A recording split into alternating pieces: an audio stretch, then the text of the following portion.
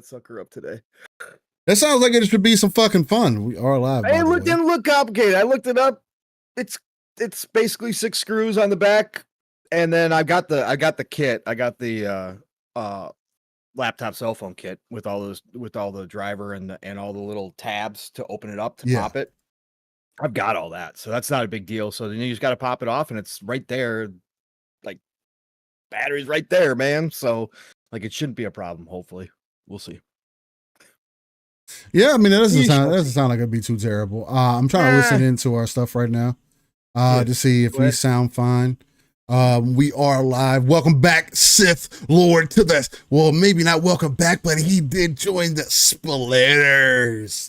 Appreciate you, Sith Lord, for coming through, man. There's nothing but love and appreciation. As we do, man. We didn't even talk about what we're going to talk about today. Jesus. No, we didn't. I mean, we never do though, right? We literally never talk about what we're going to fucking talk about. Well, sometimes we do like break down a little something and start it out and be like, okay, we would probably maybe a little something, Jeez. but definitely not this time. I actually had the wild idea that maybe we just let chat decide what we're going to talk about first. Oh while we do intros. They do that a lot everything. Anyways.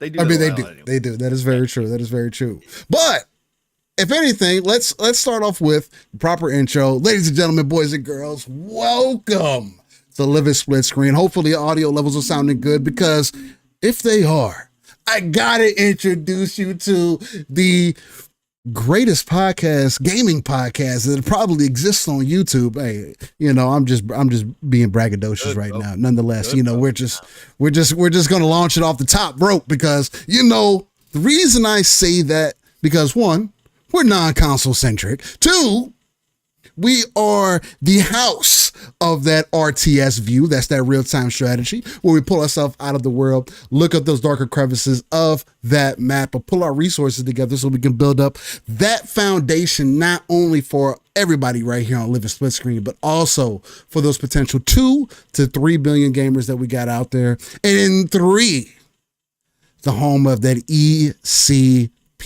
educated consumer perspective, because me and Pong do not work in the industry. We are consumers. We have some personal knowledge. We got some business acumen. We got a lot of life and game time that we have put into the universe that we like to bring to the table, discuss with you all, and just hit it with some common sense, at least from our perspective, right? Some people feel like we may be diving on the deep end. Other people may feel like, oh, you guys are disingenuous. I'm here to tell you today, once again, ladies and gentlemen, everything that comes out of Living Split Screen is 100% authentic, man. We got to bring back that word organic, maybe even take a shot for it. Hey, let me, real quick. And if you guys cannot tell, just getting off of work. So, I want a couple things. We're up, we're down, we're getting all over the place. We're going to get busy today. We got some beautiful things to talk about. And I wasn't playing when I said that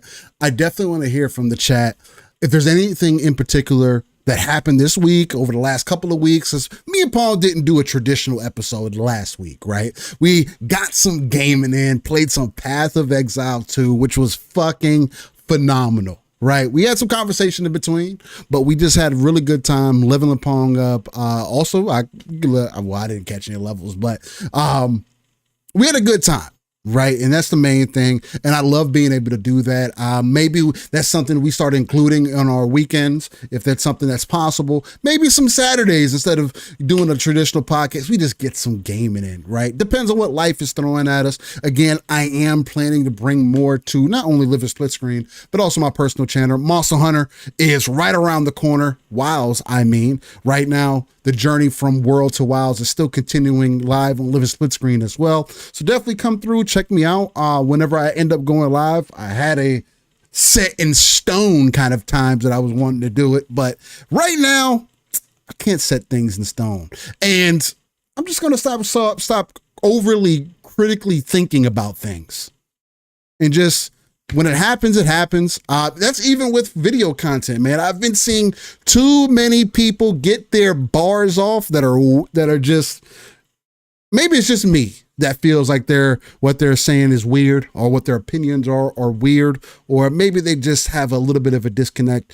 Again, if some of these random people out here can get 300 people watching them live, raw and uncut. I think me and Pong could do some of the same, and even go beyond that. Again, we bring you 4 hours plus of pure raw content to the YouTube channels. We're also live on Twitch as well. If you want to join me there, it's twitch.tv/Steel Rain at T's a 7. But nonetheless, enough of me and my shenanigans. We can definitely get into some of what I've been playing. I've talked about it before, though, but I won't mind talking about it some more because some interesting updates are coming. So that's always dope to experience and see. But I got to introduce you to the uncanny gentleman himself, my brother from another, my confidant, the one and only PongSoul. What's going on, brother, man? How are you feeling? And again, another week where we don't get to chop it up like we would like to, but we come here on a Saturday morning and just give it to these beautiful people in the golden age of gaming. How you feeling, man? Listen, I gotta try to match your energy this morning, bro.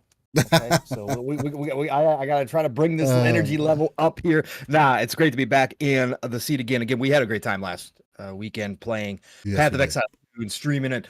It was a blast. You carried me around and your little backpack and holding it down, man. So but no, it was fun. It was a great time as always with you and I playing, and then obviously still talking some gaming stuff a little bit too in between, but running through bosses like crazy. But that's what we were doing. Like I thought we were gonna have some hiccups, and we didn't. We only had one boss last weekend that actually we had to play more than once, and that was crazy. Of course, people didn't see the second day of gameplay where we did run into God, what was his name? I can't remember his name. The side boss, the golden armor that you wound up beating by yourself. I saw you soloed him afterwards, but man, we did run into some. Yeah, he gave me some trouble. He gave me some trouble on when I do, because that was on normal difficulty when I did that first video.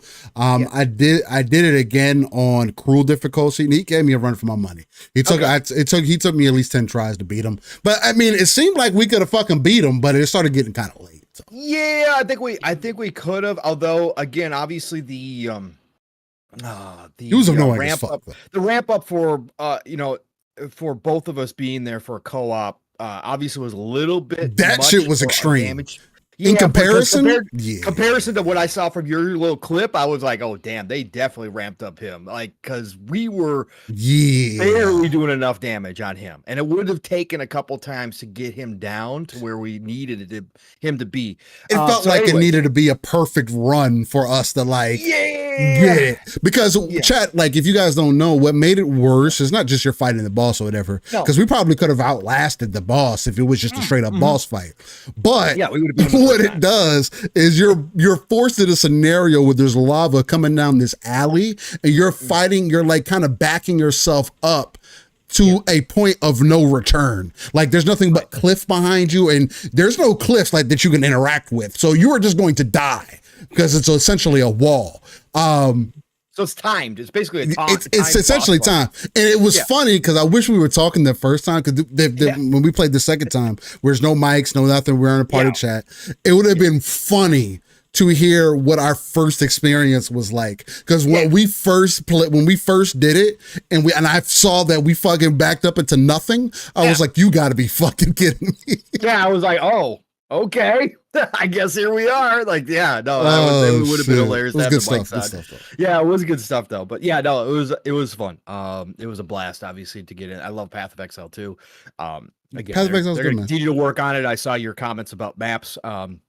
Because you got an end game finally and maps. Yeah, I can tell you a little real quick about it. Yeah. I saw your comments, and then obviously saw the high level players too and what they've been experiencing, and they're trying to figure shit out. There's just, it seems like, again, as we said, early access, right, Steel? 6 months to a year. Yeah, man. It is going to be working on stuff. So it is definitely early access, so it's hard for me to be overly critical about it again, but I do believe that people should be critical, right? It's the whole point. It's an early access. I've been hearing, trying to tune into some of the PoE content creators, and I've been hearing people say, hey, well, you shouldn't be so hard on them, and people coming from the other side too, of, oh, well, you got to be critical, and you do have to find a balance. The main thing that I will always say is give critique and just be nice with your, not be nice, but be fair with your critique, right? If you're overly negative on it, then okay, cool. If that's your critique, then hey, it is what it is. But for somebody who is not a PoE player, I didn't play much of 1. 2 is definitely, I've put about as much time into 2 that I have as Diablo at this point, Diablo 4. I'm probably right over. No, actually, I'm not even. Matter of fact, no, I'm not. I think the last time I checked my time on PoE, I was over 72 hours for sure. I have over 3 days in it. So I've put plenty of time into it. But my main critique right now, at least from what I experienced, and again, I have other games that I'm playing. I got a series that I'm trying to do as well. So that does play into it. But when I got to maps, a major turnoff for me, and shout out to Diablo for being able to get this right, is one, when you load into a room and instantly the mobs are on you, it's annoying, but it is what it is, right? But and you lose that map, so it's not like you could run it again, right? And you can buy more waystones and stuff, so it's not like it's a major problem if you don't have any waystones in your inventory. And you can always grind out some more, I think, in those later acts as well if you need to. So it's not like you're stuck. But the thing that turned me off and just said, hey, I'm just going to wait, was I ended up running this map, and I probably did it, had to have been for at least 30 minutes that I was running this map, right? Again, the maps are not small. And maybe I'm slightly over-exaggerating, and maybe it was closer to 20. But what caused it to take an additional almost 15 to 20 minutes is I was looking for 2 more monsters. Mind you, the map is not small. Yeah, so I'm going from corner to corner in this map, trying to find these monsters. Yeah. I feel like I'm searching every crevice for these fucking monsters. I feel like I cleared the map 10 times. I end up finding these monsters just so happen because I was like, you know what? I'm just gonna have to throw away this map. It is what it is. I don't know where the fuck they are. Or maybe they didn't load in. I thought it was a bug. The only reason I saw these monsters is because I saw the animation of one of their arms moving behind this door. And because the camera is set, and I really, that's one critique that I really hope that they do implement. The camera, just like Diablo, it needs to be pulled a little bit further back. There's boss moves that I've been hit by as well in my experience, especially in Cruel, where the boss is literally fucking off screen. I can't see what he's doing. You want me to dodge it. I understand. I get it. I can tank some hits, bro. But if I don't know what to expect, it doesn't make it fun. And that's the main thing for me that I was experiencing in that situation. It almost made me feel so negative because it just turns into the waste of time feeling, right? And again, people can say, oh, we're playing a game. It's a waste of time anyway. I don't look at gaming that way. If you do, that's unfortunate. Go do one of your other hobbies. But when you're in this experience and you're grinding, you're trying to get better gear and everything else, and you're stuck trying to find 2 monsters because the developers didn't think that maybe you should highlight where the last 2 monsters are or where the last monster is. This is a mechanic that you implemented in the game. Why did nobody see this? Right? These are the things that I start to notice. And again, it's just like my experience with harder difficulty things where I feel like I'm the only person who experiences some of this shit. But to Pong's point, I know that I'm not, right? Other people have mentioned the same thing. It's just extremely bland and boring. When it comes down to, oh, you want me to eliminate all the monsters here. And mind you, Pong, in chat, before I got there, everything else was like, oh, just slay these elite monsters and then you move on to the next map. As soon as I get the tier 2 maps, all of a sudden, now you want me to kill every monster. Mm-hmm. I liked it better when it was just the elites. That made it feel fun. If I wanted to kill the extra monsters, I kill the extra monsters. If I want to search or whatever the case, that gives me player choice, at least to my feeling, right? Because because I know that I'm gonna get levels. These monsters are of my level, whatever the case may be. I may use that to my advantage. It's just, to Ricardo's point in the chat, he says Pong maps, straight up our maps when the maps are big, and I don't want them to make the maps smaller. I don't want them to do that. No. But there should be player agency things that you do to help me get through it quicker. All the enemies on the map need to be highlighted. In Diablo, fortunately enough, that is something they did get right. I never had that issue there, right? So again, you see your dichotomies, games in early access. It is what it is. I have almost 100 hours in the game at this point. For me, I am satisfied with my experience. This is a game that I paid $30 for, which is again, the game is going to be free to play, point blank period. I was able to get a couple cosmetics. I love what the story's bringing. I can't wait. And again, I pitched it last Saturday when we were going live. For this game to only be a third, essentially, of what it will be on full release is it's still extremely fucking impressive in the ARPG genre. Point blank period. There is no other game, Last Epoch, Diablo. There is nothing else that is remotely coming close in the way that the game makes you feel moment to moment. They just got to work on that end game. And I think that's where some of those other ones will find their niches if Path of Exile 2 takes a little too long to get to it. But yeah, man. So my fault. Go ahead. No, it was beautiful. I loved listening to you because you brought a lot of extra stuff that I have not been to yet. But again, I've been hearing from the Path of Exile 2 community, obviously watching some of their vids and stuff, and some of the same critiques because they're all in high level. They're all in high level maps. I mean, there's people running the highest level maps already, right? Through the bosses because they got these meta builds that are freaking nuts. By the way, the monk builds out there. Oh yeah, the monk builds is going crazy. That's just been making me want to play monk. I ain't gonna lie. Some Dragon Ball Z shit, bro. Like it's crazy 100%. what they're doing out there on the screen. Like the electricity ones, especially. Yeah, they look really fucking fire. Electricity is nuts. But I watch some of these meta builds and like the way the screen explodes with lightning everywhere. It's a lot. Oh my god, yeah. It's a lot. Yeah, they're doing like million damage stuff like that. It's insane. Crazy. Attention, ladies and gentlemen. Attention. Everybody aboard the Splitters Hype Train. Welcome aboard on a beautiful Saturday morning. At least it is in my neck of the woods. It is cold as shit. We are at that point, but I hope you're all enjoying the ride so far, live, raw, and uncut here on a living split screen Hype Train kind of morning. So I got to announce this real quick. Everybody, please go ahead and take a look at the screens above your head. You will notice that we started out at a Mach 2.0, but you're starting to see that power curve extend upward. That's right, because the one and only BT Maverick came on through and he dropped off an easy 5 bomb. That's right, got on the court with a little easy 5 layup, a little finger roll for us, and added a car full of new splitters. So welcome aboard, all you new splitters, and we are now at a nice rocking and rolling Mach 2.5 because of BT Maverick dropping off that bag of coal, keeping us ad-free in 2025. And don't you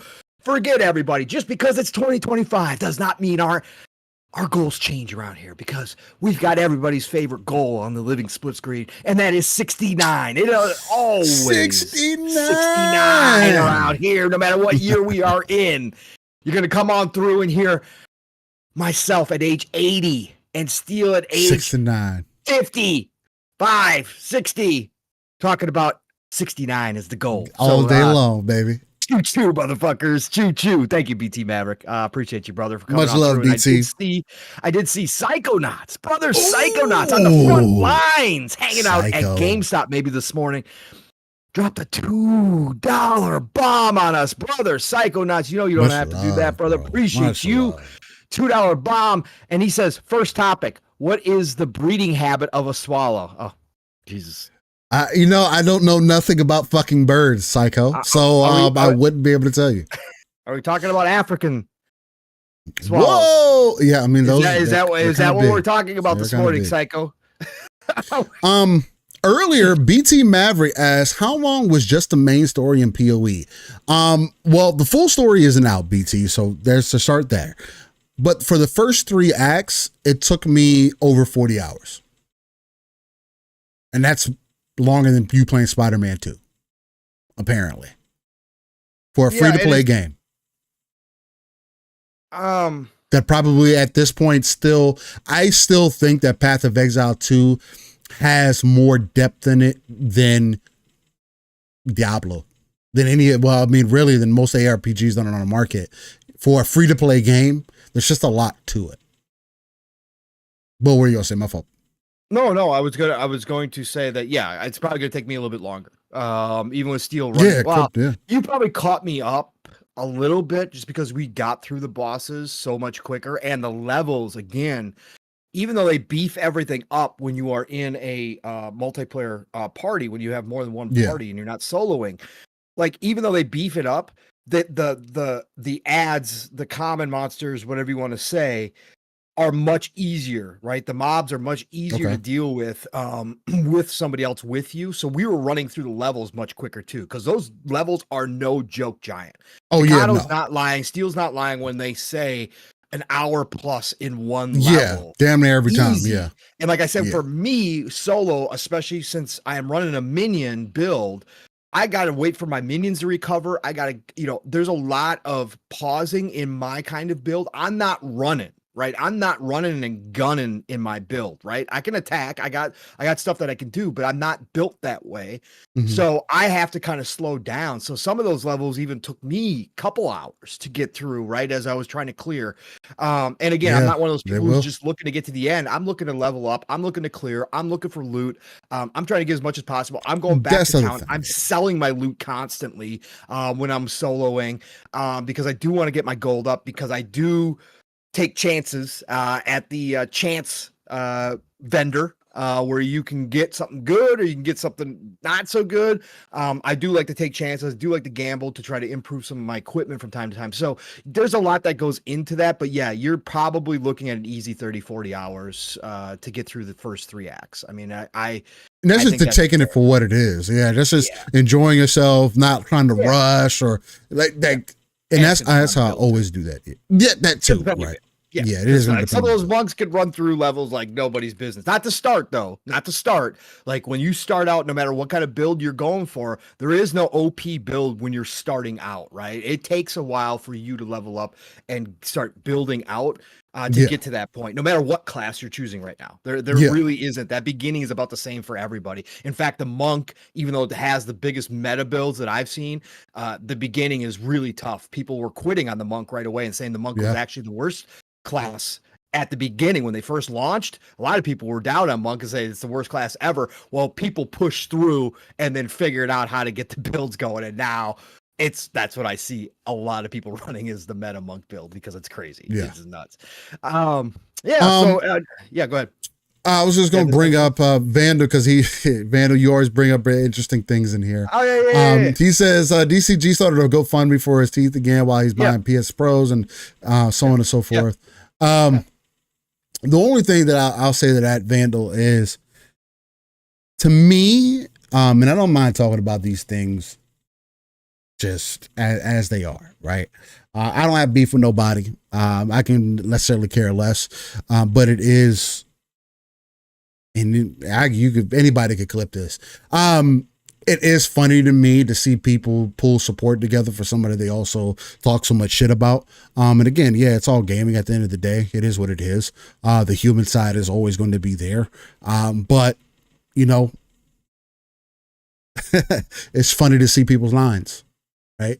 So again, I mean, if you want to support, his information is out there. Definitely go support. I'm not going to put that on this channel because I just don't believe in that. From my personal experience, I'm pretty sure Pong would agree as well. From his personal experience. But again, I wish the best for everybody. Whatever you can do to get yourself into better health, I think that is extremely important. And I do think people should keep that in mind. But I do think that, just like with anything else, you have to determine what your line is. And if this is literally just gaming, then okay, that's fine. But understand that does put a lens on you as an individual for me. Right. Especially when I see things out, when I've seen the things that I've seen out there, when the conversations have been what they were, when we know there's people out here who are intentionally like actually grifting. I know that's been a really big topic for a lot of people over the weeks, just the whole grifting topic. There's people who legitimately do this, and we ignore and give passes to, and continue to support. But then also on this same hand, we turn it over and we talk shit about some of those people. Again, me and Pong aren't involved in that. The Fun Spec fam isn't really necessarily isn't involved in that. So hey, you guys feel how you want to feel. But again, I don't agree with it. It is what it is, though. I'm also not God, bro. I'm not going to sit here and pass judgment on everybody. I look at it, laugh maybe a little bit and say, hey, shrug my shoulders, say it is what it is. So, Pong, I mean, if there's anything else that if you want to bring in on that, and then, yeah, man, finish. You can continue. My fault. No, again, I'm pretty much in line with you. I've certainly retweeted out people who have set up GoFundMe's before. I've retweeted them. Like I don't push it. I have a hard time, asking anybody for help myself. Like I understand that it's not easy for everybody. But I think that, again, if I, believe in whatever somebody is setting up a GoFundMe for, I'll retweet it. I'll support it in that way. And then it's up to me personally to decide whether or not I'm going to give or not. I'm not going to push it or anything like that. Right. And so again, like you, Steele, I don't judge anybody as far as, hey, if you want to support a GoFundMe that I would never support, hey, that's on you. Whatever. That's your deal. If you think it's worthy, that's fine. I'll just say off the cuff, I think it's incredibly tacky, knowing how much that guy has made off of his channel. And he's a content creator, by the way. And I should have led with that. Yeah, he's a content creator in the community. It does get a good amount of views and stuff like that. But he does this full time.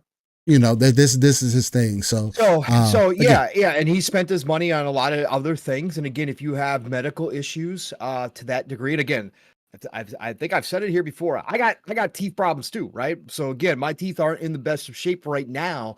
I would never ask this community for anything, right? Again, that's just not me. So again, if he put himself out there, he's going to do it. That's fine. As far as he goes as a content creator, I don't like what he does. I don't think, again, he's on the side that he brings negativity to this community constantly on a constant basis. Again, there's always time for play, fun. There's always time for back and forth. There's always time to have those moments where, you talk and criticize. But he is one of those dudes who plays off the negativity 1000% constantly. And again, he even acknowledges that. If you want to go watch the interview that Lord Attic did with him, shout out to the Iron Lords and shout out to Attic for bringing him on and asking him questions. Again, not something I would do, but Attic did it. And again, if you go listen to some of the responses, he knows what he's doing. He's admitted he's knowing what he's doing, right? So again, it is what it is. If you choose to support it, you choose to support it. I think for what he has said that he spends his money on, and he has supposedly a massive game collection, which supposedly he's going to sell to, attempt to do this. I have a hard time believing he's going to sell the entire game collection, which I think you should do if you are in a medical situation and you need money.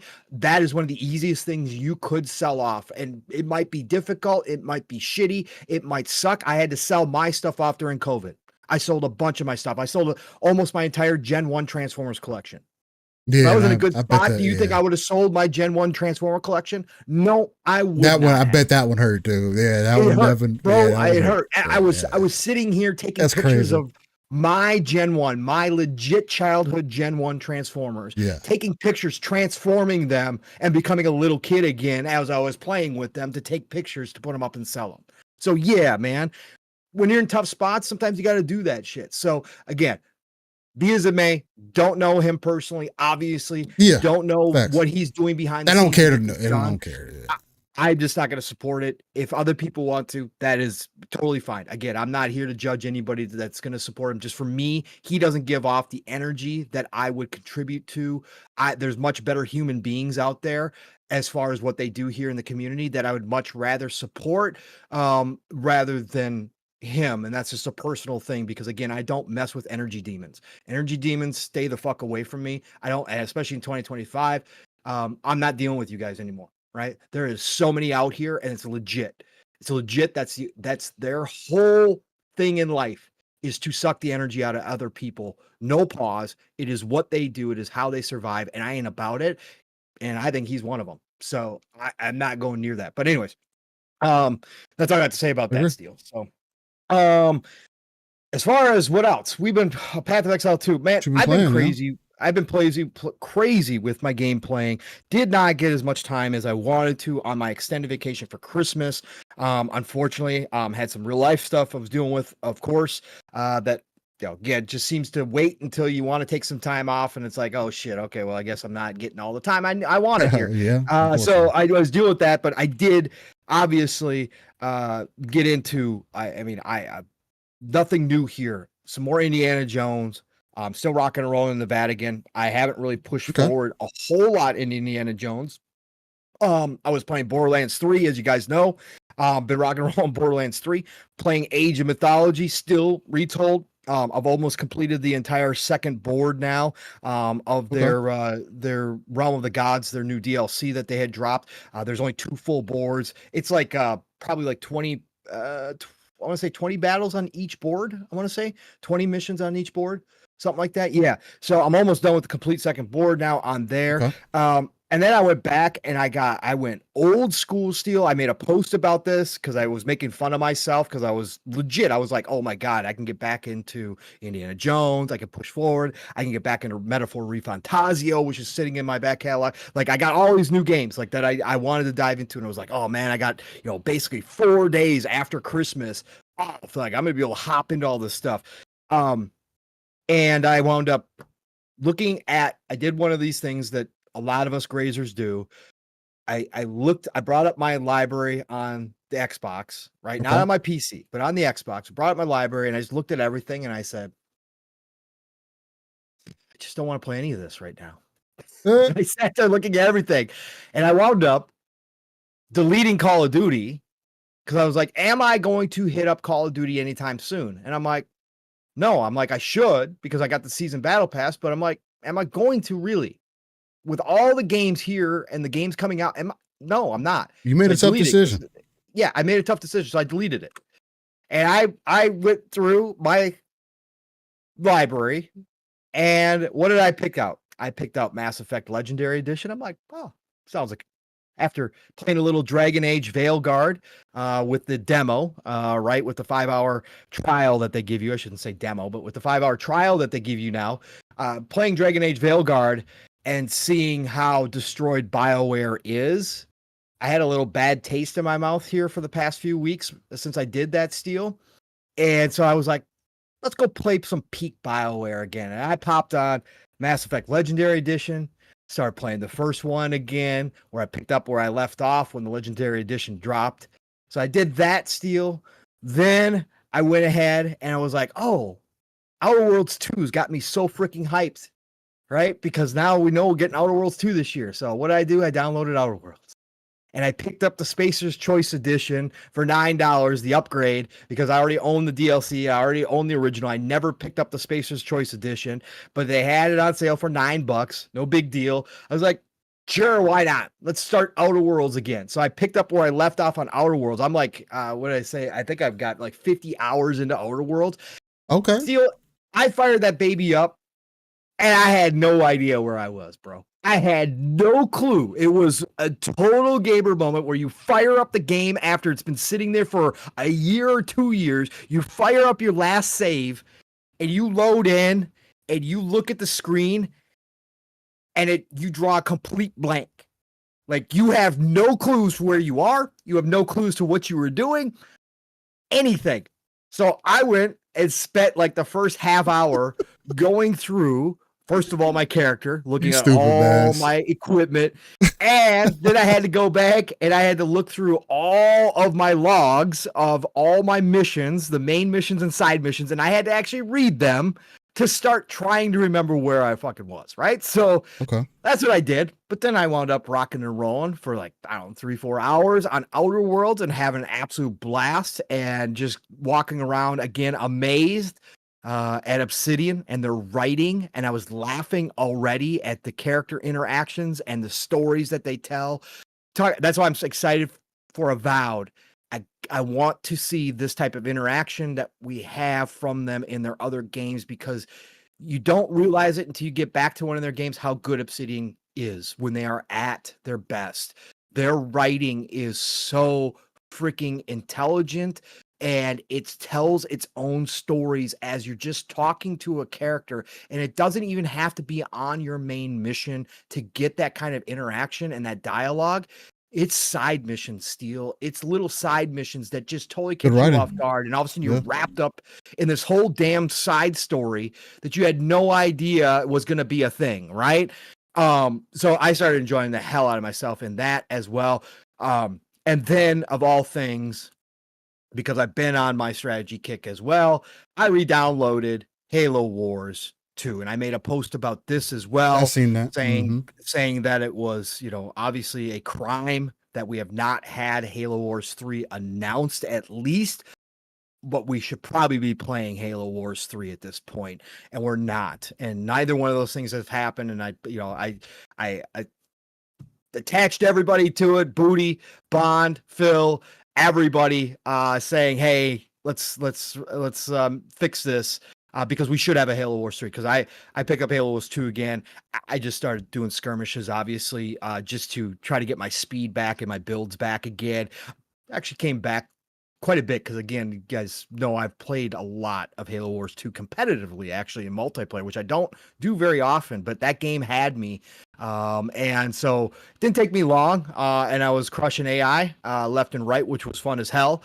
So I started playing Halo Wars 2, and then this week, Steel, that was through my Christmas break. And then this week, with New Year's, and again, I'm flying through my stuff because it's old stuff. You guys don't want to hear about a lot of this stuff. For New Year's Day, Steel, I woke up in a complete 1000% strategy mood. And I had picked up, actually on New Year's Eve, Steam finally had a good, and I've been watching the key shops for this one. Let me start with the lesser of two. Humankind, 4X strategy game, hasn't done the greatest on Steam. They have their own twist of like Aura History Untold, which I love. You guys have heard me and Mav talk about Aura History Untold and our love for that game. I got to get back to that game too. Humankind was another one that came out last year. And Humankind was supposed to be a kind of a big moment for 4X strategy, because they were trying something new as well.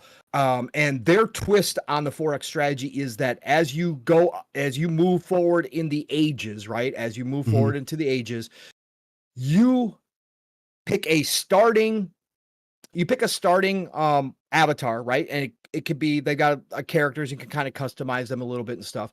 You start with a starting avatar, and then you move into your first age and you pick one of your cultures, right? You pick one of your cultures that you want, right?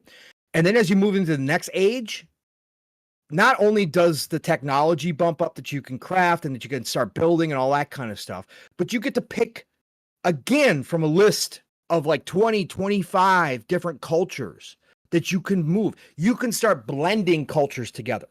So that's their twist on this one, Steel. Just because you start out, like I started out with the Hittites, right? A military base. So my goals were military base goals in the first age, right? Which actually screwed me over because I wound up attacking way too early because I was trying to complete the goals.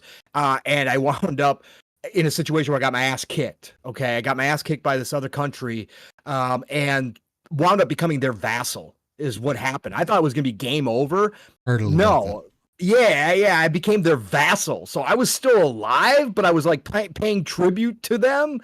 And like, I'm still figuring out all the mechanics because each 4X strategy plays a little different. They're all very similar base level, but they all play a little differently. But I was paying out to them, but I was still alive. And eventually I could either negotiate myself out of a vassalhood, or I could fight my way out of a vassalhood is what it's coming to. So that was dope as hell. But anyway, so I started out as a Hittites military group. But then when I moved to the next age, I had the option to start going into a different culture, Steel, and bringing some of their attributes into what I had already gotten with the Hittites, right? So that's their twist. Now, you can also just stick with the same culture and ascend that culture, which you get bonuses for in the game if you choose to do that. So I chose to stick with the Hittites, right? So I was like, okay, I want to start stacking these bonuses because I know towards the end game, if as long as I'm focused on one, it'll give me an advantage eventually, as long as I can build up my military, which is what I'm currently doing. So I stuck with the Hittites, but that's their twist on the 4X strategy. And again, it's mixed reviews, I think, on Steam right now. Personally, I'm liking it. Personally, I'm enjoying it. It's not the greatest looking 4X strategy, especially for a newer strategy. I was expecting a little bit better, but overall, enjoyed myself. But the game, and I spent like 4 or 5 hours with that game. And then my other half of the day, I finally picked up Warhammer 40K Chaos Gate Demon Hunters, which is a turn-based tactics XCOM style game. Oh, you went full in. Yeah, buddy. I finally got the deal I was looking for. That game's 2 years old, came out in 2022. Finally got the deal because if you guys don't know me, I don't finish games, but the other quirk I have about game, I have to own the DLC. Even if I never wind up getting to it, I'm one of those dudes who looks at it and goes, if I see DLC and expansions and weapon packs and shit, I want to get it. I look at a game. I want to own. I don't want to just own the base game. Like the base game would have been super cheap a long time ago. I could have bought the base game a long time ago, Steel, from key shops, right? It's been cheap, right? It's been cheap. I was waiting on the full package deal, right? That's what I was waiting on. Finally, Steam themselves actually had a full package deal. So I picked it up for $25 with all the DLC. And this game's got great reviews. It was slept on, except unless you were in the PC side of things and you're into tactical games. A lot of people did pick it up on PC and played it. Didn't do so well on the consoles, which is generally the case when it comes to tactics styles games. But it did really well on PC, and that's why I've been all over it because I've seen people play it. So I picked it up. And you guys know I love the Warhammer universe. We just got done with Space Marine 2 a couple months ago, playing through that. This game I'm so happy I get it. It was on my wish list for a very long time. I'm so happy I finally got it. I jumped into that for like 5 hours. Let me tell you, from a tactics standpoint, and so Decado hit me up on Twitter when I posted to on X and said, you're starting off right. And I'm assuming because Decado's probably played this one already. But the thing about Warhammer games, again, is that so many people get a piece of this license that you never know what kind of style you're going to get. You get all different kinds of style from Warhammer devs because there's so many different devs working on these games. This one here, I didn't realize it until I really looked at it, but it's almost got a Borderlands cell shaded quality to the characters. They're super detailed, but there is this almost comic book look to them as they're on screen, which is really cool and works really. Have great story and characters, which this does. It's classic Warhammer stuff, right? Your mission gets interrupted. You got an Inquisitor that takes over your ship. You got chaos running wild across the star system, causing all sorts of problems. The Inquisitors found a new type of kind of chaos that is she needs to study. So she commandeers your ship, which again I've told you guys is the greatest thing ever. The Inquisitors are one of the coolest parts of Warhammer to me because they have the utmost power. They only answer to the Emperor. They're ridiculous. So she just shows up and says, "I need your ship and your men," and they kind of are forced to take her and let her. So anyway, so you start this investigation, right? But the mechanics of the tactics in the gameplay, the way the levels are set up so far early on, the enemies, the variety of enemies that they've already kind of thrown at me a little bit, that kind of change up how they attack you, what you have to expect, what you have to look out for. All of that is already present. It reminds me in a lot of ways of Gears Tactics. If you guys did play Gears Tactics, if you threw that on, it has a similar feel to it as far as the level design goes and that kind of stuff. Really well done. You can customize all your characters in your group, right? So, and it's XCOM style, so you can bring more different warriors on. You can hire them, and they can join, and then you can select from who you want. But you got to expand out your ship. You have to upgrade your ship to accommodate all that. You have to upgrade your ship to be able to travel faster to sectors that need missions to be taken on, because the missions are on a timer, and you can miss out on missions if you don't get there in time, which is dope mechanic as well. So you got to kind of choose where you want to go, what you want to do. There's all of these. It just kept getting deeper and deeper and deeper, but customization was really cool. Customize all the armor just like you can in most Warhammer games, because obviously that's a big part of Warhammer. And there's different classes. You get loot, you get different weapons, you get weapons that are upgradable versus standard weapons that aren't upgradable. So you're watching your stats as well, and what the special abilities are. You got to determine. They got bonuses for missions by completing in a certain way. Like, all of that is there, and it is so well done. I was like, holy shit, I'm so glad I got this game. This is a great tactics game. Exactly. The PC players were right. It's got, I think, a very or overwhelmingly positive review on Steam from I think it's 20,000 or 30,000 players or something like that. Which for a tactics game is pretty solid. Good. Yeah, I think it's that much. But yeah, Warhammer 40K, it's on console. So if you want to check it out for sure. Again, you're not losing anything on console whatsoever. It's just Space Marine, what again? It's Warhammer Chaos Gate Demon Hunters. Warhammer Chaos Gate Demon Hunters. Yeah, it's your straight top-down tactics, turn-based tactics style gameplay. They have action sequences like when you throw a grenade steel, or if you go up and you assassinate somebody in hand-to-hand melee, right? They even got dual-wielding Marines in this one too, steel, which is dope as hell. But if you go up in melee, sometimes you'll get that slow cutscene chopping off their head or whatever the case may be. That's dope. They have critical hit opportunities where you can get your critical hits up, and you could choose where to actually hit them when you go to melee them, and you could choose a spot, kind of like that's in Fallout, where you can actually pick a spot on their body, which will mix some things. Different things. Yeah, man. Just a really great game. And I see why it got such high reviews. And so that's what happened to New Year's Day, man. So that's my thing. Oh, the last one I'll throw in there just real quick too, by the way. Keep your eyes open. If you guys like Texas Hold'em, if you like poker games, if you like anime, there is a game, an RPG, JRPG, that is based around Texas Hold'em on PC right now. I don't believe it's coming to console. I'll have to double check that and let you guys know. But I think it's going to start out on PC only. All in Abyss, Judge the Fake.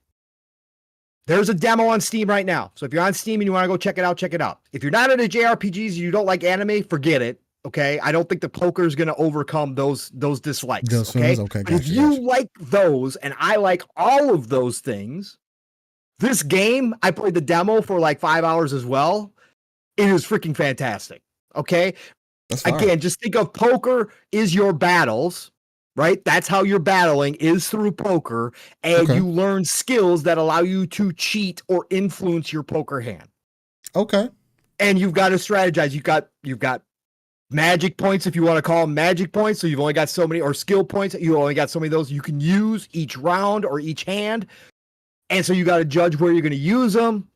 But you're basically, the money you take from somebody, you do earn actual money, which allows you to bet higher and play against higher level players and go buy things at the stores and all that kind of stuff. It's all there. It's all there. Yeah. But actually, when you do win a hand, it is multiplied depending on what happened in the hands, multiplied by a multiplayer, and that actually takes down their bankroll, which is their hit points. And that's how you wind up killing them, is running them out, right? So go check out All in Abyss, Judge the Fake. It's freaking cool as hell, man. That's coming out in April. It's going to release in April. Demo's out now. I'm going to see where everything's at. There's a lot to play, but that might almost be a day one. I got to check out what the price is going to be, but it is that fun. The characters are really well done. Love the interactions and the writing so far. Again, classic JRPG stuff, but really well done. The voice acting is actually kind of fun. Go check that one out. Okay.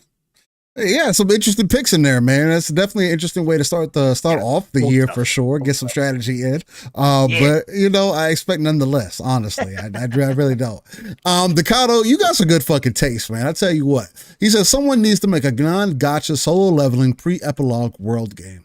That would be really cool, man. I haven't watched Solo Leveling yet. I want to definitely get into it. Like I say, I typically try to wait for the wife to watch some of these things, unless I have like genuine interest in things, like Dragon Ball Z Daima or Jujutsu Kaisen, stuff like that. But nonetheless, for me, what have I been doing this week, man? What have I been up to in like the last couple of weeks, honestly? Well, I've been playing Marvel Rivals. That's been one of the number one things that have been has been high on my list. I gotta get your opinion on the Fantastic Four review, by the way. I like the way the Invisible Woman looks. They got it right. Yeah. They got everybody right. They got everybody. They got right. Mr. I like one thing that I'll say about Marvel Rivals is that they understand what good character design is, and I'm very impressed by that. Even with cosmetics, or even when you see some of the mods that are getting put out there. I'm not talking about the new mods that are out on PC right now that people are running around with, but Marvel Rivals it's been a really good time. And I know I was listening to Jazz a little bit today, actually, well, last night, I should say, talk about it. And he felt like it just made him want to play Overwatch more. I feel the complete opposite in every way. Again, Overwatch pushed me away for a lot of different reasons. One, I just wasn't interested necessarily with the characters that they present to you there. And the gameplay just doesn't feel the greatest. I think that's why I kind of pushed into Paladins, and I am pushed into Marvel Rivals. And again, yes, I do have somewhat of an affinity for the Marvel characters or the Marvel universe, but to be also quite frank, it's not so much of an affinity to where every character is extremely recognizable to me, and I have this deep epilogue with them, and I can tell you their entire backstory and everything that they went through, and I don't know that much content. What I will say is that Marvel Rivals, how I know it's a good game, is it's making me try things and play characters I traditionally wouldn't, and also waiting for people to choose whatever they're going to play, right? Like right now, one of the biggest conversations around the game is role queue, right? You want to be able to pick what class that you want, a specific class that you want to play. I am, for me, completely against that. I don't think it necessarily makes sense, because I do think that one of the things that makes the game unique is it forcing you to play different. There's an answer for everything in the game, right? Now, there is skill to the game as well, right? If you run up against the team, hey, you run up against the team, man. There's not really much that you could do about that. They want to be MLG Triple Pro Plus, then there's literally nothing you're going to do about that except try your best. But middle of the match, if you want to play a different tank, if you want to play a different attack character, I can't remember all the names of the different classes, or if you want to swap over to a support, try that out. Especially in quick match, it's extremely forgiving in that way. Once you start getting more so into ranked, right? I think in ranked right now, shucks, I don't know where I'm at right now. Maybe I didn't try to play it too hard or anything like that. But when I was playing it, getting some ranked matches in. It's still surprising to me how some people are in a ranked match with you and don't know how to play the game, right? Although the game tells you that you got to play so many quick matches to get in the ranked. It's just funny to see those kind of online things still happen. It's like what I say about Call of Duty all the time. We were playing domination for fucking Lord knows how long, and everybody's still flanks the last objective. Like, bro, if we literally hold A and B, we can literally keep them at C the entire game. Or if we capture A and C, we can literally keep them in B the whole entire game. We don't have to keep pushing. We don't have to. Everybody will get kills. It's okay. Like, I get it. Everybody will get bodies. But nonetheless, but it's been an extremely fun time.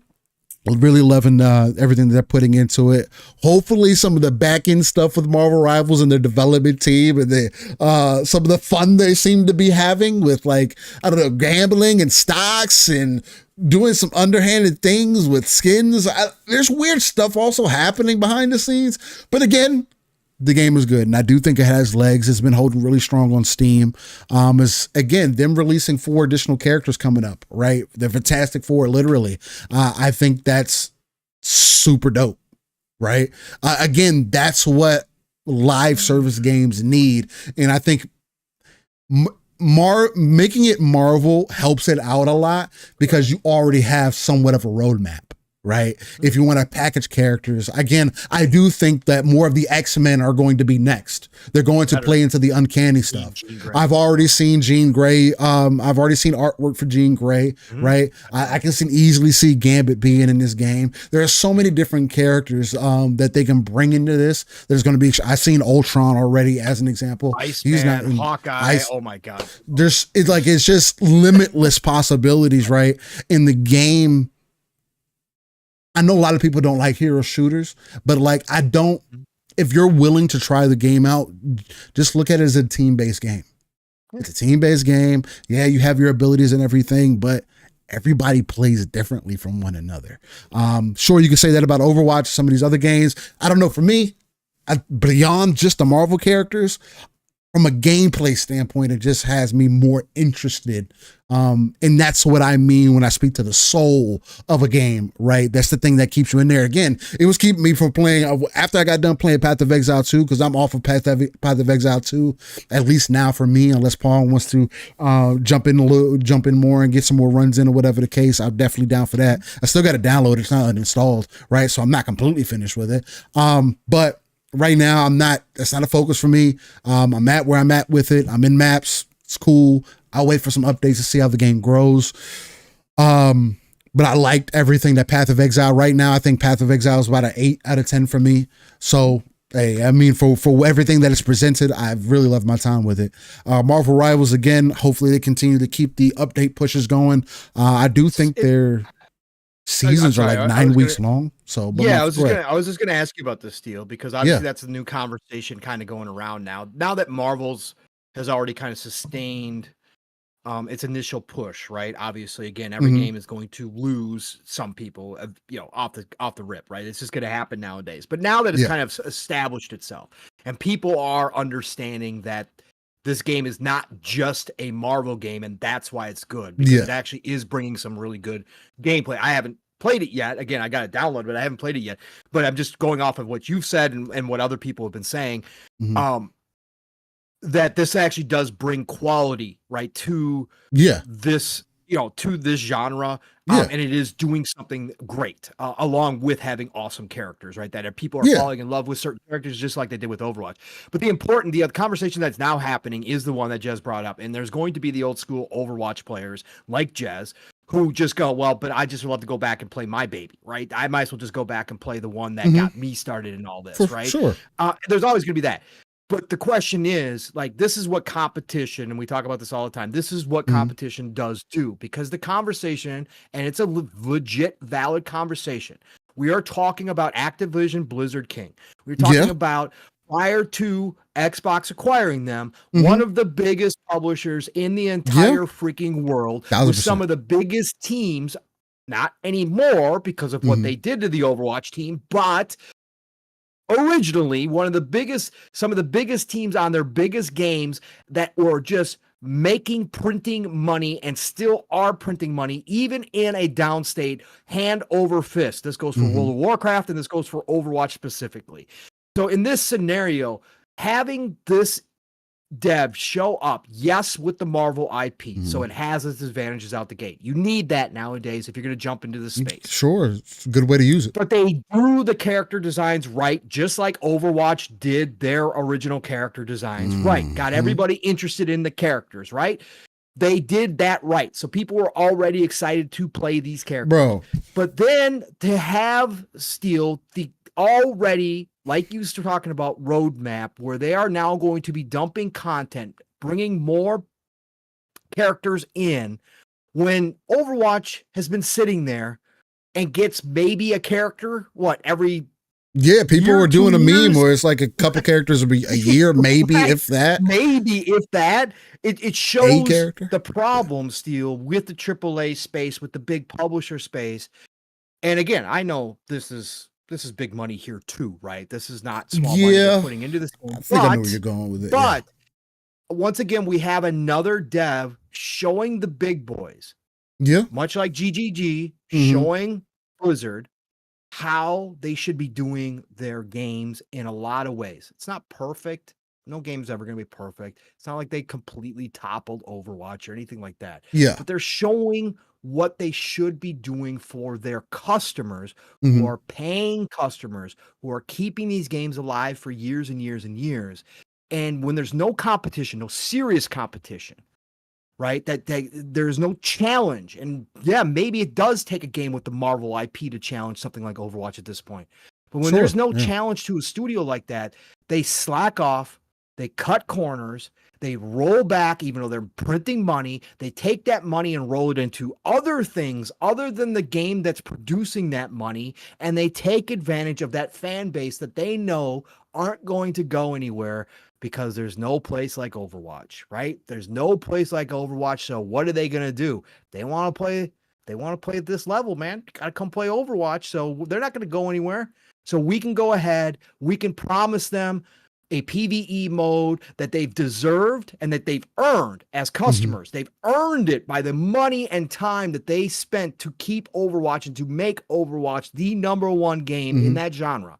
They earned that.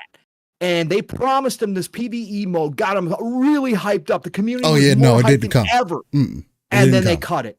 And then they cut it. Yeah. And then they cut the team. And then they scale back how much support they're giving the game. Yeah, it's not good. Come on, this is not good. That's why I'd love to see this come along and do this. Because again, if you're gonna do that as the big boys, if you're gonna do that as a World of Warcraft, if you're gonna do that as a Diablo, if you're gonna do that as a Overwatch, then I want to see somebody come in your space and throw some punches around and wake you the fuck up and say, yeah, no. You thought you had this ring all alone? No. You got a contender stepping in, and we're going to cause some waves here to make you wake up and potentially, hopefully, do something about it. And I think that's what's happening here. And I think we might see some Overwatch changes eventually. Maybe not quickly, but I think eventually if Marvel continues this run, Marvel Rivals continues this run, that they might actually start rebuilding that team and maybe start talking about bringing back some of what they promised. Maybe. Again, I'm just saying off the cuff, maybe that's what they're going to do if they get enough punches here. So, sorry, I didn't mean to interrupt, Steel. But no, I think it's interesting when this happens because the conversation is rolling out there. No, and to pitch into the conversation, I agree with you about 70% to 30.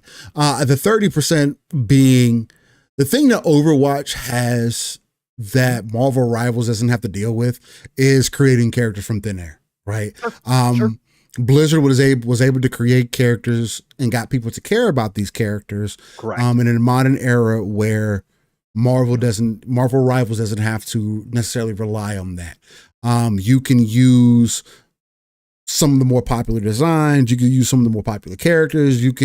People will give you some leeway for some things because of it being Marvel branded. And again, that's what I think speaks more so back into the whole roadmap thing that I was speaking to. Now, I don't disagree though that Marvel Rivals, there should be games in all genres that, for all puns intended, rival the competition or give you more than enough competition for people to try to start doing different things, right? I think Titanfall is probably the closest true competition we've ever gotten to Call of Duty, although Titanfall didn't completely land for a lot of other reasons behind the scenes, right? I think if Titanfall would have been treated with a lot more care, a lot more effort, a lot more thought, that would have probably been the quote unquote COD that we are playing today. Or it would at least put it right there. We would be getting a Titanfall 3. And needless is what I'm trying to say. So with that taken into consideration, I mean, even if you throw Battlefield in there, and Battlefield, I don't necessarily compare to Call of Duty because it's a completely different kind of experience, right? If I want to play a first-person shooter, I'm deciding whether I go arcade with COD or I go more quote unquote realistic with Battlefield, and Battlefield hasn't been where it needs to be. So right now, COD is kind of the only go-to, and that's what I mean by Titanfall is probably the only closest, and it didn't even hit as hard as it needed to. And the reason Battlefield didn't hit as hard as it needed to either, although we had a good time with it, and I had some fun with it, but I still early on, it had issues that, again, you've went through this several times, hit detection, connection issues. You are not a small company making this game for the first time. This is, your 6th, 7th, 8th iteration of this IP, and you're still having these issues. You didn't need that at this moment, especially when you could have toppled Call of Duty that year. So that's the thing that you got to consider there. But yeah, I mean, Marvel Rivals compared to Overwatch, I mean, again, you're going to have your people who play the different games. Overwatch is always going to be the granddaddy as far as that goes. And again, even going to go further back, the true granddaddy would be Team Fortress. So again, you always got to look back at who gave you the motivation, who gave you the runway. And right now, Overwatch gave Marvel Rivals the runway. It also plays different. It's third person. You can play with all the different characters' abilities. It's going to make it extremely unique. You're going to be able to pump out characters. At least for the next 2 years, there's going to be content for this game that is going to be undeniable for a lot of people, especially if they continue to put in the amount of character design and attention to detail that they've been putting into the game that they have thus far. Right? If they continue that streak, there's no stopping Marvel Rivals up to this point. It is going to be a competitive game. It is going to give Overwatch a run for its money, and Overwatch will see more of a decline. It is going to happen. But again, it's for the sake of competition. The other thing that I did end up playing, I played a little bit of I went back to Arkham Origins. Arkham Origins. It's the only Arkham game that I haven't played. And I went through and played because I started off with Night, then I went back and played Asylum, and then I went back and played City.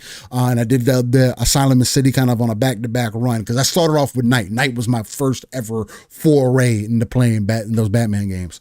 But I know Origins is one of those that came afterwards, and I'm not so down on that team. I believe it's WB Montreal, if I'm not mistaken. I could be off on that, but nonetheless, Christmas style game, Arkham Origins. I just wanted to get back into it and feel it out. I will say off rip, I do notice a difference in the combat. It's not as forgiving as the other Arkham games, but as far as like parry timing and things like that, but you still get into that Arkham dance. It just made me feel like I had to play a little bit more attentive than I did in those other games. Not to say I didn't have those experiences, but it was cool. It was cool jumping back into man. It always reminds me why I love Batman.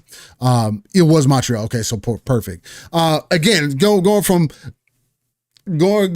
back to that, it just felt like a good time to jump in. I downloaded some mods to help the game look even prettier. Again, shout out to PC.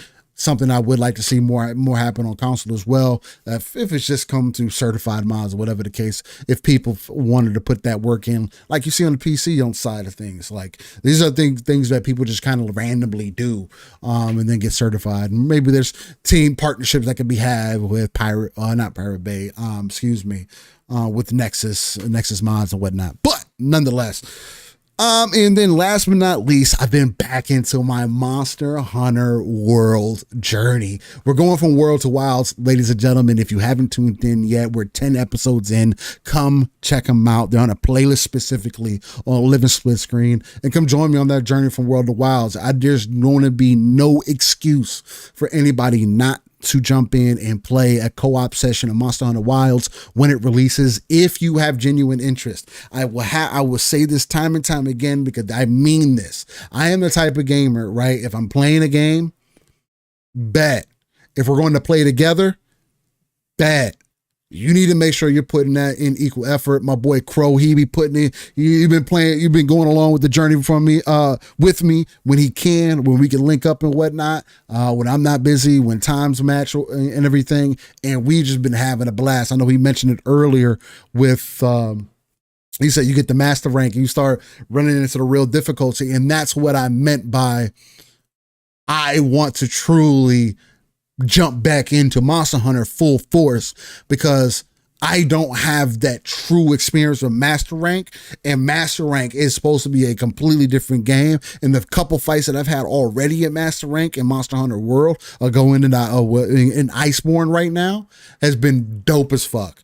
And since I just love everything that Monster Hunter does, again, coming back into it, it's just been a super dope experience to get me ready for Monster Hunter Wilds. Because again, I'm jumping into it full bore, ladies and gentlemen. If you want content, I am legitimately going to be trying to churn out some content, stuff like that. Maybe even do some meandering about it or whatnot. And just have a good time with it, man. That's when you might see more thought pieces from myself as well. If you guys are interested in that, I'll drop that on my personal channel and drop it here. But I want to do a lot more of that this year, man. I want to put out more thought pieces because me and Pong put out a lot of good information. There's a lot of good topics that happen throughout the week, especially. And I'm at a point where I might even set up my phone right here and just talk about whatever the fucking upload it. You know what I mean? Or maybe I just sit down at the PC, look at the camera, just boom, go live real quick, do a 10-15 minute video, say, whoa, this is how I feel about this shit, and get it off my chest, man. And stop thinking about it. Stop overthinking it. I don't care how other people are feeling. And to a certain extent, because I'm not like I've never been a bully, right? I've never been someone to take advantage of folks like that. So I like to consider myself as somebody who is, I wouldn't say tame is the word. But I just understand people, man. Like, at least I think I have a good understanding of people, right from wrong, things like that. But when it comes to gaming, I want to truly bring it back to what matters. And that's just being involved with the gaming. If you truly enjoy the hobby for what it is, let's talk about it. Don't lie about whatever you got going on or whatever games you playing to fit into the hobby. Because just like on the car scene or any other where you're playing pick up ball or whatever you're doing, man, whatever hobby that you're into, somebody can always tell when you're faking it. And there's no reason for that, right? Let's get together. Let's have a good time. And that's what I'm going to be doing with Monster Hunter Wilds. So I hope people can look forward to that. But Monster Hunter Wilds comes out, Yobi, at the end of February.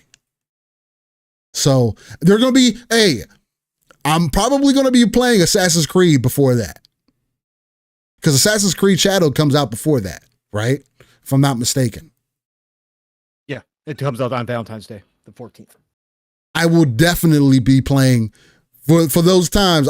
So everybody, if you want to find out whether Assassin's Creed freaking Shadows is a good game, I'll be streaming it for you. I'll stream it for you. I'll stream the whole thing. You'll be able to hear about Assassin's Creed Shadows from Steel here. You'll be able to hear Avowed from me here. So you'll get a little bit of taste of both. Yeah, I'm definitely going to choose Shadows over Avowed. Yeah, sure. And I'm doing Avowed, and I've got Kingdom Come Deliverance 2 on the 4th, and then Monster Hunter Wilds at the 28th, the last day of the month. So yeah, there's a lot, bro. I'm skipping Shadows, and I'll be skipping Civ 7 in that time frame as well. Yeah, it's gonna be insane. Like time, I mean, again, with as much time as I'm about to dedicate to Monster Hunter Wilds, like I told people, once that game comes out, it's gonna be the main thing that I'm playing. Yeah, hey, you asked me. In there with you. Hey, I'll be there, man. Whatever you want to do, leveling up weapons, leveling up your character, whatever you want to do. I'm definitely going to be there. And again, this is something, I want y'all to hold me to. Say, yo, Steel with the Monster Hunter content. I'm about to bring it to you guys because I haven't felt the way that I feel about Monster Hunter right now, especially leading into Wilds. I haven't felt since like Halo, probably 2, or maybe even going into Gears 2. Just the excitement and like the chances and being able to play with like a larger group of people because more people are aware of it more than ever before. Crossplay being fully enabled and easy. It's going to be so easy for people to jump in and truly experience what makes Monster Hunter special, what makes the hunt special, what makes just the overall experience. There's just so much that goes into it, and it's a fucking dope ass action game. So I honestly think that Monster Hunter World is probably one of the best action games within the last fucking 30 years. 100%. I'd put it in my top 10 as far as action games go, for sure. But nonetheless, so that's how I'm feeling, man. Roadkill says Shadows ain't coming in February 14th, brother. That's delayed. I think it's gonna come out the 14th. Hey, if it doesn't, then it doesn't, and I'll be playing Monster Hunter. So I mean, I don't think Ubisoft can afford to delay. I don't think they're going to delay. No, they're not. No. What's their stock down to? Has it hit $10 yet? I haven't. I think it's close. I think it's close. I think it was at 11 something. Oh, bro. Yves and that family's in trouble. I don't think they can delay Shadows another time. I think they're going to have to get that paycheck here now. they're gonna need it.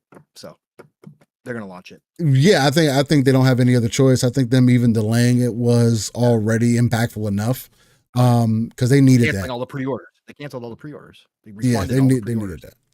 Yeah. So look, man, I mean, I'll be playing it. I'm still excited for the game no matter what. I want to see what the experience. I'm going to be playing this now because I want to get my full ninja on. Again, to playing Assassin's Creed, I'm going to be able to go full ninja in Assassin's Creed. What are you talking about? Yes, I do. I would like to play as a samurai, and Yasuke is cool. The idea of playing as Yasuke is cool. But you telling me I can be a fucking ninja in Assassin's Creed? In the area I needed to be, bro. In the time period that it's in, bro. I gotta play that. If that takes me, I just have a feeling it's gonna be another 100-hour experience at least, bare minimum. I don't even know how I'm gonna beat this game fucking before Wilds comes out. It's gonna be fucking insane. Anyway, I'm excited for it. I know a lot of people are kind of up and down on it. I look at games as games, man. If it doesn't really get any deeper than that, and yes, with Misha, we definitely need Yasuke with a do-rag mod. He needs the do-rag on. I need to say Yasuke with the do-rag. Back in the day, yes, sir. But see, I'm about mods. I like stupid shit like that. I think that'd be funny. I think that'll make a lot of people mad. That'll make a lot of people mad, and I think that'll be funny as well. It's a game. It's certain things you gotta be funny with. I would like to see Afro Samurai.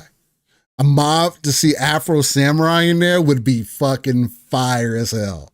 And it would kind of fit. Although Afro Samurai is a little bit lighter on his feet. He's definitely lighter on his feet. He's not a heavy. But yeah, no, he's not heavy. If the modders got in there, maybe changed up his abilities, bro, I could see people modded in Afro Samurai, like 100%. That'd be fun. Give him a black and white. He's fucking smoking a black. Yeah, he's smoking on that shisha all the time. Y'all are stupid. But if y'all haven't watched Afro Samurai, I need to watch that. That's a fucking great ass fucking show. Mm-hmm. That gives you some 90s feels right there. But anyway, crazy ass show. But yeah, man, so that's been the majority of what I've been into this week. A lot more Monster Hunter to be coming up. So yeah, Pong. I mean, I think it's definitely time for us to shout out the chat here and chat again. First topic, I wanted to be something juicy from y'all, man, which I want us to get into to start off with. I mean, we're coming into the new year, not too many crazy things. I mean, there's more Switch 2 leaks and things that you see as well in the title. So, you know, some of those things we're going to touch on and really jump into. RZA on the Assassin's Creed soundtrack would be fucking fire. Although I think people would be mad about that as well because it doesn't fit the time period. Which again, I understand, but I like it's the modern, man. It's the modern day, man. They did it with Mortal Kombat. I like that shit. That shit was fire as fuck too. Games to put all that into. Plenty of games, Steel. It doesn't have to be everywhere, bro. Secret Level, William Riggs. Okay. I didn't watch Secret Level. I didn't watch any of the Secret Level episodes. I don't watch TV like that. So I've heard up and down things. You know what, Steel? Yeah. I actually did. You're gonna find this funny because you just brought this up, right? So sorry, but you just brought this up. I saw an ad on X actually worked on me, and actually was a post, but it came through on my For You side, right? Which is rare. But there's a new small time app called Retro Crush, and they have some old anime, 80s and 90s anime, and that they play, and they've got some Japanese shows on there as well. $3 a month, I think. $3 a month. I actually signed up for it because they had Demon City Shinjuku, they had City Hunter, they've got so many freaking cool old animes on there. It's not as big a catalog as I thought it was going to be, and some of them are like one season. But they do have a ton of older titles on there, and they got me. I actually signed up for it. I was watching Demon City Shinjuku and a couple other ones the other night. Oh, but I was in heaven, bro. I own them. Okay, I've got them on DVD. But I was like, hey, you know what? This sounds kind of cool. Let's go stream some of this shit. So, and I also did just see, for all your Robotech fans out there, I saw that Crunchyroll has everything. They are now streaming Okay. all Robotech. After I get done with this Retro I'm gonna Crush, give that a I watch. have to give that a think watch. You about gotta rewatch. Yeah. signing up for Crunchyroll and watching some Robotech. Just to put it on. So, Just to put it on. all of them. They got all of this. Yeah, I might have to put that on. Yeah, put that yeah, on. Just maybe build some Gunpla or something and put that on. Yeah. I think that'll be dope. I see y'all saying some things in the chat. Yeah, we definitely want to shout out to the chat. Ricardo was saying he probably wants to wonder our thoughts on the Vito Doom Guy Master Chief episode. Again, we'll definitely get into it a little bit more. I don't feel either near here or there about it. Again, I would like to see more crossovers with a lot of games, but I got some thoughts. I've shared my thoughts this week, but I've got some thoughts on it because I do think that it is important. So it's important, but yeah, transmedia is too important nowadays. You can't ignore this stuff. Like you just can't. Again, after what you saw that Fallout, we'll just jump into it real quick since it's a quick topic, and then we'll do chat shout. Yeah, go ahead. The main stuff. Let's just do quick thoughts on this real quick. Do I think it's like the end of the world type of scenario? Like some people, again, no, I don't. Like some people are out here just crying about this and going off the deep end about this. Yes. Again, it's a business decision. It's something they decided on. It doesn't make any sense. Again, common sense in this industry. I've said this almost from the beginning. I jumped into podcasting. I've had so many conversations about this. Common sense in this industry is not common. Okay. Doesn't seem to be. It's the opposite. It's not, because the higher ups at these companies do not understand. Still, they are in charge of what is now the biggest pop culture center in the entire world. Okay. Entertainment wise, they are in charge of the biggest pop culture influence in the entire world, which is video games. But they might be the smartest business guys on the planet. But they don't understand that pop culture side of things as well as that they probably look in the mirror and think that they do just because they're making a lot of money. They don't understand gamer culture. Most of them were never gamers. That's why I have given Phil so much credit through the year, even though Phil's own decisions don't always make sense. But I also understand that Phil's not the sole decision maker because he's got an entire $1 trillion, $2 trillion corporation over the top of him that does step on his toes. I can guarantee they do. Right. But I give Phil credit because he is a gamer through and through. So he gets it better than most. But they don't understand, Steel, their customer base. They don't understand what goes into being a gamer. They don't understand what's cool. They don't understand that shit. Right? They have pay people, creatives to tell them what's going to be cool. But at the same time, we already know that they nix a ton of shit that would be awesome. And they don't do a ton of shit that would be awesome. Like it just does not happen. And again, we would not always be right as a community. And I said this from the beginning too. If you ever gave us all a ton of money and said, go make one game and had the entire community in on that game, it would be shit. Okay. Because none of us would ever be, we would never be able to decide on anything. Okay. So it'd be shit. But if we were in charge of just making decisions about what games to go bring to our ecosystem or to fund or to bring back from the back catalog and stuff like that, I can guarantee you could pull a handful of us out of this community and we would have a higher hit rate and a bigger profit rate than a lot of the big time publishers out here. Guarantee that. That part I truly do believe in. So anyways, I say all that to get back to this. Right now, transmedia is massive. It has been a massive success when done right. That's what happened during COVID. We saw the transition. That's why Embracer Group even became a thing, was because of transmedia, because of big ideas. Now, again, Embracer Group, what happened there? My man Lars shit the bed. He built a house of cards that was flimsy as fuck. It did not know. Okay. So that I'm just saying, but that's why Embracer Group existed, is because he wanted to take advantage of transmedia. We have direct examples of transmedia succeeding and defeating, right? So again, the Halo show on Paramount Plus, not a W. Okay, not a W. Did not bring or enhance the value of Halo. Okay, it had its fans. I know some Halo fans out here. I think it's 50-50. But still, it's but still, we when not I talk to us, sure. No, but when I but talk about the it's winners, 50-50. when I talk about the winners, though, Steel, there's a huge, massive difference, right? Fallout. Okay. Fallout is for sure. but that's what I'm saying. If you had done Halo it's an right, audience, Steel, if you had done Halo right, you could have enhanced the value of the Halo franchise don't disagree. and gotten more people. Yeah, I don't okay. Mhm. Because Fallout proves it.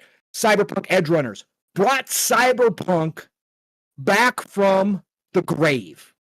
Almost single-handedly. Now, I'm not going to take away from what CDPR was doing. Yeah, it but was if you're already going to moving in sit the right back- direction. It helped. It but did not help. It did help. accelerated it immensely, Steel. Like they got the hype train going to a Mach 5.0 real quick with the Edge They Runners did. show, They okay? did. They definitely did. Okay. It brought people in who were never going to try Cyberpunk to actually try Cyberpunk and realize that it started a wave. It did start a wave. It started a wave, right? So we've got all these examples of transmedia working and not working when it's not done right. So you can sit back and I can certainly look at this decision and go, okay, well, maybe somebody just thought that the mix of Doom Guy and Master Chief, as ridiculous as it sounds, in a 30-minute show, because again, don't forget, there's only a 30-minute episode. It's not like it's not going to be a series. It's not even that. Most of the episodes weren't even that long. Right. They were in between 5 to 15 minutes. I'm assuming this would have been one of the longer ones. Okay, at the end of the day, I'm assuming because now I've read the interview from the guys who wanted to do it. They were it was the main guys who started this. Mm-hmm. This was his dream to do this one when he approached Microsoft. Yeah, that's what he said in the interview. So it was his dream to do Doom Guy and Master Chief. He said he spent up days getting the pitch together, okay, to Microsoft to do this. So he really wanted to do this. But anyways, whatever the case may be, however long it was going to be, maybe they looked at it and said, it's not worth our time. It's not going to have an impact. And just no, we're not in a spot. We're trying to reboot Halo now. We're just not in a spot to do that. Okay. And maybe that was the decision. I got to say that I think from just a pure pop culture, gaming culture standpoint for the fan base, it's a miss. Because if you, as whoever made this decision, and we'll probably never know who actually made the call on this. Yeah, fair. Whoever made that choice, right, to nix this, really, I cannot believe doesn't know that a massive portion of the community would have absolutely loved it. And that there was very little risk of failure.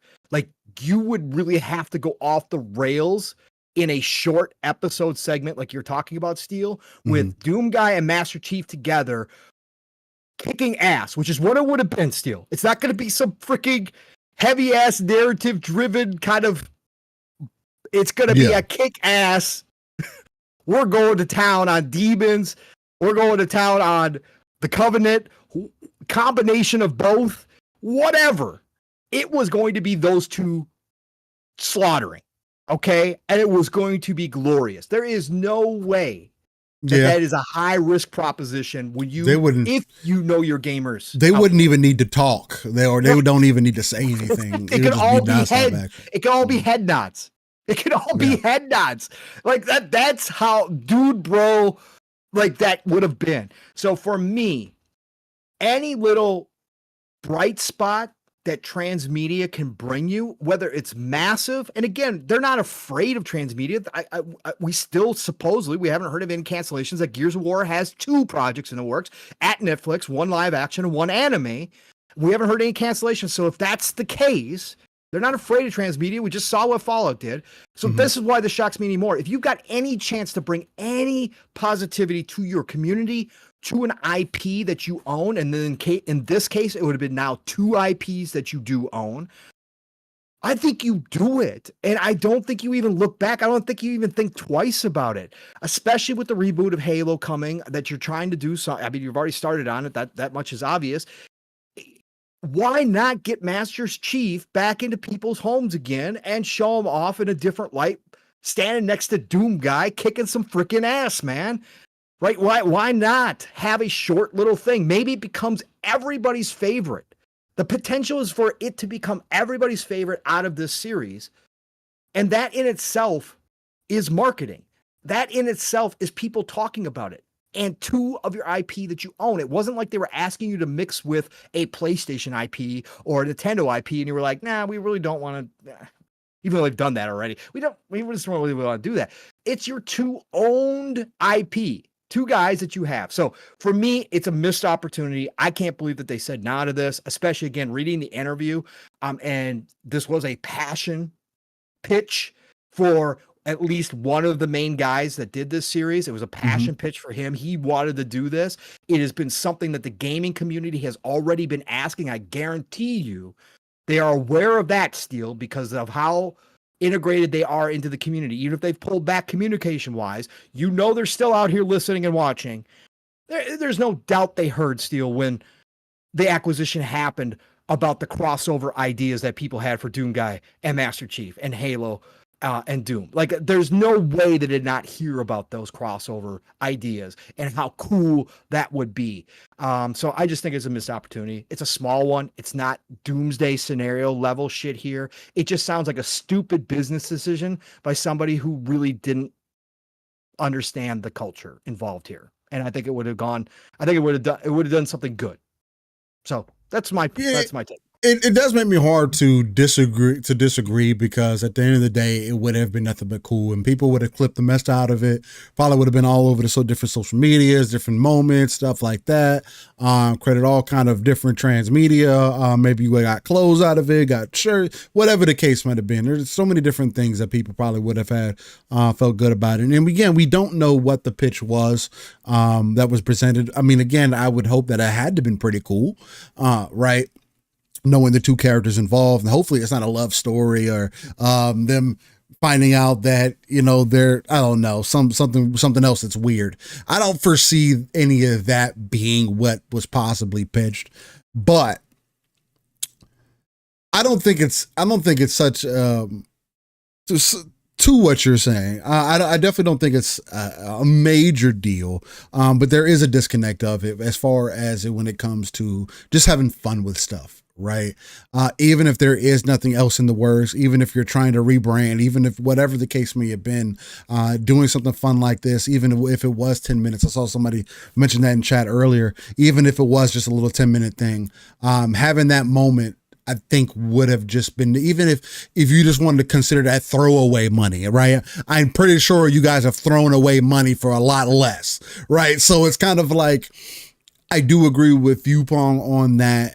It's kind of one of those why not kind of situations, especially if somebody already had an idea.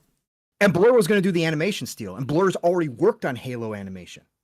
So they're already familiar. Yeah. Right. They're already familiar with the IP, right? Yeah. And understanding, you're absolutely correct. And again, that it's a valid point. Maybe they're already doing something crossover that we're not aware of, right? Again, common sense says they should be, but again, that's not how this works.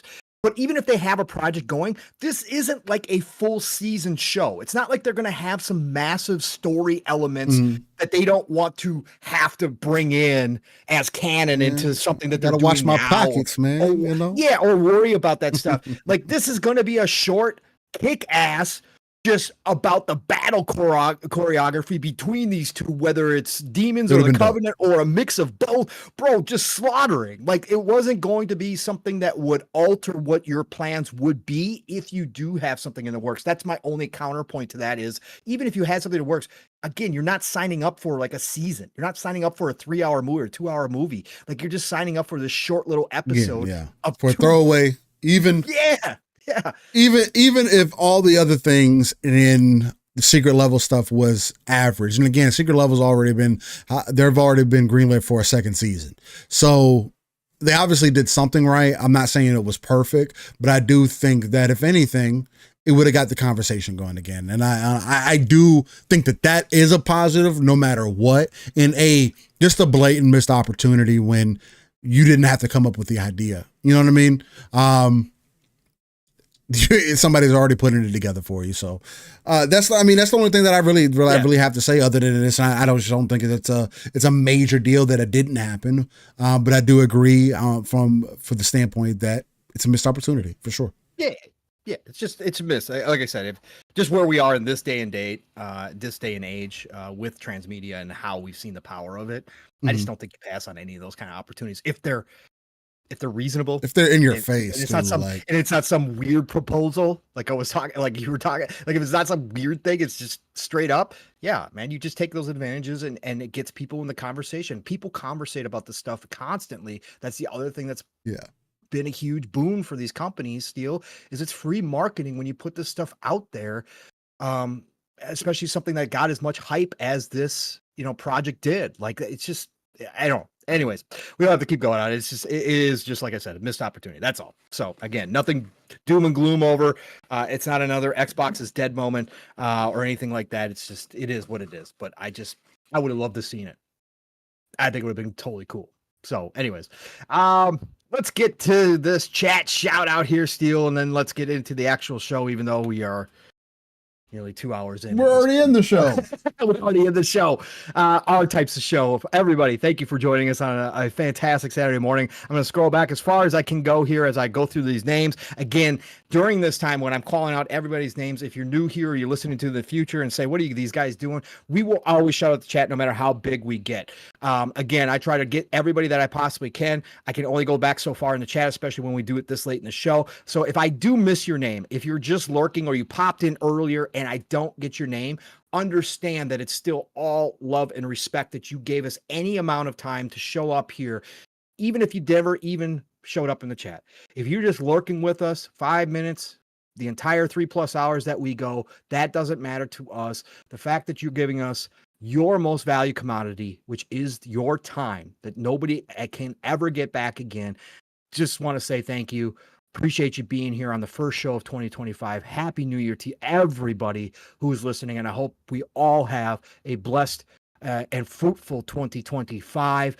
And glad to have you all here. And like I said on PM to PM, I am damn glad the way that this year has already started in the real world that we have gaming to escape to. Again, escapism can be a problem, but it also can be a huge benefit mentally, physically, to keep you straight. And gaming has definitely been that throughout my life. And God damn, I'm glad we got this right here. So thank you all for being a part of that passion and you guys joining in and understanding that as well. So thank you all for that. Who we got in here? We got the Black John in here. What's going on, Black John? Great to see you joining us this morning. Thank you for being here. We got the MF Great, of course, being in here. Says thanks for hosting, gentlemen. Again, this is nothing without you. Okay. Again, nothing without the chat. It's just Steel and I BSing like we do when we game together. That's all it would be. But appreciate you being here and thank you for the kind words, MF Great. We got the one and only Dakato in the house. What's going on, Dakato? Thank you for being here, brother. We got the Fahim Scott, of course, joining us in here as always. Thank you, Fahim. Great to see you, brother. Happy New Year, motherfuckers. Choo choo, motherfuckers. Choo choo, choo, motherfucking choo. That was a whole lot of motherfucking, but I love it. Thank you. Thank you, Fahim. Love seeing you here. We got the XBX Lord Chaos 78 dropping in here. Thank you so much, Lord Chaos, for joining the show. He says, you guys are always great, especially on Saturday, making that workday go by even faster. Keep up the excellent work. We love it, man. Thank you for being a part of our show, and thank you for having us on while you're at work, and I'm glad we can help you through the workday. Been there myself.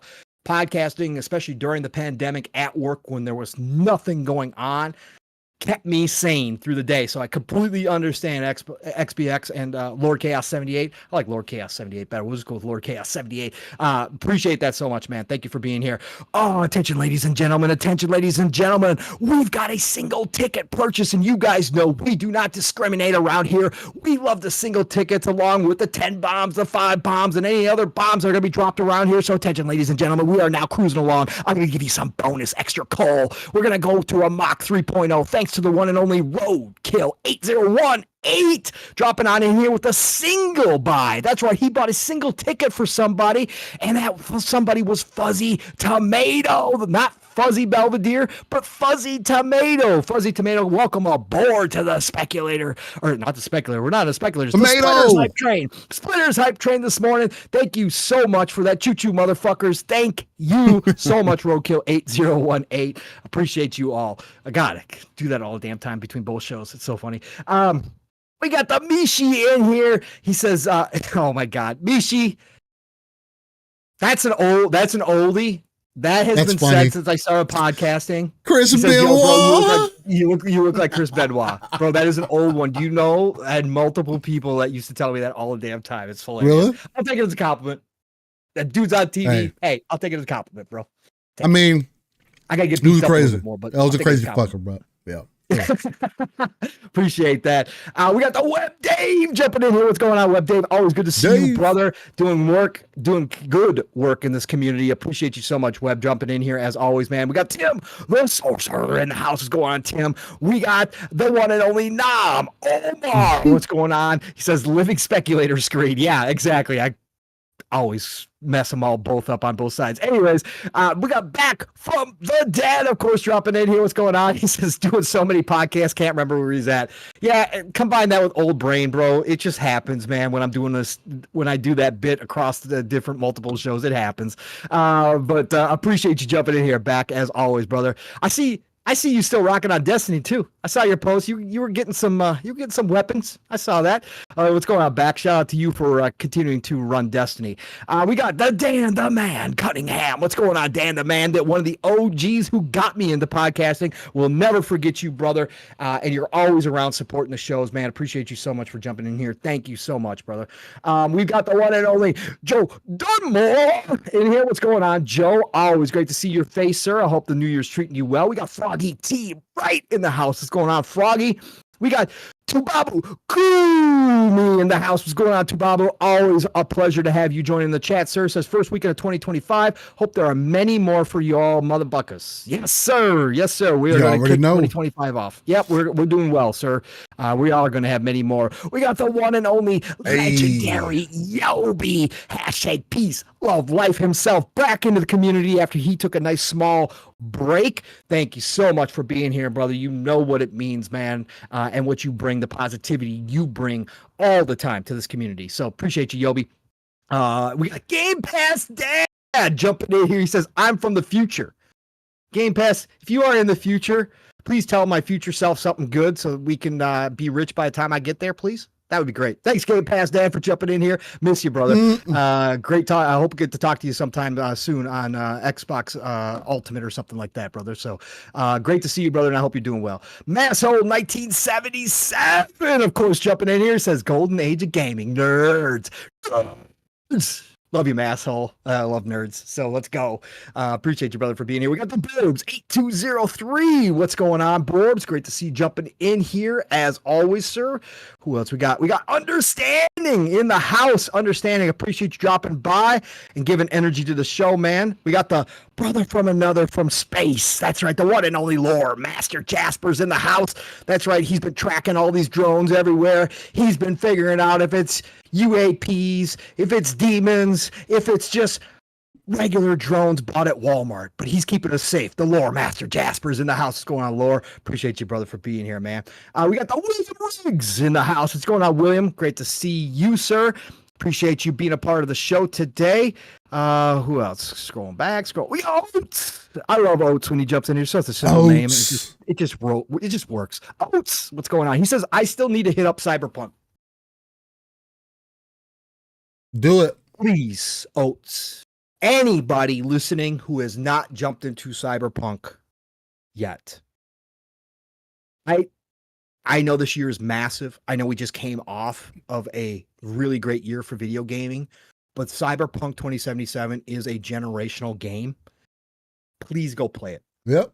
Please go play it. If you are into open world RPGs, please go play Cyberpunk 2077. It is a generational type game.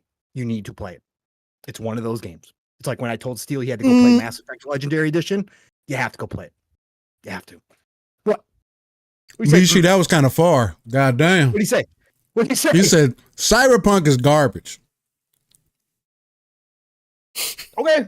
I mean, again, I can't argue opinions. I'm just gonna say you better have a list that makes it garbage. Like, garbage is pretty damn strong, bro. Like, if you just said like it's mid to me or I don't like open world RPGs, like, yeah, cool. But garbage, you gotta give me something, bro. Like, as to why you think it's garbage. Garbage is very strong language. Garbage is pretty goddamn strong. You say The Witcher 3 is the GOAT. You know, Mishy. Okay, so you're one of those. You're one of those. Oh, hey, it's fine. We doing one of those. You're one of those witchers, huh? You're one of those witchers, huh? Oh, bro. One of those, huh? You're one of those. Like, if you don't like the futuristic cyber world, I can understand that. Like, so hey, you a witcher? Garbage, you like that old timey shit, huh? You like to ride a horse. You don't want that futuristic shit. You don't want Jackie. You don't want to be a choom. You want to be a witcher. My fault, witcher. And again, I can't even get into Witcher 3 like that. I've tried 3 times now, and again, it's the weirdest one ever in video game history for me that I can't get into because it's totally everything I should be into. Ooh, even I wouldn't say The Witcher 3 is garbage. I wouldn't say The Witcher 3 is not. I wouldn't say that either. It's a great game, and there's an obvious reason why so many people love it. And there's an obvious reason why so many people now love Cyberpunk 2077 as well. Cyberpunk 2077 is a generational game. In my opinion, of course, you can disagree with that, but I would suggest that anybody who has not played Cyberpunk, go play Cyberpunk. Make time for it and go do it, please, and find out for yourself because it is worth it. Michi says Red Dead 2 over Cyberpunk any day. Wow. I mean, hey, look. I told you like that old timey shit, Michi. I told you. See, you're sticking with the old timey shit. I like it. See. Michi, Mass Effect trilogy over both of those or not? Damn. Let's see what he says. Sly Crow, what's going on, Sly Crow? Great to see you jumping in here as always, brother. Appreciate you so much. Who else we got in here? We got Joe Dunmore came in here with a nice little golden ticket. Did he? He's got the golden ticket. Oh, Joe Dunmore member for 15 months. Word says, let a friend borrow Cyberpunk. Just got it back. There you go, Joe. Yeah, that's how we do it, man. Get the friends on board, brother. With the Sith Lord jumping here with the $2, the 2 bomb. Thank you so much, sis. Says Steam said no to Half-Life, but no story about that. Yeah, no, and I understand, Sith, that obviously the one that caught everybody's attention was Doom and Master Chief. I don't know if people, I mean, obviously, I was just about to say, I don't know if people care about Half-Life like that. They do care about Half-Life. I don't, what I'm saying is character-wise, Doom Guy and Master Chief, okay, those are iconic characters, right? Oh, extremely iconic. Yeah, extremely. That's why it created so much, like, talk about that, right? Obviously, I would ask Uncle Gabe why he didn't want to have a short segment in Half-Life. I mean, I would say that's a missed opportunity for Half-Life, especially if the smoke is true. Especially nowadays. We might actually be getting a Half-Life 3 at some point. Because Half-Life 2 is old. Very old, right? So yeah, it continues to be just this legend, right? So I would ask Gabe the same question, why? But again, Doom Guy and Chief short segment of kicking ass. Half-Life, I don't know what it would have been like because Half-Life is not like that in that way, right? It's more, it's different. It's more mental stuff, different. Right? But yeah, no, I absolutely agree. I just think that Doom Guy and Master Chief, a lot of people want to see it. And I think that's actually a credit, Sith Lord, that it caused that much buzz. It's actually a credit to how it plays into the dude bro shit, man. Are. Dude bro. That's fucking that's ultimate dude bro. What? Yeah. Correct. And that's what I was saying all along. Like, you can't screw that really up. You can't. Like, you just can't. Like, it can be decent, it'll probably still be good. Combat, the only thing you can screw up is the combat choreograph, right? That's the only thing you can screw up is how you present the combat. That maybe some people will go, oh, that wasn't actually that great. But honestly, I don't think you could screw that up. It's such an easy home run. But anyways, it doesn't matter. It's not gonna happen. I think I got everybody that I've seen in the chat that I can go back. Let me see if anybody jumped in down the bottom here. Nixie, what's going on, Nixie? Great to see you jumping in here. Of course, Nixie's got to be here. I knew you probably were looking somewhere around here. He says Half-Life sucks because I like my life full. Oh, Nixie coming in. That's cute. I like that. That's nice, Nixie. That's really nice, man. Tim the Sorcerer did say earlier that maybe Cyberpunk 1877 will be fun. 1877. There you go. You guys remember the movie Cowboys and Aliens? Actually, pretty damn good, bro. Actually, that was a fucking good movie. Who was the fucking main actor in there? Wasn't fucking It's James Bond. Daniel Craig. Is it? Yeah, okay.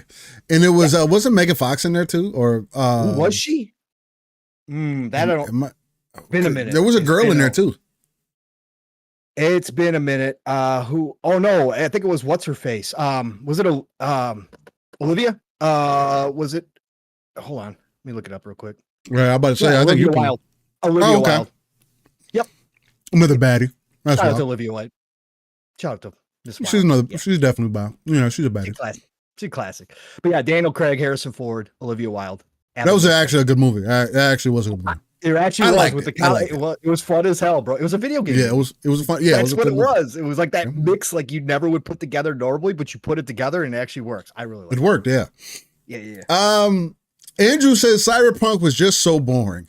You know, Andrew, I played it at launch. I don't see it, but again, to each their own. I felt the same way about Witcher, which does lead into something that Black John says. And Black John says, is it the setting or combat with the Witcher? For me, without the mods that I downloaded for Witcher, I wouldn't have put the time I put into it. Point blank period. I would not fucking played that game. It's the same thing that turned me off of Witcher 2. It's the same thing that turned me off of Witcher 3 when I first played it. When I downloaded mods, I was able to put 10 hours into it. And that was the second time. When I did it, tried it the third time, downloaded more mods, got into it, played another 10 hours. There's just something about the moment-to-moment gameplay for The Witcher. And again, I do get lost in Gwent. Don't get it confused. If it was just like I play the game, but I am that type of dude too. Don't put the little side games in a fucking game. That's why I don't play Yakuza. That's why I'm glad I don't like Yakuza like that, because I would be the dude who will be playing that shit and playing all the little side shit and wondering why I never fucking finished the game.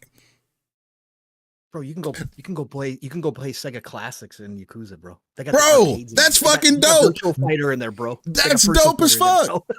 That's dope as like shit like that is dope as fuck. But I'm glad I don't like it. For me, for Yakuza, it's combat for me that doesn't keep me into it. I like the story and stuff. For The Witcher, it's a mix. There's something about the open world to me in The Witcher that is just not fucking appealing to me. I like Valhalla better. I think Assassin's Creed has done open world better. And everybody says they don't like Ubisoft games. I think Valhalla did it better than even Ghost of Tsushima did. Point blank, period.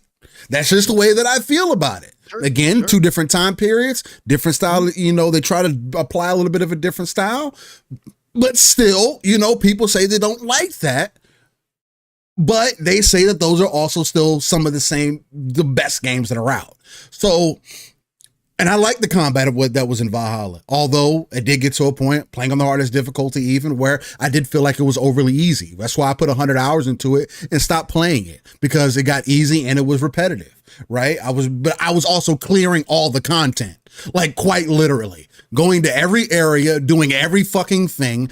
I have enjoyed, like, side tangent, random ass fucking side tangent that this is about to send me on. I've been hearing people talk about Ubisoft games of late. Shout out to Legendary Drops. He's been making good content. He's kind of been newer on the scene over the last few years. He's been fucking magnificent. He shits all over Ubisoft, which is understandable, especially over recent events. But let's be real. Ubisoft does pretty goddamn good with Assassin's Creed. I need somebody to give me an Assassin's Creed that didn't, like, the only ones that I can think that didn't hit as hard was what? Revelations. What was the Brotherhood? But I know that one had some traction. It's got fans. I mean, again, none of them have been like bad. Like, again, but when you go from Black Flag to Origins to Odyssey to Valhalla to now you're going to go to Shadows or Mirage, and then now you're going into Shadows. Yeah, those games weren't arguably bad games.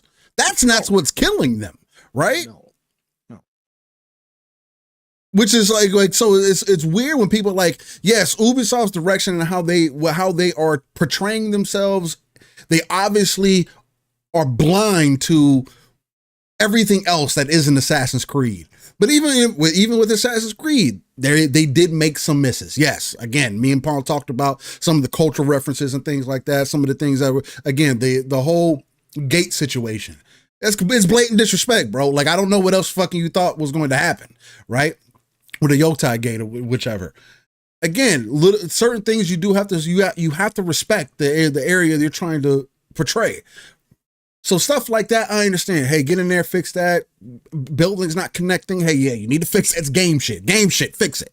Right? Or the news that were coming out with all the yes men and people being saying that they're Japanese culture masters and they actually aren't, or, you know, not actually knowing what the fuck is going on, or finding out information that half the studio may be people who are brand new to making games, which may not be a bad fucking thing, honestly, right? I know everybody was so down about that. Oh, well, Shadows is going to have all these problems because these people didn't make these games before. Maybe that's not going to be a problem. Maybe this ends up being the best Assassin's Creed game that you ever fucking played. But it's just, that has been just another interesting thing that I've noticed. It was just a slight tirade. Nothing to go against that, because Ubisoft deserves all the smoke that they're fucking getting. 100%. They deserve more fucking smoke. You're shitting all over Tom Clancy. Point blank, period. When am I going to get another Ghost Recon? Breakpoint is not what the fuck I was looking for from Ghost Recon. I want a third person Ghost Recon. I do. But let's go back to Advanced Warfighter. Let's take it back a little bit. Let's have some fun. Yves just need to sell off the Tom Clancy brand. I need that shit back. We're going to see something happen with Ubisoft this year. I think something's going to happen with them one way or the other this year. I think it's coming to a head at this point. I don't think that's anything outrageous to say right now with the way the stock's going and what's been happening over there. I think Shadows is going to do fine, but Shadows is not going to be a savior of Ubisoft. It's not going to do the numbers. No, because of all the smoke and shit up to this point now, it's not going to do what they needed to do. Now, if they would have went into this perfect, I think they would have been. They probably would have been over the moon. Yeah. They would have been good, but again, they just. I like Breakpoint. Ubisoft is something. So do I. I don't mind Breakpoint, but no, would I like the classic style? Yeah, I would. The only thing that, Rainbow Six Siege is still producing money for them, which is massive. But they are funneling a lot of those funds into keeping Skull and Bones alive. And I don't understand that decision, other than, again, I think Yves is trying to tank on purpose to take it private. I think he's going to take the company private again and sell off some of the IP. I hope it's Tom Clancy IP, but like I just said, Rainbow Six Siege is still printing them money, so that would be really tough to do. However, I think he holds Assassin's Creed. Assassin's Creed is got the best roadmap right now. It's got the longest term plan. And if he does go private, I think Assassin's Creed can be that kind of golden goose for a while that does consistent work while they rebuild.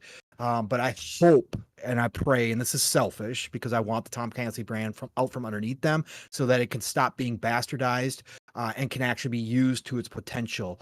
And I would love to see something like that happen. Is it going to? I don't know. I think that more than likely he takes it private and holds both Tom Clancy and Assassin's Creed and tries to rebuild with those two brands.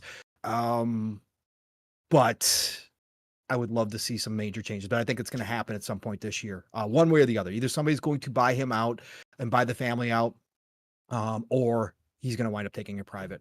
So I think that's what's going to happen there. But they need to do something. But Yves and the family, as long as they're in charge, I'm never going to have any faith in Ubisoft anymore. Again, it's my fast food company. I love the fast food of video games for me. I still love all of their IP. Like I do.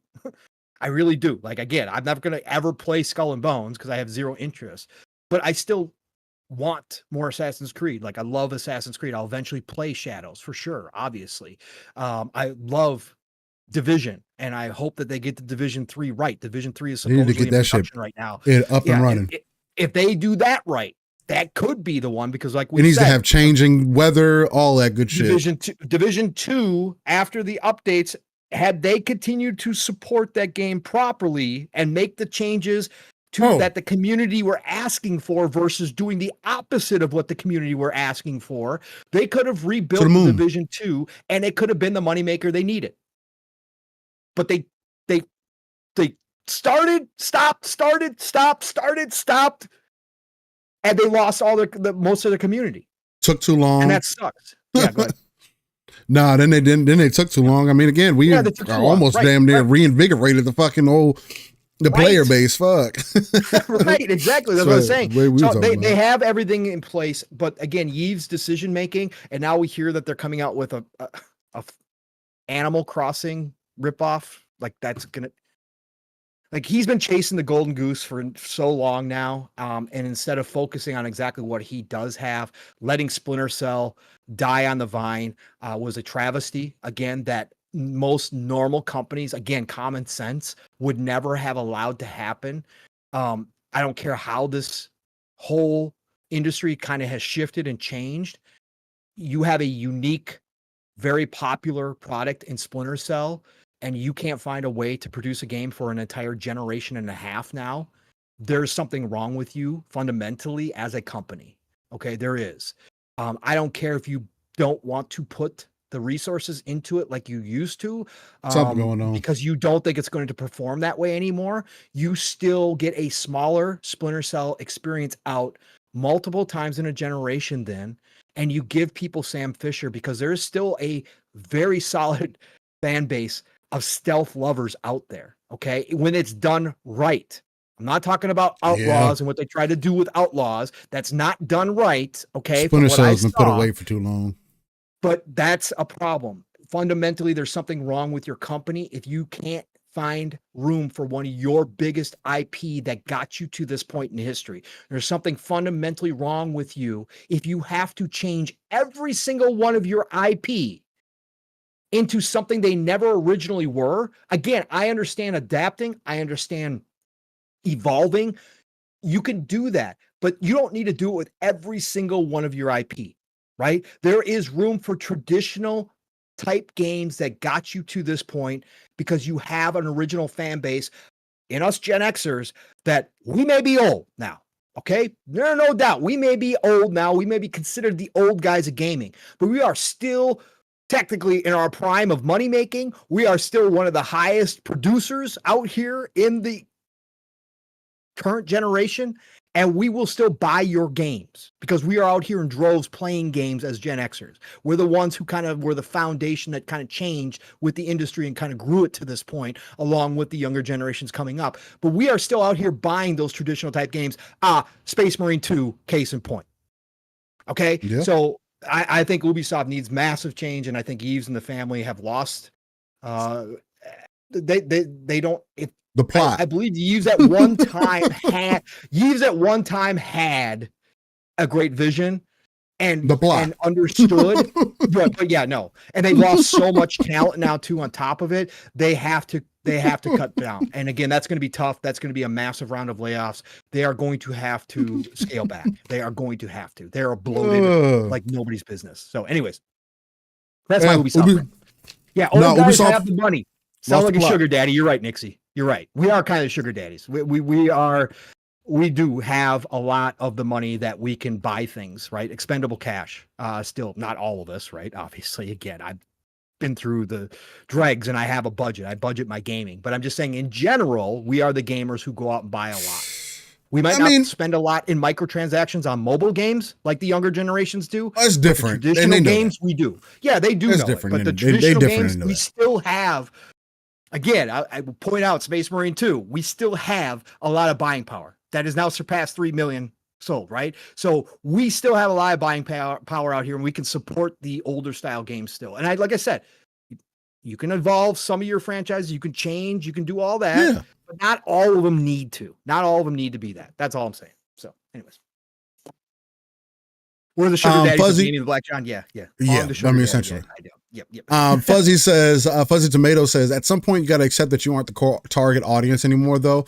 But that's the thing about that, though, Fuzzy, as well, is that, like for me, I understand that I'm not necessarily essentially the core audience anymore either, right? The kind of hardcore games that I kind of grew up with, Gears, Halo, racing games, fighters, stuff like that.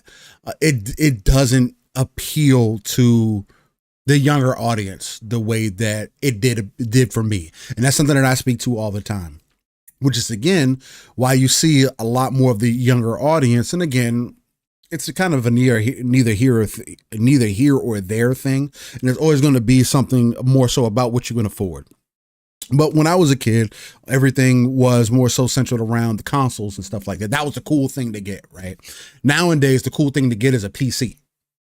Point blank, period.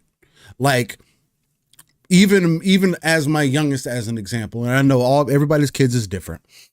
And I would hope that your kids are kind of grateful for whatever they get under the tree, regardless of what they were. Kind of like how I was back in the day, or probably how most of us was. You know, when I saw that PlayStation, when I saw the GameCube, when I saw the Dreamcast, you know, and I unboxed it and everything else for that first experience.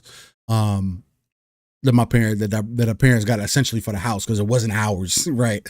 There were good feelings in that. Nowadays, it's not, everything isn't so centralized around a console anymore. It's more so about being able to get that access, right? So seeing things kind of change in the flesh, taking that into consideration, I don't think that speaks to the types of games that are getting made, because you could say, and people have been trying to say, and even the gaming industry is trying to say, hey, well, we're trying to make games that appeal to such and such audience. But every time that you make that kind of game, the core audience that you have, the gamers that already exist, not only are they not playing it, but the younger audience are just going back and playing Roblox. The younger audience is going back and playing Fortnite. The younger audience is just going back into playing your free-to-play games, not because of whatever, but again, Fortnite and Roblox, just using those as a baseline. Again, Minecraft is even in that, so shout out to Microsoft. But just those three games, Minecraft, Roblox, and Fortnite, those three games have multitudes of games within them. They have become their own ecosystem, right? If you can get a kid into Fortnite and they don't have to leave Fortnite, then guess what they're going to do? They're going to ask for more V-Bucks. If you can get a kid into Roblox, they're liking all the different games that they're playing on Roblox. Guess what they're going to do? Make their character cooler. Get Robux. Both games are centralized around characters. Roblox being more the appealing game for a lot of the younger audience, because a lot of those games are able to take in their custom character that they can create over X amount of time and take into all these different games that they play, along with the other custom. There's a Tekken available on Roblox right now. There are full-on shooters and fighters that are available in that ecosystem.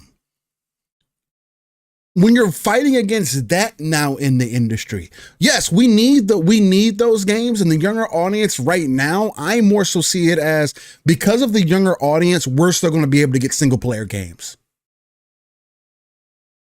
because they're not the ones playing them.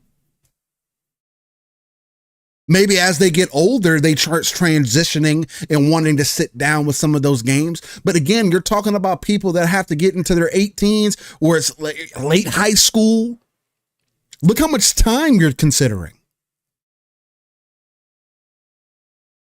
If that is believed to be true, or if that is the direction that things are moving into,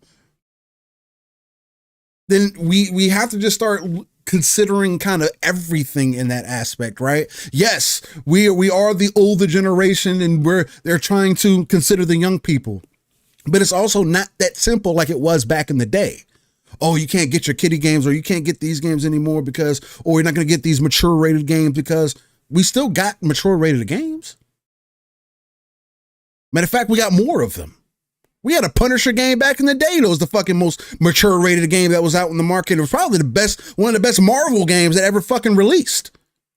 Gruesome, over the top, third person action, some of the best combat gameplay in there as well. Or I don't see us getting something like that today because of how the audience has changed, because there is not a lot of room for, hey, let's try this out and see if it's going to hit.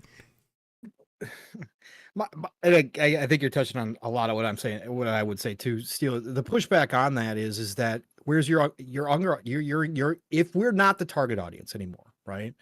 And if we are not that, then your younger generation is failing this industry completely. right? Oh yeah, completely.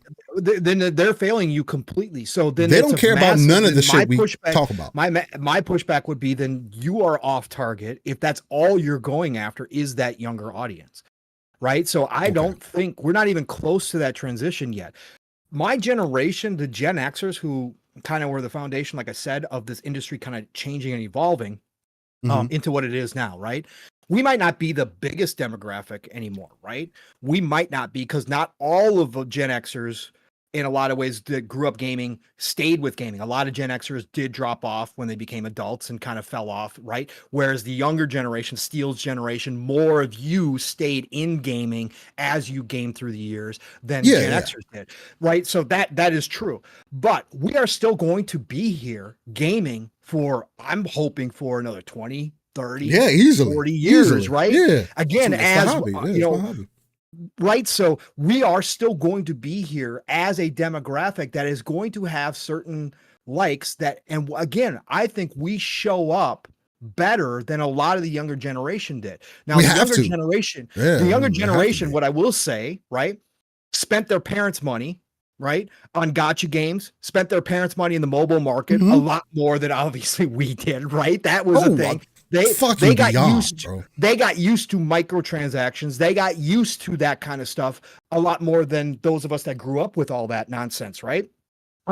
So I think that from that standpoint, there's a lot of potential there that they are willing to do that, but they're not willing to game the way the Gen Xers are, right? They are very fickle on their gaming, or they stick to one thing and one thing only, right? They stick to the Minecrafts, they stick to the Roblox, they stick to the Fortnites, and never really break outside of that bubble, to your point, Steele, and to people in the chat's point, to the single player games, right? To our big RPGs, to those types of games that can still be very viable and make you a ton of money in the more traditional sense. And now, obviously, we've become used to DLC. We've become used to expansions. We become used to all that kind of stuff that you can sell us, but we still are the massive part of the fandom, I believe, for those big single player games that are all popular, along with your traditional multiplayer games, etc.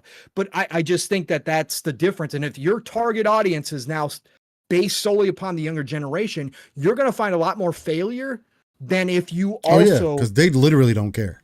They don't give a shit. Whereas we are just begging for our more traditional games. Again, I hate to say it, but this year we had the perfect example in Space Marine 2. Give us those and we will come out and support you and buy it and be there for you. And now Saber's expanding, you know, they got the great roadmap. They're doing more and more for Space Marine 2. So that's that's my only pushback. If we're not the target audience, like, I get that eventually happens, but if you are focused and just on trying to gather the younger generation, you're going to have a lot more failures than if you continue to focus on my generation, Steele's generation, who are going to have a lot of buying power for decades to come.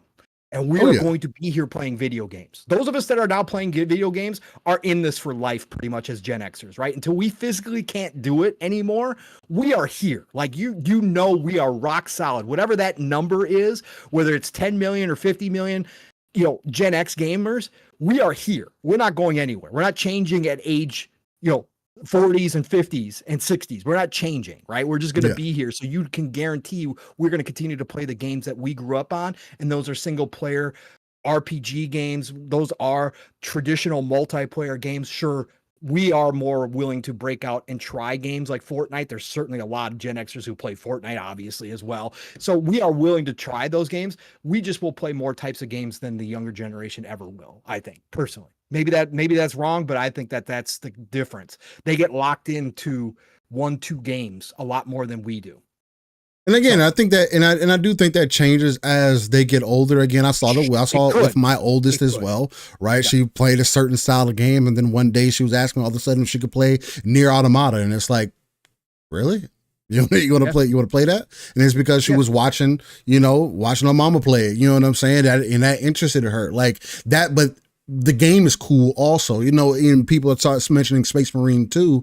Space Marines 2, I think, is a good example of what I mean by these are the style of games. When I say that it needs to be impactful, it needs to have a soul. Those are the type of games that I'm speaking to that transcend just us, right? They ooze a cool factor, right? The same thing can be said about Helldivers 2. It ran TikTok for 3 months. How much Helldivers content was just going out there.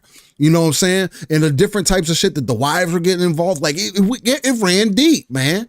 Those are the types of things that we have to start seeing. That's the type of creativity, right? But things are different, but that's also what makes this generation so fucking unique, and why it is so difficult to listen to people be so stuck in, oh, my console, oh, these games aren't exclusive to my console. It's hard to listen to people say that because we have been, over the last decade, we have been moving this direction. Where do you think it's going to go next?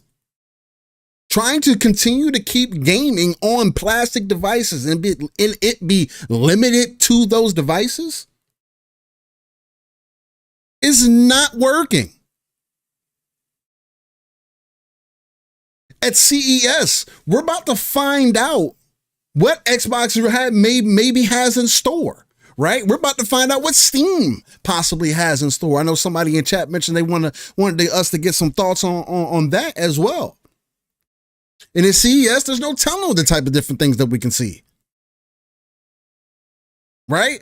So when you have these types of events coming up and technology is moving forward the way that it is, the cloud is becoming more prevalent. I'm still not one of those people who says, right, that, oh, it's going to be a way that I can reliably play the game. Every instance that I've ever used the cloud, it has not been a good experience. It does not make me want to play on my phone. It does not make me want to buy a tablet. It does not make me, I don't like hooking up the fucking Razer Kishi or Backbone or whatever to my fucking phone. I don't.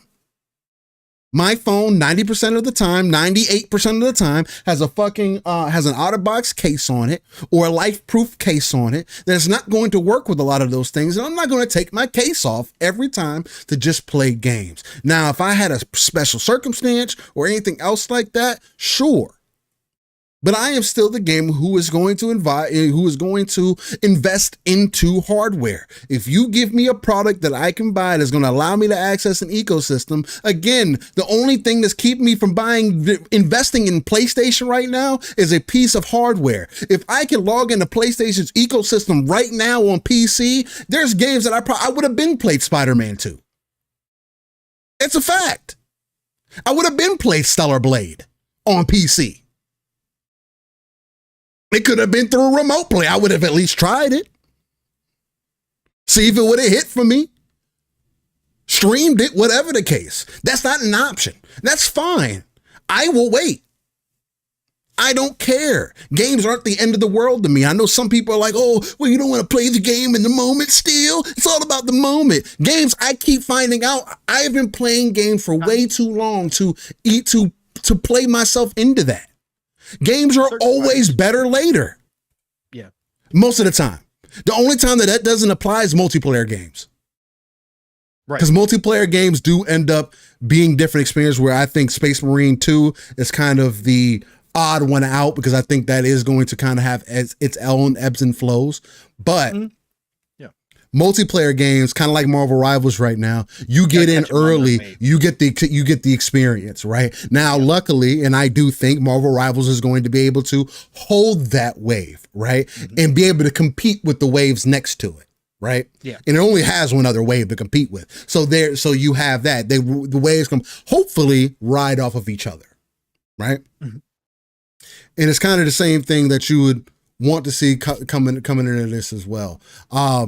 What were you gonna say, Pong? My fault. No. I mean, I see the chat, and I see we are obviously getting back into the discussions of in the chat of exclusives and how they matter, but how the younger generation is not necessarily tied to consoles. Nixie brought that up, which is absolutely true, and that's why I think that we said, even though I personally don't agree with the Xbox moves here this early, like the vision, Steel, down the road for the younger generations, just having access and being accessible in more places is probably the best bet for the younger generation to have a chance for them to jump into your ecosystem. Being in more places on the go type places, or just ease of access, like on whatever device you sit down in front of, that is going to be the TikTok generation, right? That is going to be a way to entice them into, it's going to entice us checking something out.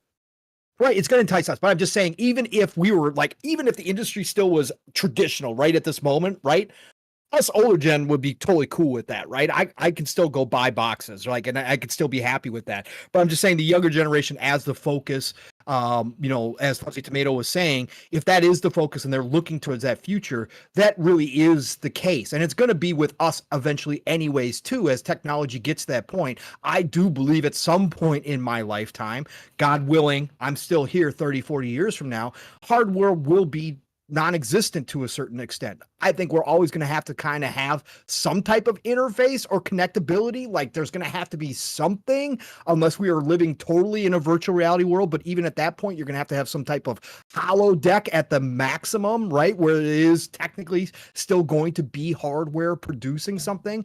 But I think that overall, consoles could fade away eventually in my lifetime. But that's why it's so important having those access points everywhere that Microsoft is going for. Are they too early to the punch? Time will tell. I don't agree with it necessarily right now. Not competing one for one with PlayStation. I've said that many times, but I understand the vision of what they're going for. And what their next move could be in a hybrid kind of move as well. So I think that is part of that next generation, and looking at those kids right now, those TikTok kids. And I saw other people bringing up shorter games, shorter experiences to entice those kids. I think that is a thing. Attention spans have dramatically declined because of social media. Sure, but I don't think a shorter 100%. Game helps the scenario.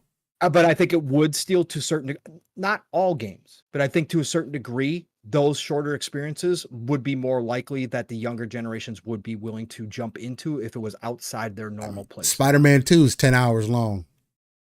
Well, yeah, but so I mean, is that sold? I mean, so well. So I mean, again, but it's also a very this whole younger generation who did a very highly priced game, a very expensive game to make as well. I get it. I get it. I'm just saying, down the road, as this evolves and as we get new experiences, because again, gaming is still going to evolve. There's still new experiences that are being created in the indie scene, right? So as mainstream catches on, look at what Vampire Survivors did, right? Quick in and out gameplay, right, Steel? Not a whole lot of complexity, right? Took off. Balatro as a card game, right? Really quick experiences. Dopamine hit after dopamine hit after dopamine hit, right? That again appeals to a broad audience of people. Candy Crush, perfect example, that's been around for a long ass time, continues to bring in billions. Candy Crush, dopamine hits, right? I think those experiences are something that the younger audiences do gravitate towards. Now, again, I understand Minecraft, Roblox, different, right? Fortnite, different, but Fortnite, in and out. Battle Royales, in and out, right? That's what you're doing. So I think there is something there to those, to what our conversation was, that they don't necessarily look at RPGs and bigger games like we do, open world games, with the same kind of love that we do. Even some of our generation hates the open world experience, has gotten too big for them because of work schedules, because of life schedules. We've seen that conversation still. They don't want they want 20-hour games, right? That's a lot. Even our generations are asking for that now. Whereas I say, make the worlds big. Even though I never finish my games, I don't care. I want the world big. I want you to make your fucking game. Just don't make it boring. It doesn't matter how long the fucking game is. I think Hellblade 2 is a good example of that. It doesn't matter how fucking long the game is. Just make sure it's good from top to bottom. But the cost does too. Stop filling it with dumb shit. I mean, yes, the cost matters, but what does the cost have to do with on the time? Make a better game. Right, if I play Final Fantasy 16, right, coming up, and it is true, and I come to find out that some of the side content in this fucking game is average as fuck, I'm going to say that it should have attention on it. Why are we playing Final Fantasy and I have average ass side content? Do you not appreciate your game? We have other games that don't have this problem. Why does it have to be this one? You're not an average game. This isn't the first time you've done this. You've seen other games, right? Like, in their side content, you could have fleshed it out better. If it was that bland, don't fucking have it in the game. Take it out. Streamline the experience. If it's such a problem, then they're spending money on these things. They're spending time on these things. And to the people's points real quick, because I see Yuzu chopping it up with everybody. I appreciate you coming through, Yuzu Ichikawa. He says, because him and Nixie are having a little bit of a conversation. He's kind of on the opposite side, speaking more on the, for the exclusives and everything. He's saying that, Nixie, that's only for the Xbox side right now, to be fair. You're not playing Mario or anything else but a Nintendo product, and they are only doing that because they are in third place. Honestly, I think Nintendo's missing out as well. I think it's a huge missed opportunity, and it doesn't devalue their hardware that their games are not on PC. At least. You know how much fucking money they could be making with their games available on PC? Nah, man, everybody just pirates games over on PC still. Nobody buys it. If Nintendo had imagine if Nintendo was so forward thinking that they gave you dual entitlement to the point to where you can buy your game on a Nintendo Switch, guaranteed, you will have a version that you can also play on your PC if you have one available to you, or on your laptop if you have one available to you. We will give you an emulator. You have to have an official version of the game to play. You could have eliminated some of this piracy shit, that you're so concerned about. And actually made more money. You still would have sold the consoles that you sold. That's the point that I don't think people get or understand. I thought it was about the games. You know what made those platforms special? The exclusive games that y'all speak to, right? If the games are still exclusive to an ecosystem, to whatever you want to consider it, even if it's timed, you still have an opportunity to market and pitch these games to the audience that you want to pitch and sell these games to. So the Xbox, as an example, because it's the easiest one, for the Xbox only gamer, the console gamer, just because you can play Indiana Jones today and you get it in Game Pass, mind you didn't have to pay full price for it, although yes, you have Game Pass, but guess what? It's part of your subscription. If you're getting the subscription, you're not necessarily caring about owning the product that you're trying to play. So the conversation of ownership goes out the window. Why even involve that when we're talking about a subscription service? Because you are understanding that these games are not permanently yours. Unless you take advantage of the other option, which is again another question that continues to be an issue, of you actually purchasing the game digitally. And even that you don't have ownership of. Even the discs that you can get, you don't have ownership of. So trying to take it back to, oh, well, things need to be more physical, that's not an answer to the conversation, because they've already taken the liberties and the opportunities to take those rights away. You are a consumer. Act like a consumer. I thought it was about the games. The hardware got involved because specific games were on specific pieces of hardware. That does not need to be the story moving forward. How about we hold the corporations hold them more accountable for making good fucking games, and you play the game wherever the fuck you have access to it.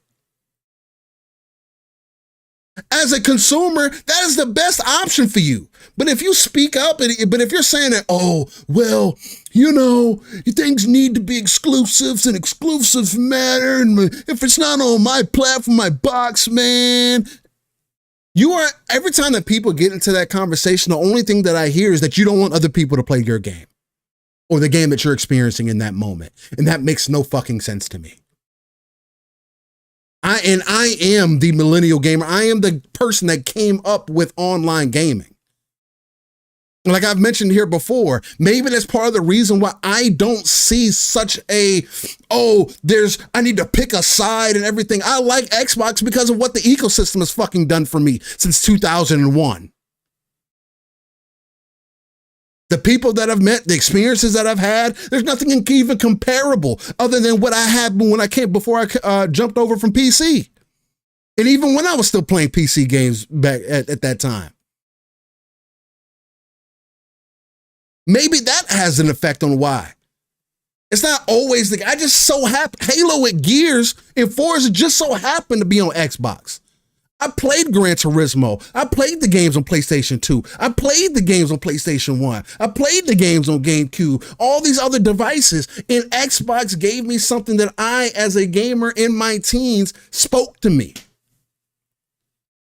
Now, as a gamer who is a dad, who is seeing a generation behind me, who is, again, I am a competitive gamer. So if there's anybody who's going to be able to understand what is happening out here in the reality of the gaming stratosphere, it might be me.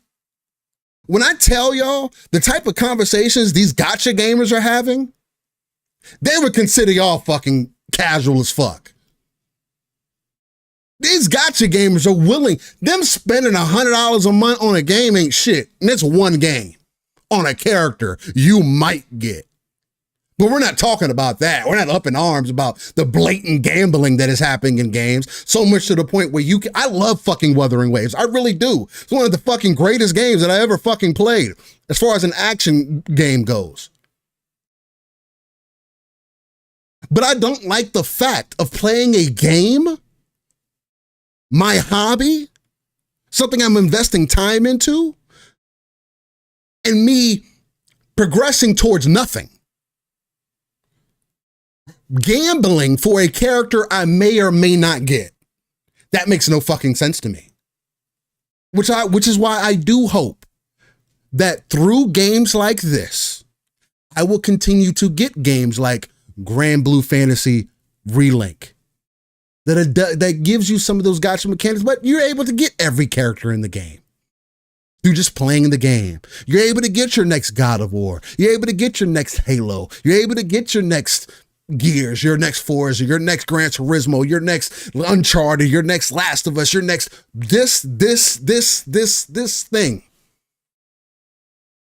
Obviously, there's a direction that we need to move into, because if we weren't so stuck on our ass, if a lot of these, especially the corporations, were so stuck in their ass about what the direction of the future is, that Spider-Man multiplayer game wouldn't have been canceled. Factions wouldn't have been canceled. You have two guaranteed money makers that Sony completely dropped the ball on, and all I hear is excuses from people. But you don't want people excusing Xbox. You don't want people excusing Microsoft. But you make all the fucking excuses in the world when it comes to Sony and their lack of being able to create a full content complete game. That they would rather pull content. That they would rather demonstrate that they do not have their hand on the pulse of the gaming industry. But this is the company that you're looking forward to see what their future is going to be. And you still doubt it from Xbox, who's not only showing you showcases, but probably has more games lined up and coming into 2025 than anybody else right now? I thought that was the thing that was missing. Oh, they ain't got no first party games. Now we got them. Now it's, oh, well, Grand Theft Auto, man. Everybody's worried about Grand Theft Auto, man. That's all it's about. Grand Theft Auto is probably going to be fucking fantastic. It's probably going to do fucking numbers. Is it going to come out this year? Probably fucking not. I guarantee Grand Theft Auto 6 don't come out until spring of next year. 2026. I said it on January 4th of 2025. That around this time we'll get an official, and that GTA will be getting ready to release in like the springtime. Watch. Because GTA, they had the issues with 5. They're taking it to the next level. Every time that I see anything from GTA 6, it looks like it's going to be fucking impressive. You don't think they're going to want to get that right? They're not worried about when they're going to release. They're going to sell a fucking billion copies regardless. So who else is running the gambit this year? PlayStation with Lost Soul aside, I thought exclusives matter. Why is that game releasing on PC day and date? But I thought exclusives matter. Oh, and it's just about the box, the hardware. Why is the game coming? Is it part of the China Hero project? Why is it not only going to PlayStation first? The same way Stellar Blade did. You know what that tells me? That the lines are getting crossed. Game development In game development, the lines are getting crossed. We are seeing more games than ever come to PC day and date from everybody. That is going to be a thing for the future because it only benefits everybody. You have reached your max audience as far as console gaming goes. How do you open the door up to possibly have people buy more hardware for the future? I think it's to have giving them people more access. Black John, WoWs with crossplay. Crossplay is the most magical thing I have ever fucking experienced. It is the one thing that I'm probably the most grateful for in my gaming experience. That is the one thing that I think every game should require. Let people fucking be able to play together. Sure, if you want to limit PC players, only play with PC players, sure. Again, like I get it. Not everybody wants to sweat, I don't think it's that big of a difference these days, especially from between controller to mouse and keyboard. Although, again, you playing with a thumb versus your whole arm and hand, still think there's a huge advantage there. But again, I know I'm getting off on a tangent and everything, and it wasn't a conversation I think we're going to end up having today, but it is a conversation that I do get extremely passionate about because I do think that we have to change our thought process because we can't go back to, oh, it's about the games. And then when we talk about the games, we say that the hardware matters more than we make it seem like the hardware matters more than the games do. Let them just make good games. Even if every game came to PC day and date from PlayStation, if those games are good, the PlayStation owners are just going to buy a PlayStation, the next PlayStation, and play the hardware there until they stop making PlayStations. And I think that's going to be the same exact thing that Xbox is going to do. I'm going to continue to deliver the hardware to you however you want to get it until we stop making them. And that's all that I care about. Give me more access to the things that I already have access to.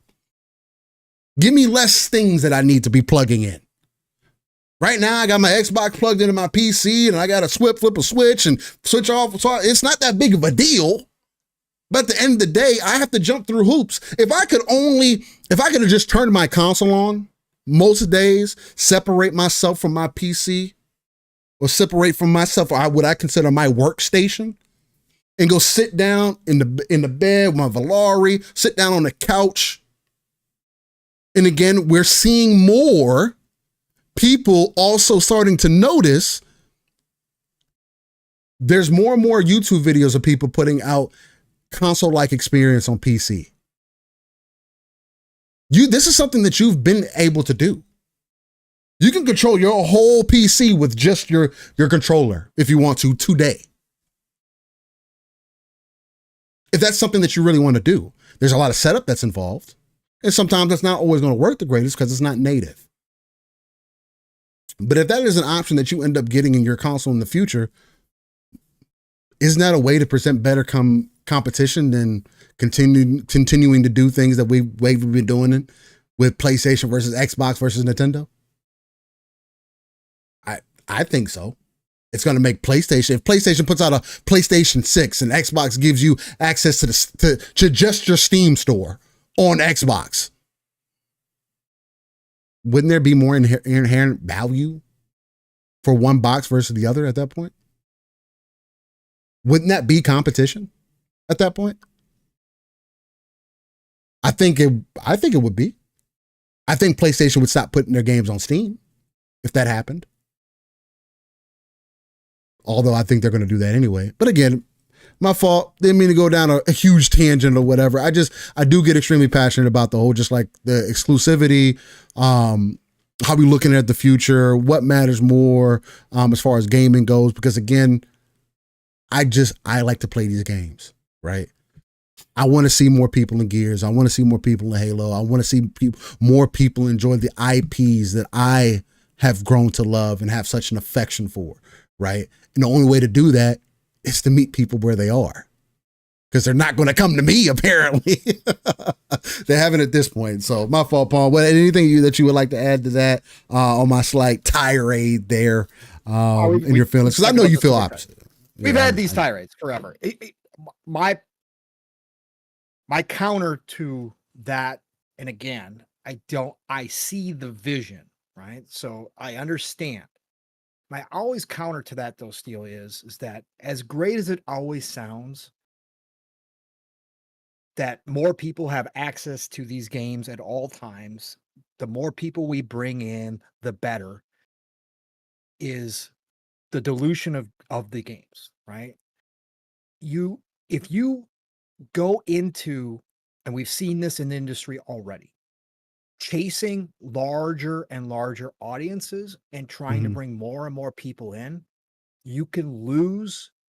We just talked about this with Ubisoft. You can lose what made your core games great in the first place. And you can overthink way too much, and you can sanitize your games way too much, and they all become generic. There's a perfect conversation happening in the chat right now. Saints Row. Saints Row is a franchise that riffed off of GTA and did its own thing and became successful in its own right by doing a lot of things that even GTA would not do. Yeah. Embracer Group tried to bring it back with a Volition team that obviously had none of the original talent. It was a brand new squad. It was a squad made up of younger devs that thought they could make Saints Row for a modern audience. And they sanitized the shit out of it and made it generic as fuck. And it failed miserably to the point where they closed down Volition. Yeah. I think that sometimes, while it's a great concept that, you make the games, and I get what you're saying, Steel, and obviously at the end of the day, like I've said all along, Xbox can go away, disappear, close up shop. PlayStation could close up shop tomorrow. If games were still being made that I could get access to that I wanted to play, I would play these games. I wouldn't leave the hobby just because two of the biggest players ever closed up shop, right? So at the end of the day, the games are the most important for me. The problem is chasing these big audiences doesn't always work. And just because you open up your ecosystem and expect all these new players to come in doesn't mean that your games are going to be better for it at the end of the day. Because with more people come more problems as well. It's not always more people, more fun, Steel. I've always made the analogy for many years in podcasting here. You invite 10 close friends to your party, you know what kind of time you're going to have, Steel. You know what kind of time you're going to have. You're going to have a good time. You invited those 10 close friends. You tell those 10 friends to each invite 10 of their friends, and all of a sudden now, you might have some troublemakers. You might have some people that bring down the party. You might have some people walk in that you don't necessarily agree with. And again, that can change and alter the experience. And we've seen that. I battled this myself all the damn time. I miss the old days where this was a nerd hobby. I miss the old days when it was a smaller group of people who enjoyed video games, and they were making video games for that small group of people. I also love the fact that the industry has grown to the point of where it's at, because I'm getting more experiences than I ever would have before. And while I'm getting plenty of stuff that I'm disappointed in, plenty of stuff that I don't like, I'm seeing the ruination of many franchises that I grew up with that I loved. I'm also getting new franchises that I love in return and replacing some of those old ones. But it's still sad to me that what I've seen from this industry is chasing those bigger audiences and actually winding up, again, kind of diluting the whole system.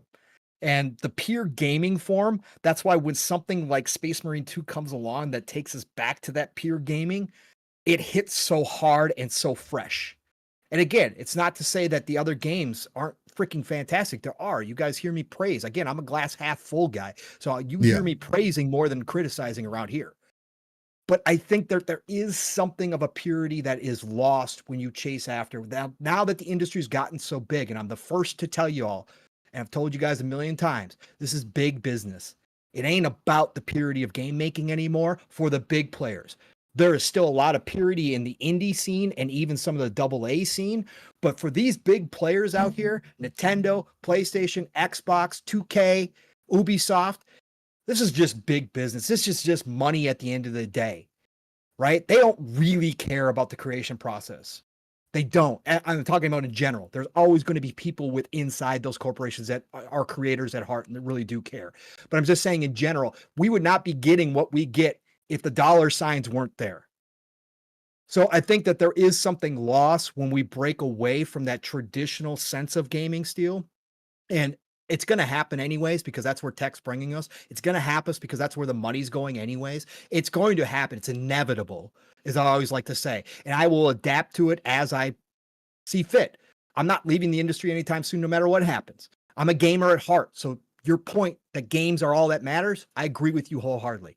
I do think something is lost, though, in the process when we get this big and when we go this route. So that's why I don't always necessarily agree with it. I think something may be definitely lost, but I think that's why it's important to continue to let hold the corporation's feet to the fire. Because again, the thing that whatever people that you may feel that is lost, but people don't want to have that conversation, bro. Look what happens when people do criticize. But that's all you can do. Now we got the tribalism here. I know, but we got the tribalism in video games, right? It's no longer video game. Everything.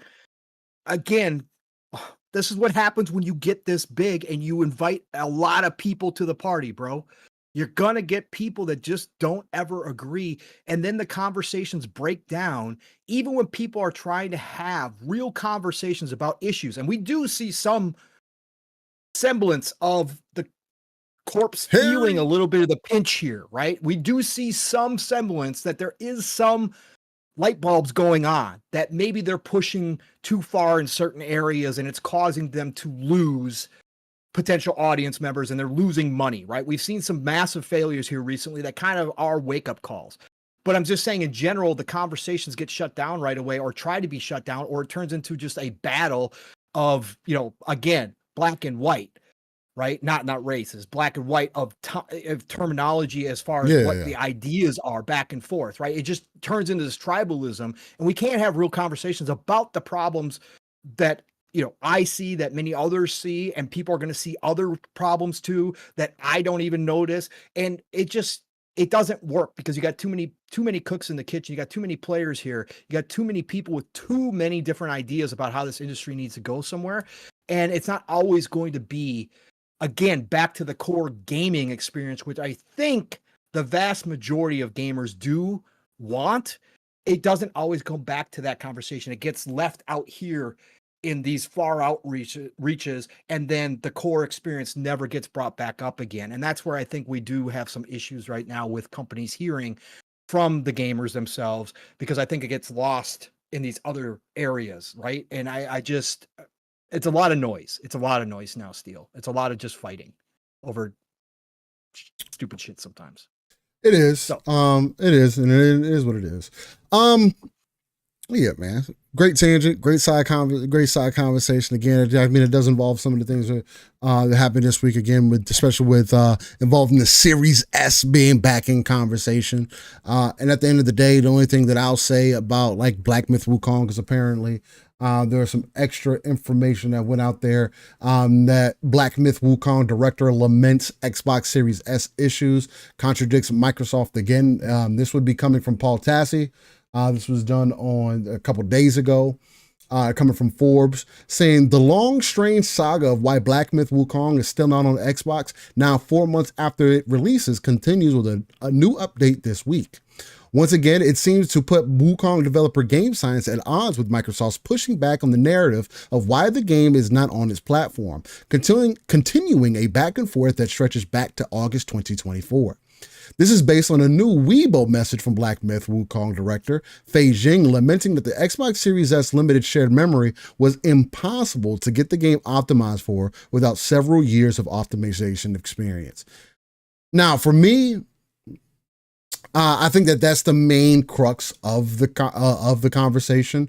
When we get more so in the conversation of people who you get into these smaller creators or these people who have smaller teams that have not been making games for X amount of time, where they started off on PC and then now you have to kind of streamline your stuff and do it for console. I won't give any passes for this on one hand, but on the second hand, I'm going to more so come from the perspective of, I don't think that there's any way that anybody could have predicted that Black Myth Wukong was going to do as well as it did, right? So I can't say, at least for me, that, oh, well, Xbox should have sent somebody to come over and help game science, get the ball over the finish line to make sure that the Series S could handle the game or whatever the case may be. Because again, I'm at the point in this generation, you telling me that the Series S can't do something is just you telling me that you don't have time to do it. Because the Series S is playing literally every game, and we're still getting games that are releasing on Xbox One. Right? Jedi Survivor literally just released on Xbox One and PlayStation 4. So what are we talking about? We're still getting games that are released on the previous generation. We're still getting games that aren't optimized the greatest. For fuck's sake, Black Myth Wukong didn't run that great on PC either. So if we come back down to optimization, you can't just say, oh, well, you know, yes, you being limited to 10 gigs of RAM on the Series S, I can understand is an issue. Yes, Microsoft, is there not 16 gigs of RAM minimum in any device that you put out there? Point blank period. I get that you're trying to save some money. I'm getting it's not just your typical sticks of RAM, so it costs you some additional bread, but nonetheless.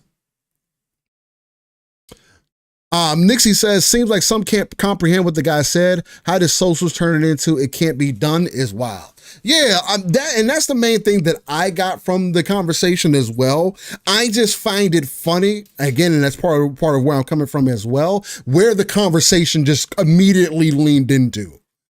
When I saw this, and I saw the article behind it as well, although Paul Tassi also pitches it in such a way where the Series S is the problem. And again, if people feel like Series S is the thing that's holding the generation back, great.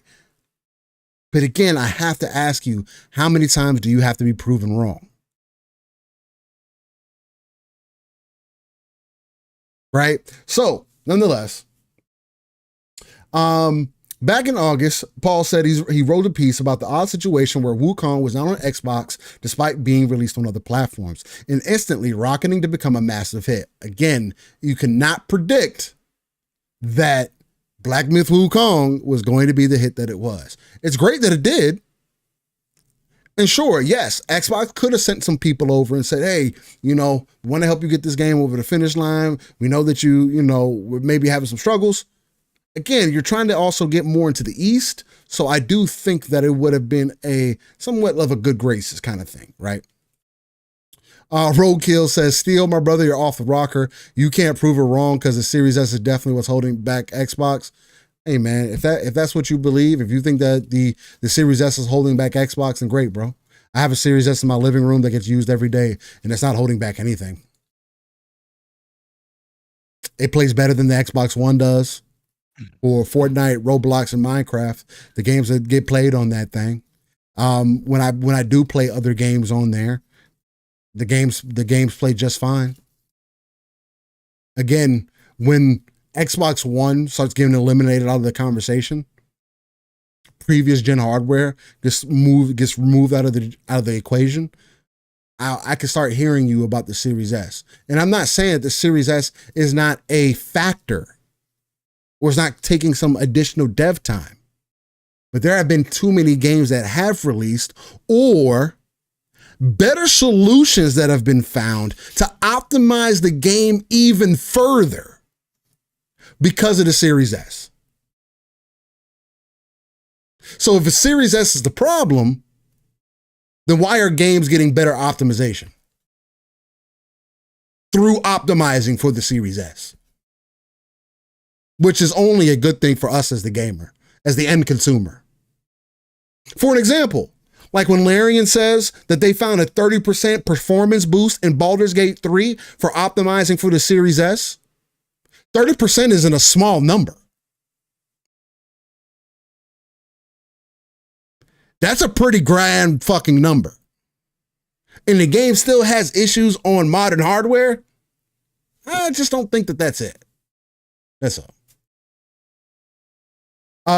But to continue, he goes on to say he wrote a piece about the odd situation where Wukong was not on Xbox despite being released on other platforms. Mainly on PC, now the second most currently played Steam game ever, but now on PS5. An initial statement from Game Science said the following about what was going on, citing optimization for issues with the Xbox X and S. We are currently optimizing the Series X and S version to meet our quality standards, Game Science said, so it won't release simultaneously with the other platforms. We apologize for the delay and aim to minimize the wait for Xbox users. We will announce the release date as soon as it meets our quality standard. It could have ended there, which may be back where we are now, but I was contacted by a source, as were others, with very close knowledge of the situation, which was later corroborated reporting from IGN and Windows Central, that this was not a technical issue with the Xbox hardware, and it was due to an exclusivity deal. Others like Jeff Grubb disputed that this was the case, and no deal was in place. You go on to say, as we said before, we're excited for the launch of Black Myth Wukong on Xbox and Xbox Series X and S, and are working with Game Science to bring the game to our platforms. We prefer not to comment on the deals made by our partners with other platform holders, but we can confirm that the delay is not due to Xbox platform limitations that have been raised to us. GameFile goes on to ask Phil Spencer, apparently, in an interview that was done by Steven Totelo, where he asked, do you know if you're getting Black Myth Wukong on Xbox at some point? Phil Spencer says, I do know. GameFile says, are you getting it? Spencer says, laughing, I can't announce that. Now, we're back to Game Science bringing up the Series S, something Microsoft said was not an issue. Here's a full translated quote from the director, Fei Jing. Also, we got to keep in mind, some of these things aren't translated the greatest. Hopefully that they are, so we'll take them at face value and go from there.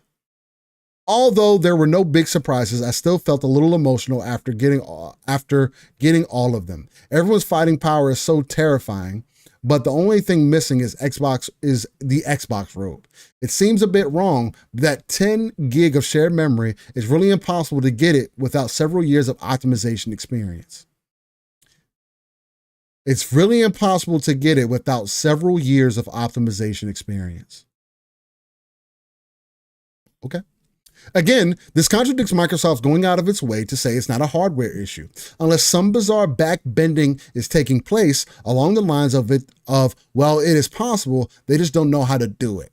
That would not exactly align with the idea that Microsoft is doing everything they can to make this happen, which is what they claim. However, no one, not Game Science or Sony, have commented one way or another about an exclusivity deal, and they do not have to if they just help them get it over the line. They just help them with some back-end dev work, whatever the case may be. There's certain deals that they don't have to say everything about every single deal or everything that gets helped with. It doesn't have to happen. I'm going to say, if an exclusivity deal did exist, as we were told, and expired or is about to expire, these technical issues may still remain. Here's Windows Central's Jez Corden with his own update given this new quote. He says, all I've known for certain is they told Xbox there's a deal in place, and Xbox believes that there's a deal in place. I did listen to Xbox 2 minus Rand, and which would be Xbox 2 minus 1 in this situation.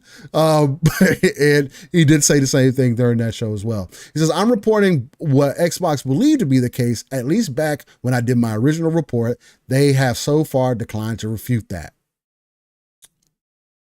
He goes on to say, I've asked Microsoft for a comment on this as this is getting utterly exhausting, and I have been told it may take a bit of time for a response due to the holiday. Exhausting for who? You, Paul Tassi? Playing Path of Exile was exhausting to you, apparently. You got to maps, didn't even fucking play the game like that. And had a complete, anyway, that's completely side tangent. I don't think that it's necessarily getting exhausting, but I do think it's going to continue being an interesting conversation nonetheless. Let's see what the chat is saying here. Shane G says, Nixie, 90% of the topics on these gaming podcasts are not confirmed and at most half end up being true. But sadly, rumors and fake or misleading leaks dominate discussions. that's why we try to approach the perspective of that RTS view, man, and that ECP, just taking things that we hear, taking things that our own common sense and the things that we feel is happening, and just put it on the table and see not only how me and Pong feel, kind of going back and forth, but how the chat feels as well. So, Pong, to give it back to you. Yeah. Vandal says, all this drama with Black Myth, I don't even want to play it anymore. And I was super hyped for this game. No, again, Black Myth Wukong is a solid game. It is. I don't think it's the greatest game that I've ever played. I do think it's a good game, right? It is dope to see a small team like Game Science, their first big release like this, and them essentially, for all means and purposes, hit a home run. It's very dope to see. Leaves a lot of good hope for the future of the indie industry, of the indie avenue, I would say, more so. It's something that me and Pong speak to all the time.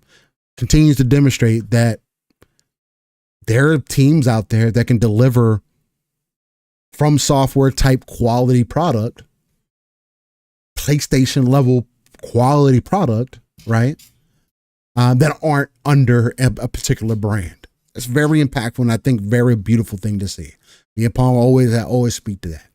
But as far as the Series S goes, Pong, are you kind of in line with me as far as seeing how the conversation's going? I know we've had some, back end conversations with other people and find out what goes into some of these things and whatnot. But with more information that came out this week about the Series S issues and the misinterpretation, I at least think, what do you pull from the scenario? Is the Series S the problem? Is the Series S the failure that Xbox has delivered this generation and the one thing that is holding us back as gamers? First things first. I just want to say, chat, you guys are amazing. You guys are having great conversations. Yeah, y'all have awesome. I had no idea topic-wise. Again, we are light on topics for the past couple of weeks because it's the holidays. Like, there's not a whole lot going on, right? And that's, I said this the other night, I'll wind up saying it here again. That's why this Series S story is even a freaking story this week, because so many people, there's nothing to talk about. So you guys are having great conversations. I appreciate you all for being here. And I love seeing some new faces in here, potentially having a great time. And you're right, Steele, to Shane's point about speculation and about rumors. I love them. So I'm the opposite of Shane. I love them.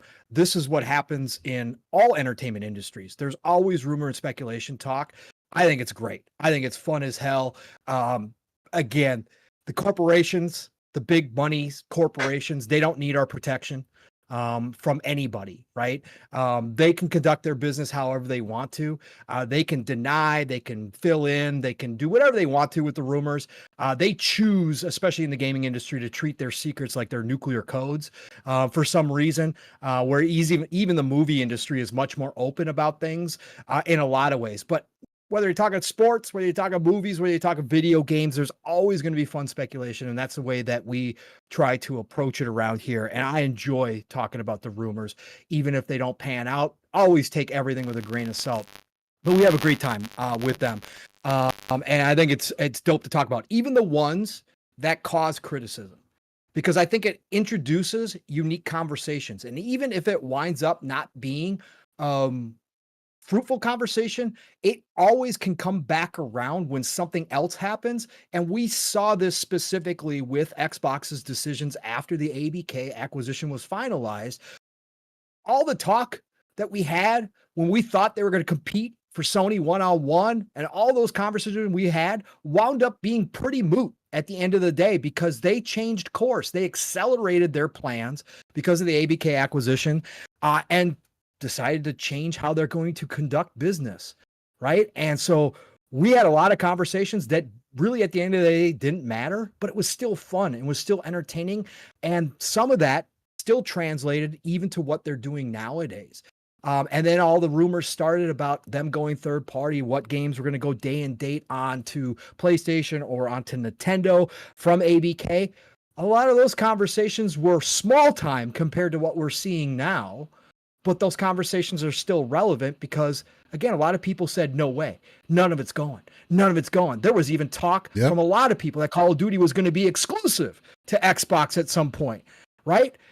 Well, guess what? All of that is dust in the wind at this point. But we had a lot of time. We had a lot of good conversations about what could happen. And we're seeing a lot of that stuff come to fruition in even grander ways than some of us even thought were going to happen. But there were people out here decrying anybody who dared say that some of those games might go multi-plat, that dared say it, right? There was people out here calling people all sorts of names over their opinions on what would happen with Xbox going forward. So I think that's why it will always interest me. And I always have a good time with rumors and speculation, and breaking down stuff like what we're talking about right here, Steel. Although at this point, I said this on PM to PM, said this last night, who the fuck cares about Black Myth Wukong and the reason why it's not on Xbox? I mean, it's not there. We're in 2025, bro. We are past the midpoint of this generation. The Series S, whether it was a mistake or whether it was advantageous for Xbox to do it, we're long past that point. Okay. It's here to stay. It's been a great system from my point of view for entry-level people to come into this generation and play games. And there are a bunch of kids right now whose families probably could not afford a $500 PlayStation 5 or Series S. Being that this hobby is already ultra expensive, there's a bunch of kids out there right now that have that little Series S sitting next to their TV with a little Game Pass subscription that are extremely happy to come in from school every single day and power that sucker on and play some of the same games that the big boys are playing on PlayStation 5 and Series X, right? I think there's a lot of people who added the Series S to their home console library, including the Switch and including the PlayStation 5, that wouldn't have picked up a Xbox this generation around, but did just because the Series S is so accessible, man, and so easy. That little guy is very powerful. 99.9% of the games are on the Series S. Okay. We've had some devs talk about issues with the Series S. So I don't think they're lying per se. I don't think it's the easiest thing with the specs to get around, but time and time again, a lot of those same devs who said they were having issues still found a way to get patches, to get things optimized that actually benefited the other systems as well. But they did find a way to get it to work. Now, we've got cases where, split screen for Baldur's Gate 3 still didn't work out because of the Series S memory problems, okay? So we've got situations, certainly, where that's a valid point that the Series S maybe had some did have some negative effect on development time or development processes. But it is what it is, man. We are in 2025. And to other people's points, and to your point here, Steele, how people took what Game Science said here in this quote, and again, like you said, Steele, translation is everything, and a lot of times it's messed up or whatever, but we'll just take it at face value. What he said here wasn't necessarily like blaming the Series S, more than saying our team doesn't have the experience necessary to optimize to get it onto the Series S, and it's going to take a lot of time.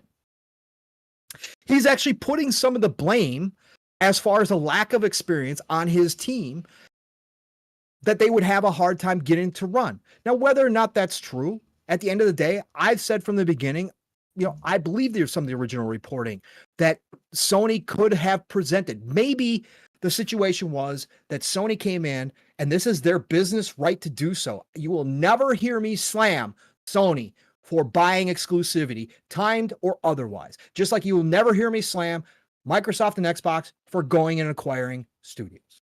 Okay? Again, we could talk about closures. We could talk about whether or not it's good business. We've got plenty of examples, Square Enix being one of them, that says that's not good business for a lot of companies to sell out to one platform.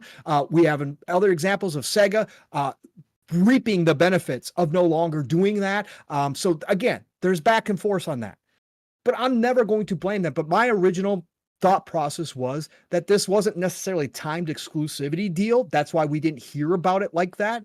That Sony simply came in during late in the process and said, hey, how's the console versions coming along? And Game Science may have said, well, we're having some issues here and there. We don't know if we're going to make the time. We don't know if we're going to make the release dates for the console versions. We're going to get the PC version out. And Sony said, can we help you? Make PlayStation 5 a priority and make sure that it launches the same with the PC. And Yep. it's certainly possible that they just gave them money and resources, maybe some help from the engineers, to make sure the PlayStation 5 console version took priority over the Xbox console version, and that wound up getting the PlayStation 5 and PC versions out at the same time. And then meanwhile, the Xbox version was not being worked on because they were getting all the other versions out, and that's why they removed the release of the Xbox version.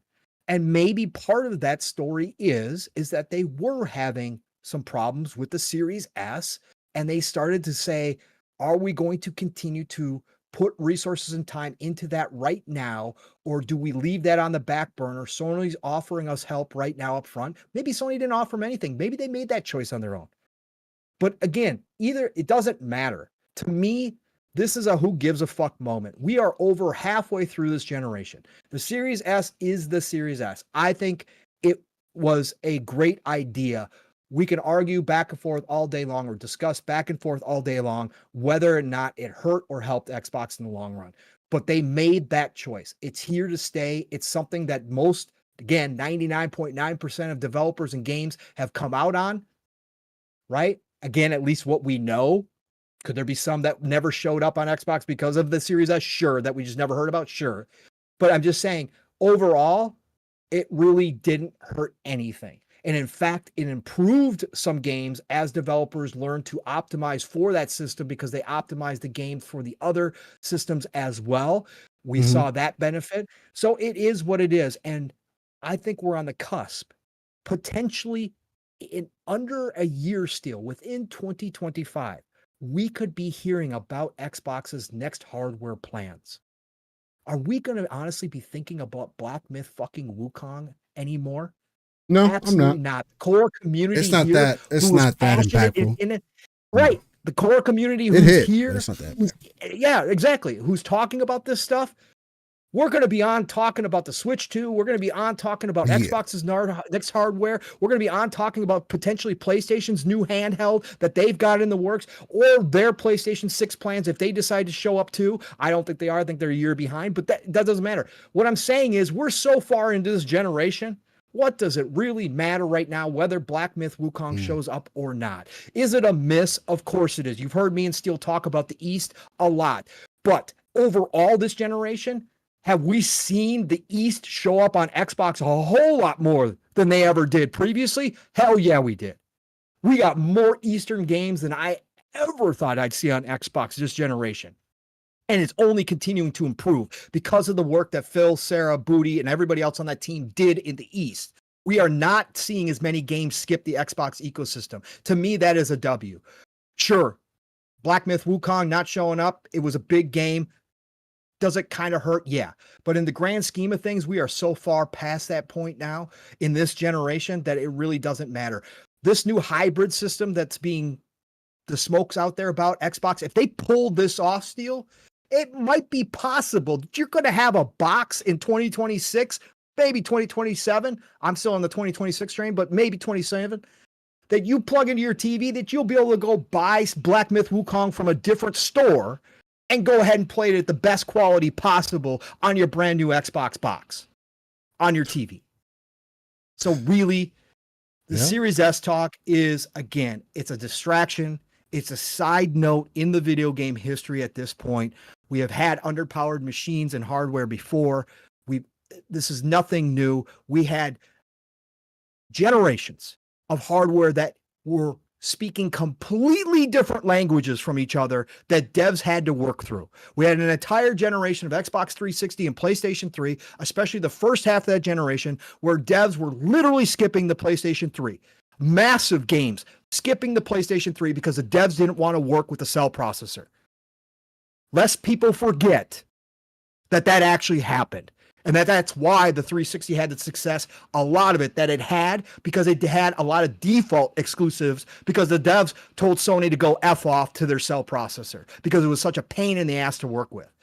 We've seen this time and time again in this industry. It is a footnote.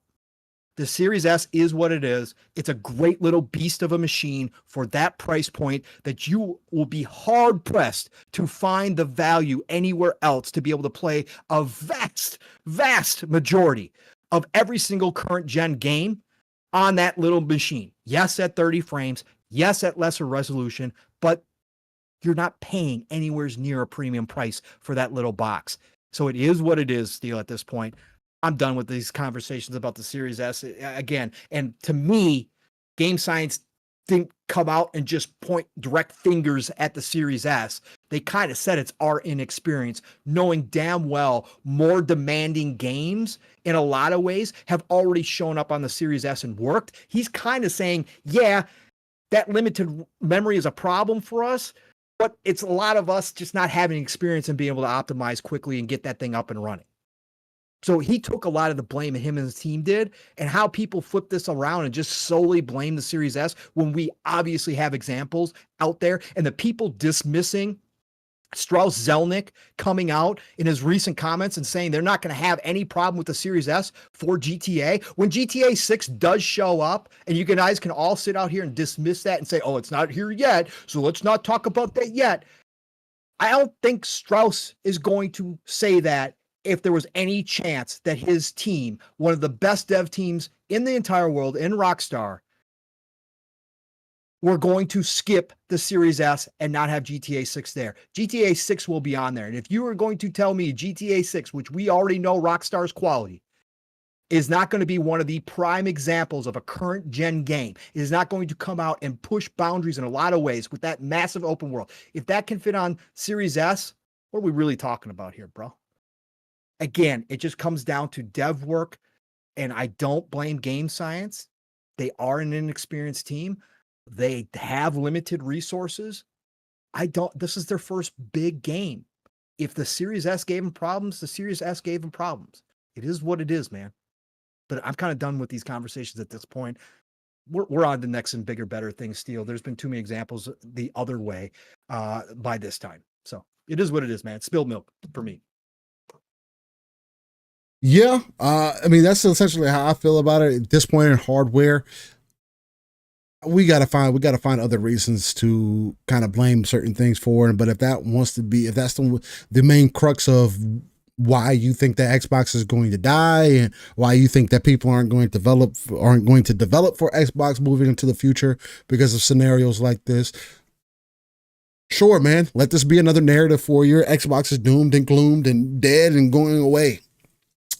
I still don't have that. And Wilfrey Rosario, welcome to the show, brother. Appreciate you being here. Mr. Rosario says, my question is, did he just wake up that day and say, let me shit on the Series S statement? No. I think they've been continuously asked about this time and time again. From my point of view, Wilfrey, we will never know. Again, you'll never know the hearts of men. To me, he didn't shit on the Series S.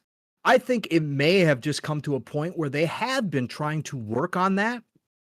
And maybe they just came to a point and realization through the work that they just weren't going to be able to get it to actually happen. Like, he just looked at it and said, this might take us years. Now, whether that literally would take them years or they could have a breakthrough in 6 months, who knows? But I'm just saying, I don't think he woke up to shit on the Series S. I think they're just constantly being asked about the Xbox version because of how popular the game is. It was up for Game of the Year awards, right? It's very popular. It's one of the biggest sellers of this year. There's no denying that it's skipping Series S. Sure, hurt Xbox a little bit. You don't want to see big games like that. Just like when Baldur's Gate 3 was delayed. You don't want to see that type of game not come to your system for any reason, right? So I just think that he's been asked constantly, but maybe they have been working on it and eventually just got to the point where he had to say something like, no, this is just causing us major problems and we just don't have the time to do it. Oh, yeah. Eastside, let's not do that, man. We addressed it earlier. We'll keep getting personal, bro. You said somebody's teeth are gonna die before Xbox dies. Hey, well, we'll relax. Wolfrey does say he meant the conversation because we've already had this discussion months ago. Yeah, okay. Yeah, man. I got you, Wilfrey. I got you. Yeah, no, and I don't know what the reasoning behind it was. And RJ that says the truth lies. If they are inexperienced, why even come out and say something? Well, because they were asked about it. Yeah, asked constantly, right? And as a dev studio who's now in the limelight because they did produce a massively selling game, massively popular game, whether it was the majority in China or not, doesn't matter. Again, Steel played it and thought it was a really good game. There's people out here who it is their game of the year. They're all going to have the spotlight for Black Myth, and maybe they feel like they do have to answer some of these questions at some point, and they just kind of want to get it out there now. And again, I did not take you could read statements differently, but reading his statement, I did not think that he just shit all over the Series S. I honestly thought that he shouldered some of the responsibility that he and his team just are inexperienced at working with it. That's all. And I didn't have a problem with the statement at all. Yeah.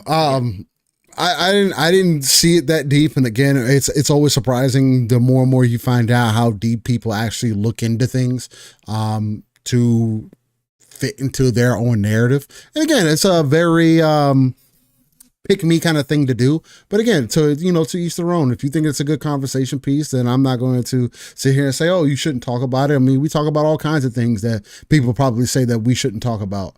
Right? I mean, we have a podcast. It's almost 5 hours long, and people say we shouldn't do that either. So, I mean, again, we constantly prove that, you can talk about whatever the hell you want. And Shane also says we had the same exact discussion about Wukong 3 other times in the last 6 months. Just like every time a game goes multiplat, the discussion start up. At some point, gamers need to move on. And that's something that I've been saying for a long time, Shane, is like, I mean, if you're not an Xbox fan, sell your Xbox.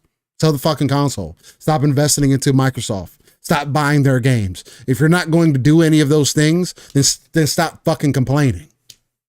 Because you say the same shit. The same thing keeps happening, and you keep repeating yourself that this is, have you finally had enough? But you still have the console.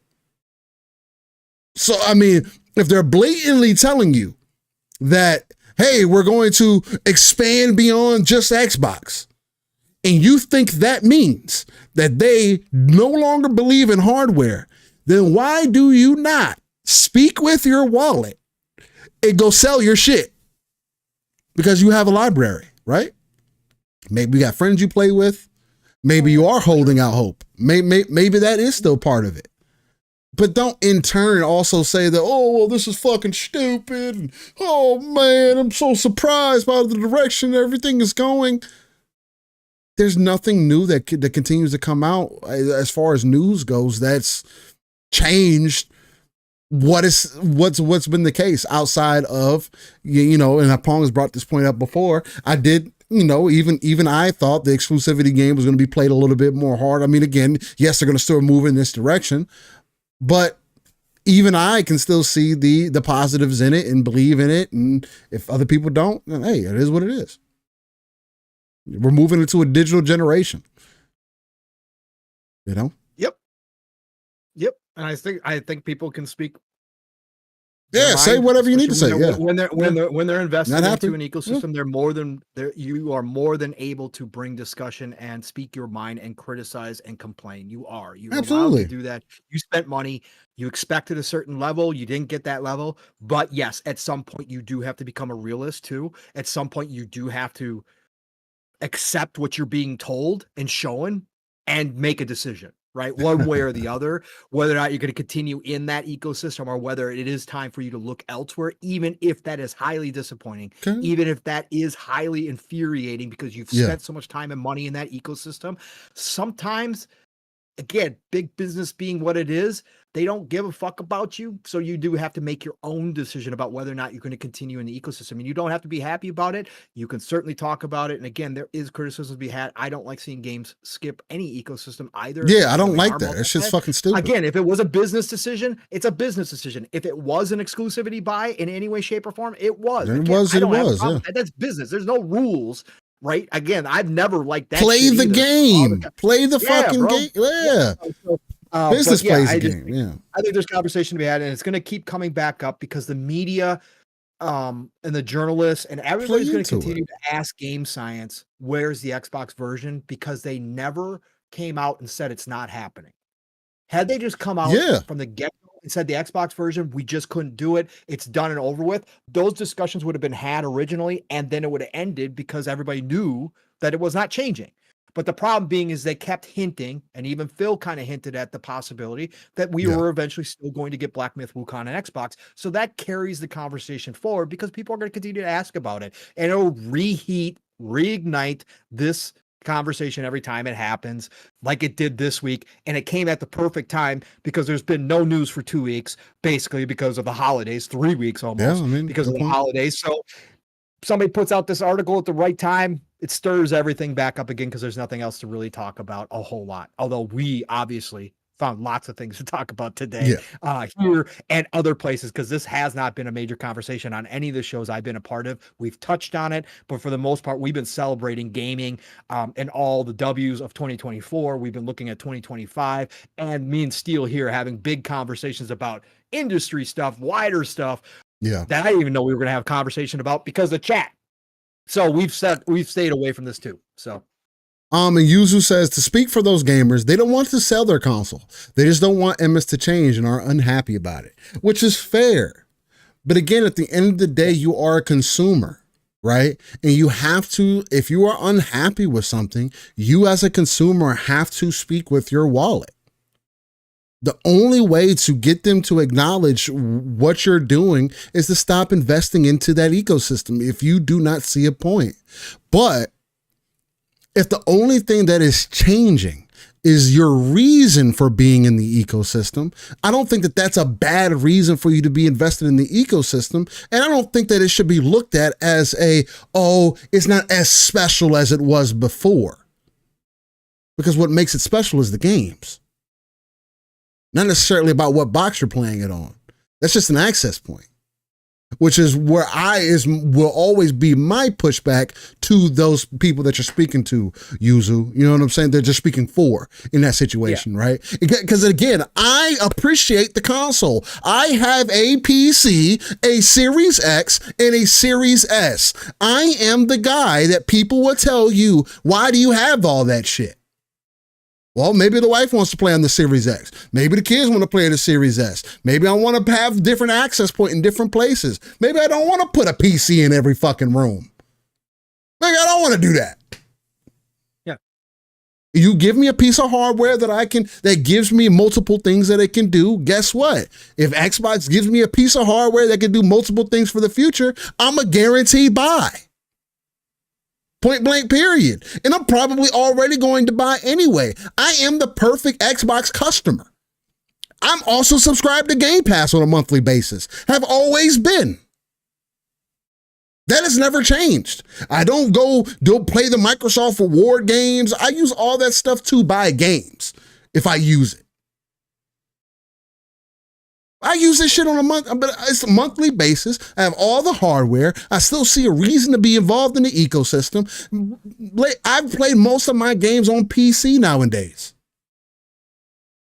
Point blank period, I do. Most of the time it's because it's just ease of access. What I consider my battle station, I do everything here. Whether I'm editing, whether I'm doing shit for work, whether I'm doing shit for living split screen, whether I'm playing games, whether I'm streaming. One of the biggest things that both Xbox and PlayStation can do that I think would be a huge benefit, especially for the younger audience, figure out more ways that more gamers can stream their games. And it be done well. Maybe they have more control on Twitch, because I know Xbox and PlayStation, if I'm not mistaken, can both stream to Twitch, but maybe find out ways that you can give them more access to have more control over their Twitch stream. You know what I'm saying? Like, those are the things that you start needing to tap into, because you know why these kids want a PC? Because it does more shit than just play a game. They can also stream the game. They can also react to shit. They can also do schoolwork. They can also do all ABC things. Maybe you don't need maybe you don't need to get a laptop. Right? It's just that there's just becoming so many different access points. So, and I think that that's just more important than anything else. So, yeah, digital rights is forever going to be an issue moving into the future. It's just, I don't foresee the government stepping in to They have to. They have to. I At don't some see. point I here, don't. because I don't they're see so. them doing it. I know, but Not and soon. you know how much I hate government intervention. I think we'll have a bad. So we'll have a bad But situation. One of our favorite games will they're shut so far down, behind on this. Yeah, and we'll never that's have what I'm saying. access to Right. before that. And people are going to anything get pissed off. Right. No, it might take something like that, but eventually, because they're going to start experiencing too, Steel, because they're even the old folks, and now Generation X is, again, it's I hate to keep bringing it up, but again, we're at that age now, but we're starting to fill in the spots in politics, in government. Gen X knows better, right? Because we got to experience all physical and then moved into the digital age with everybody else, right? So we understand better. I think you're going to see government start to catch up on this. I hate government intervention. I hate all regulation, but with digital rights, because of the way things are set up, because they're so far behind on consumer protections, something's going to have to give eventually. They are going to have to step in, because you cannot have the situation like we do now. Yeah, You're it's purchasing stuff on Amazon, whether Yuzu it's through or just anywhere, mentioned moves it. it. Yeah. User just It's said already it's already happening. Yeah, Yeah. speaking to it. My fault. Yeah, exactly. But they're going to retroactively go back and rewrite this shit, and they're going to have to, and they're going to have to come down hard on the companies to force them into this, because we as consumers, when they can put all the EULAs they want, they can do all that shit, they can write all that shit they want in the smallest fucking writing possible. The understanding is, as a consumer, still to this day, and will be going into the future, 100%. If I purchase a movie on Amazon Prime, that movie belongs to me. It may not be a physical copy. I understand that part of it. It may be just a digital right version of that copy, but I own that copy permanently, is the expectation from a consumer.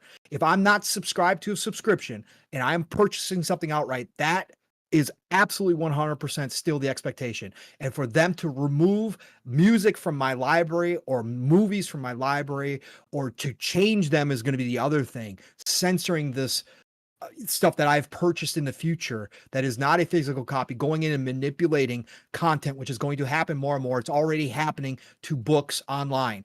If that starts, that expectation has to be in concrete, that no, I own the version that I bought, and even if you take it away off from future purchases, I still have access to that purchase, and you cannot remove that from my library. But how do you know, with it being a digital version, that they didn't go in and change your digital version? You have to be again, we're getting to the point, Steel, and we've started this with the digital library that Congress started, where they're scanning in books and stuff. There's going to have to be a master copy provided at all times that is behind lock and seal, that is verifiable proof that nothing has been altered, changed, and that it is the original version. They're going to have to start doing lock and key kind of stuff with the master copies. There's going to have to be a system. Again, this is big stuff. I'm not saying tomorrow there's no going to be flip switch. I'm not saying, I'm just saying that this is the stuff, as we move into the digital future, that is going to happen to protect all of us as consumers down the road. Again, it is a big thing to talk about.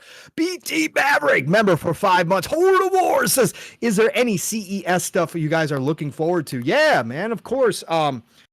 I mean, obviously the gaming side of stuff and tech stuff. I love new tech, even though I'm not a big tech guy, even though I don't understand a lot of the tech. I've always been a tech guy. I love new gadgets. I love seeing what comes out of CES. I love the new phones and showing off. I sold phones for a few years. So I was big into cell phones. I love seeing all new tech. And obviously with the Jason Ronald being there this year, the Steam, Steam OS showing up, potentially the Xbox OS, now the revised version, or what we're getting to the revised version, showing up on devices potentially, right? We could have a Steam machine reveal at CES this year where they jump back into the console market potentially. All that stuff, the new graphics. What if the Steam machine is an Xbox? Bro, I thought about that. I thought about ones behind the scenes. Gabe and Phil have gotten together, and that they are teaming up to do a combo, and that they will sell an Xbox version and they will sell a Steam version, but they will pretty much be the same device. I thought about that. What it could happen. Again, Yeah, I mean, have Steam as your base OS, and then you get Game Pass through Steam, and in the other version, you have an Xbox UI, and you download Steam or whatever, and you swap over. Boom, there you go. Quick flop. It's quick flop. Whatever experience you want, bro. You got them both. But yeah, no, I'm excited about CES because I just love tech in general. I love hearing the new stuff coming out. Same. I love seeing, foldable screens becoming more and more. I love to see the new TV tech that's coming out down the road that we're going to be, eventually getting to. Like, even though I can't afford a lot of this stuff now, I still have that tech head inside me that I just love seeing what's coming down the pipeline and see what leaps they're taking. I'm just excited to see what TCL gonna do, baby. Let's go, TCL. About to give me an 80-inch. Let's go. Listen, just go buy Hisense. Just go buy Hisense, bro. When I can get an 80-inch TCL for $800, let's go. Get a Hisense 75-inch for $1,000, man. We get top quality gaming on it too, bro. Hisense is such a that's true. That's brand for gaming, right? Yeah. Hisense and TCL are both really good for gaming. I got a 60-inch TCL years ago for the throwaway for the bedroom. Yeah, they're fucking throwaway. I got it super cheap on Black Friday. I don't care. It's not my main TV, but as a throwaway TV, sure, go get a TCL, man. Spend nothing on them. But if you were thinking about having something that was cheap, but for gaming, Hisense is the way to go, man. Hisense is freaking. Hisense has gotten a lot better over the years. Eastside Vandal says PoE2 is downloaded now. About to eat lunch. Then I'll see you guys in 2026. Well, Eastside, it was nice knowing you, bro. It was nice knowing you. You have a go time with it, man. It's a fucking fantastic game. BT says same. I love any new TV, PC parts and what have you. It's exciting stuff, especially all the new handhelds. Again, that's what's the exciting part for me. Again, ever since seeing the PC handheld market come under that $1,000 price range, I'm always going to speak to that because I'm telling you that is going to lead a charge for our future. And I think Nintendo, they did show the path for that earlier on, especially with something like the Wii. Right. They were already starting to move in that direction. That kind of buckled down a little bit more with the Wii U. They saw that didn't hit it the way that it intended to, and they came and did real great with the Switch. And you see how things are going now, right? The handheld market is only going to get better. Again, if I had a handheld device that I could plug into my computer, I had a dock for it, I could take it and then move it into my living room. I was just telling my daughter the other day, the number one thing that I missed that was part of our gaming experience, and again, it was kind of like for better or for worse kind of thing. Back in the day, we didn't have control over the TV. The TV was on whatever our parents put it on, right? Yep. Whether it would have been movies. That's how I watched a lot of movies back in the day. That's how I watched a lot of sports back in the day, all that shit. It was just, I couldn't tell my people to change the fucking channel. No, I had to fucking sit my ass. If I was going to watch TV, sit your ass down to watch the fucking TV, right? So, but I was telling my youngest the other day, because she had mentioned something about, being in the room playing and whatnot. And I was like, I do want to build a PC for the living room so that I can have more of a transitional experience, right? Because of how my schedule is and everything, how work is and everything. I do want to bring that experience back into the living room where no matter what, I'm able to play whatever game that I want to play, be on a fat ass TV in the living room, just chilling back, sitting back, relaxing and just having a good time. To myself, because I do miss that part of it. I don't mind sitting in my computer chair, sitting in my battle station and everything. I got a comfy chair and all that good stuff. Things could always be better, but there's nothing like that couch. There's nothing like that couch experience, man. So, hey, to each their own. I'm only going to get more. And there you go. Exactly, the Kyle. That's what I'm talking about. TCL, 110-inch UHD. Let's go. That's what I'm talking about. You can get you a 110-inch TCL TV for $800. Let's go. All that TV. I'm telling you. That's all I need. Hey, shout out to Sly Crow. I know he's probably still lurking in here, man. He's throwing out, he's posting video steal of Iceborne, bro. So he's defeating monsters out here, bro, while he's listeing to us. Love to see it, Sly. I thought you were struggling, Sly. What happened? You know what I mean? Now he got through Puke and Iceborne. He got pissed off, but he finally beat him. It was one of the last videos that he posted about 10 minutes ago. So shout out to Sly Crow playing games. Puke is a little bit on the lower level, but nonetheless, Once you get into master rank, it does definitely turn up as far as the game goes, which is again me jumping into Monster Hunter this time and getting this extra experience going in the world. And again, I'll be jumping in a little bit deeper in this upcoming week, Sly. So if you're end up around or whatever the case, I know my kiddos go back to school next week, so I'll be back on a schedule as well. So definitely look forward to more streams and stuff like that. Get that back lock and loaded for you guys. But again, yeah, I'm definitely going to keep that going because again, when I tell you I'm not playing about Monster Hunter Wilds, man, I definitely want to get down and busy with it. So and I'm gonna enjoy World for everything that I can get. Yeah, I see. I peeped that. What else we going on? What else we got going on in chat? Chat, is there anything else that you would like for us to discuss? Or what else would you like to get into, Pong? Anything else that's kind of tickling your fancy or anything else? I mean, it's been we touched on more than I thought we were gonna have, bro. Like I did. I thought we were, I didn't know what we were going to discuss today outside of obviously the Series S thing. I knew that would come up, and obviously you had put in. Oh, Steel, you put it in your title, so I want to get your thoughts on South of Midnight. Because you made a couple posts, and again, I'll give you I'll set up, and then I'll you made a couple posts, and I want you to expand on a couple posts that you've had because I think people might be a little bit like, huh, what, really? So South of Midnight is obviously closer than we think. Most people are believing right now. They've been posting a ton. We've seen a ton of gameplay. It's looking great. I love compulsion games. You guys all know this. If you guys go back and listen, years ago, I would talk up compulsion games as one of the purchases. I was always happy to hear Phil mention compulsion. I personally was one of the people, maybe the few people that actually did enjoy most of We Happy Few.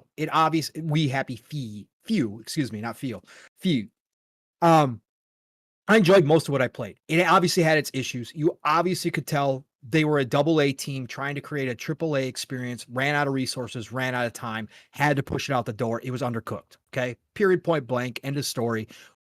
Everybody kind of that touched We Happy Few definitely knew that out the gate.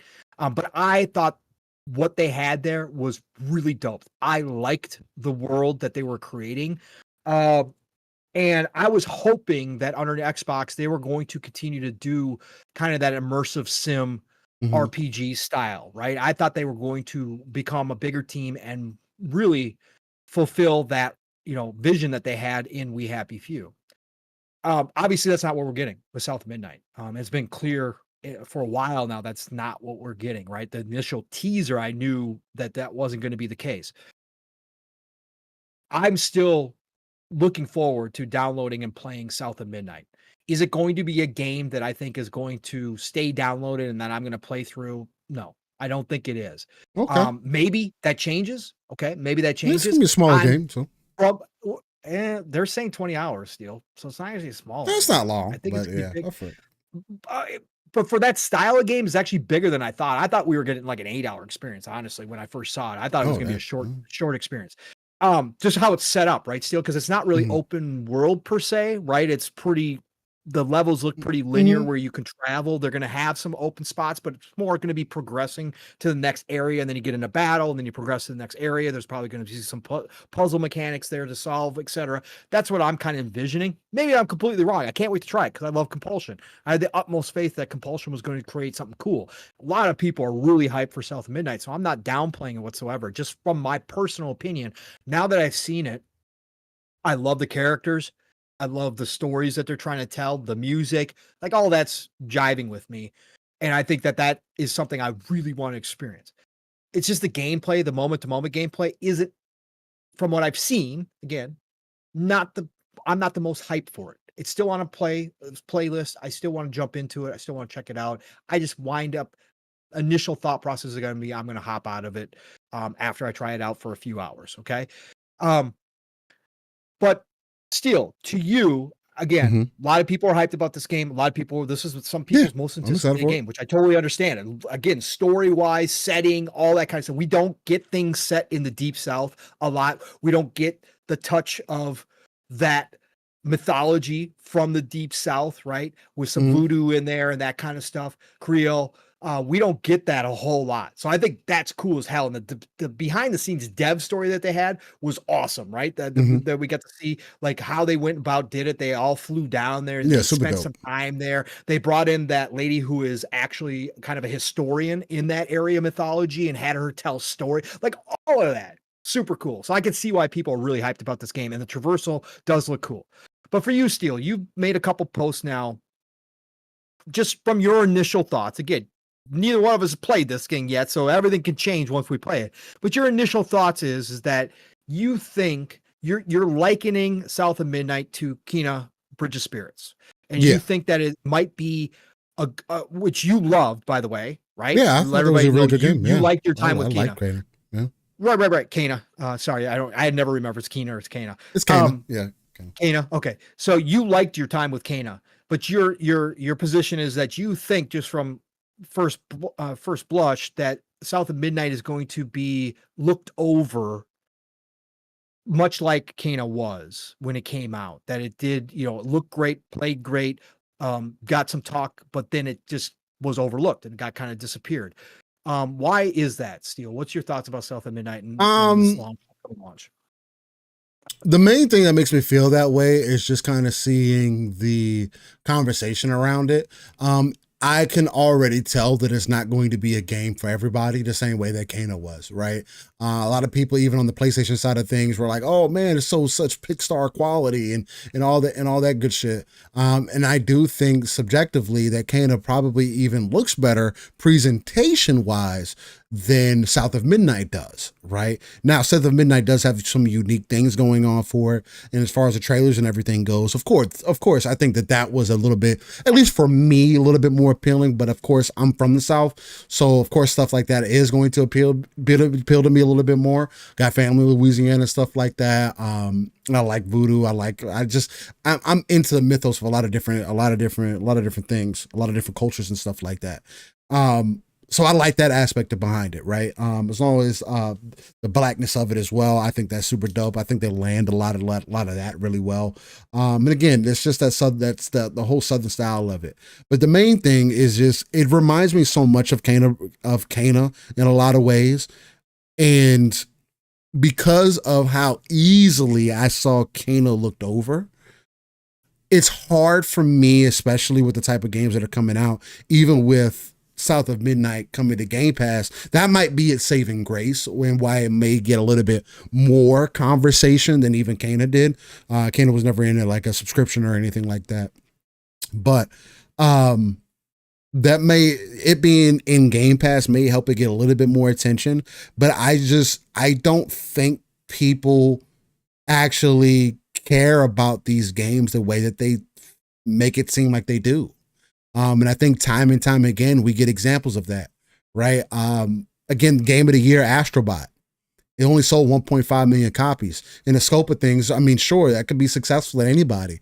But when that's supposed to be the Game of the Year, right? Like, that just doesn't quite add up.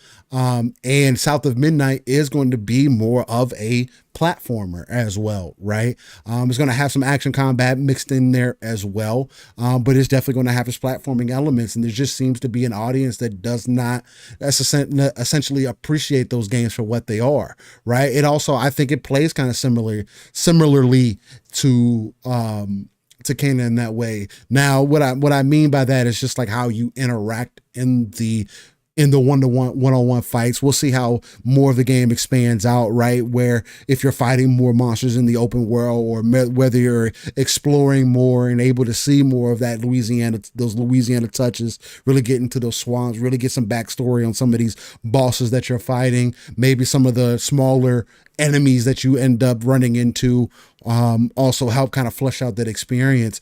But I just have a strange feel. I'm not going to call it a strange feeling, but I just have this feeling that it's just not the game that and this is something that I noticed about a lot of games, unless it's from Nintendo, it's not a game that people are going to really speak out to. It's not a game that's going to do as well as maybe it probably should because of the kind of quality that it has. And again, I think Kana is a good example of that. Kana is pretty much everywhere now. I think it recently came to Xbox as well. And I still don't see enough conversation about that game. And that game is a very unique, touching, very good narratively, gameplay wise, a lot more than just platforming to it, right? And even that got looked over. So it just gets very little conversation. I think that's more so what I mean by looked over. It's just going to be one of those games like, yeah, it's a good game, but are people going to be talking about it by the end of the year? Probably not. Right. That's more so what I mean. And I think that's unfortunate because I do think games like these are extremely special, extremely unique. We also found out from South of Midnight as well that you can essentially turn off the stop motion effect. Now you can't turn it off in cutscenes, right? But you can turn it off in gameplay. Now I wouldn't want to turn it off in gameplay because if that was the intention of the game, then I want to play what your intention of the game was, right? I want to see what that experience is. Mr. Modder. Okay, Mr. Modder. Gameplay. Master Chief in Final Fantasy. Come on. And that's visual. That's visual. I know what Barrett looks like. I played with Barrett though. But I played with Barrett before. I want a new experience. I need a new Barrett. I know who Barrett is. I played with him before. Skyrim mods later. Yeah, I'm playing Skyrim. The hell you Hey, are. look, to be fair, I tried Skyrim, but I tried base Skyrim. I did try. And it just wasn't original. It wasn't enough. I did care. I tried. I played the original version of Skyrim, and I wouldn't play it ever again. If I was just going to play the original version. You are killing me. But the modded version, it's fucking fantastic. It's a good goddamn game. Goddamn. It's one of the greatest games that have been made. Man, modders can do so many great things. Fuzzy Tomato says, I think it will have some really memorable bosses. That's the thing that I think could set it above. That's the thing that Steel, I think, because it'll be considered an indie game at the end of the year because Compulsion's not that big. I think that if the combat, because again, the combat to me looks good. It just doesn't look like it's over the top, but that could totally change, right? We could just be seeing some base level combat. It could be a lot better. But if the bosses and the combat are really good, it might be more memorable than a We'll see. I don't know. I think that Fuzzy is onto something though. If the bosses really do set it apart, or they are like over the top, which we saw from the alligator boss, could be really something. Yeah, he was huge. He was massive. Multiples of those. If there's like multiple bosses that are super memorable, maybe South of Midnight does carry through the area. Maybe people are talking about it. Maybe it is up for some awards for acting or for music, right? I really hope so. And stuff like that at the end of the year. I think it still could slip into those conversations for sure. It might become a beloved game like of this year, even with everything else that we're getting this year. It could be that small game that really captures people's attention in a way that there's and sets itself apart. It's possible for sure. I hope so. I have faith in Compulsion. So I have faith in Compulsion. I'm going to be playing it. I'm extremely interested in it. I said that from the original trailer that I was interested in it. So I can't wait to see more from it. We did get a couple questions in here. Yobi says, streaming is the future. It won't be shit until government gets with these ISPs and cancel data caps and data throttling. What are your feelings on it, Live at Split Screen? Yes. How many times have we talked? Steel, you especially, because you are down in an area where you do get capped still, right? Yeah, everybody's capped here. I don't have capping up here. I got my cap removed. I do have unlimited now. But again, I also had to pay another additional $50 for that. Mm-hmm. And I was already I'm already paying $100 for internet. Like just internet. That is fucking insane. We as a country need to it's crazy. There was an initiative that was supposed to be bringing high-speed internet everywhere that got billions of dollars that didn't happen. Okay, so we're not going to get into that side of things, but okay, this country is way behind. This is something that Steele and I talked about, because this country is so big, right? It's massive. It is a challenge. It's not like Japan, right, where you can just put fiber optic throughout the entire country. in a matter of months. This is a little bit different with the United States. We are very spread out. We have so much land to cover. It's going to be tough, but there has to be an initiative absolutely to bring us up to speed, because we are not that far away from quantum computing, and quantum computing is going to take a whole nother level. So, I mean, again, I'm not talking like in the next 5 years, but I'm just talking that we do need to fix our system now. Again, with initiatives like from Elon and obviously Starlink, that is massive, and he is planning on covering the entire globe. He is planning on having increased speeds. He's talking about 500 gigs, right, for everybody, 300 to 500 gigs on average, no matter where you are in the world, no matter where you are in the world at some point. So yeah, so do I. I mean, again, from what I've seen, it's pretty impressive so far, but I definitely think there needs to be a specific initiative from the government to get us up to speed for future tech, no matter what and beyond. And I think that is going to take massive costs, is going to be a massive infrastructure deal to put into place, but there has to be a breakthrough. There has to be something done. I agree 100% for the tech now and the tech coming down the road to be taken advantage of here by your average person, right? Your average person, your average rural person out in the country. You got to do something, Steel, because that's not happening right now. To your point, you still have what is the average speeds in the 30s, 30 megs. I think the last time that I did it said it was like at 100. Let me see. 100. Okay, so we've gotten to the 100, which is nice, right? But that's still, again, they say bare minimum for 4K is what, 20 something or like something like that, or 30. Come on, if you've ever tried it on that type of service, it's pretty ridiculous, bro. Apparently, it's a recent data. The average internet speed in the United States is around 219 megabytes per second download and 24 meg upload. The upload is the thing that hurts it the fucking most. Because honestly, upload needs to be just as high as download to really get the true value of what we need, right? But that is a vast improvement over what it was previously, for sure. And I mean, again, we're going to get closer and closer to that direction. I did see, what was that? Yuzu, you mentioned us talking about Wuthering Waves coming to PlayStation. Wuthering Waves did end up coming to PlayStation. Shout out to Wuthering Waves. Again, it's my favorite gacha game to go to, that if I was going to pick one to jump back into, that would be the one. I do like the flying mechanics and everything that they've added in now as well. Gliding mechanics, I should say, more so. It definitely makes me want to jump back in and play a little bit more. Again, the only thing that majorly turns me off of the game is just that fact of, hey, if a character drops, I have a chance to get this character, and I probably won't end up getting this character, which is extremely unfortunate. Now, I did get the one character that I've wanted 1,000% for sure. And mind you, I mean, I got the 2 characters so far, so I can't be like overly picky without really spending any money on the game. I got Yinlin and Jinshi for basically $20, if anything. Spend a very minimal money on the game, and I don't mind investing into a game. For an example, Path of Exile even is a free-to-play game. In order to get into early access, yes, you got to buy at least the $30 founder pack, but I don't mind investing into a game. It's just a really bad feeling when there's a character that drops in. For an example, in gacha games, there's a character that drops, and then the only way that you can get that character is through chance, not through me playing the game, not through whatever other unlock mechanics, you know what I mean?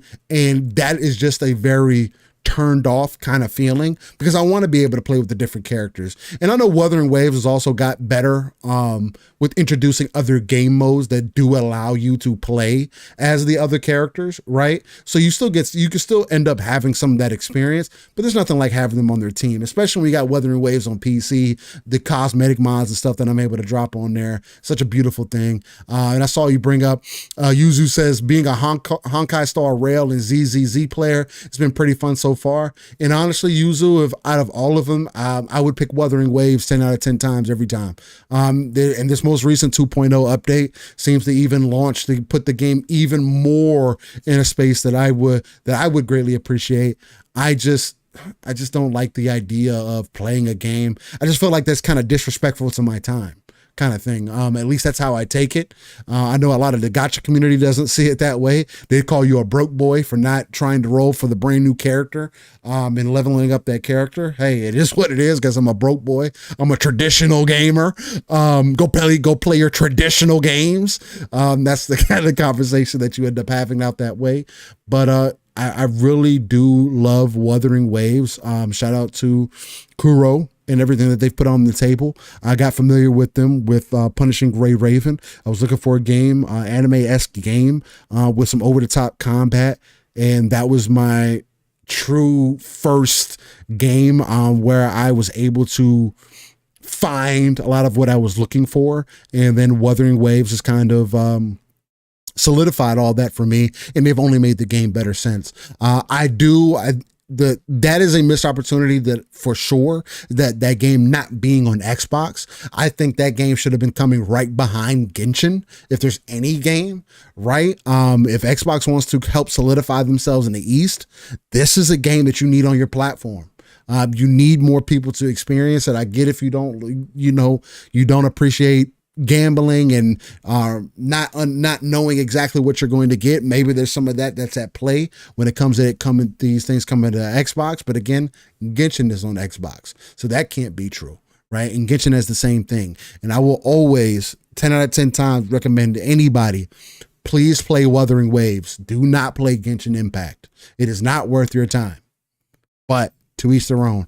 I greatly appreciate everything that they've put out there so far, and it's super fucking fire. Yuzu, I did try Zenless. My fault. Go ahead, Pong. No. Go ahead. Finish up with him. No, I was gonna say, Yuzu says you got to be careful, understand the pity, but yeah, it is greedy. My favorite so far is Zenless Zone Zero.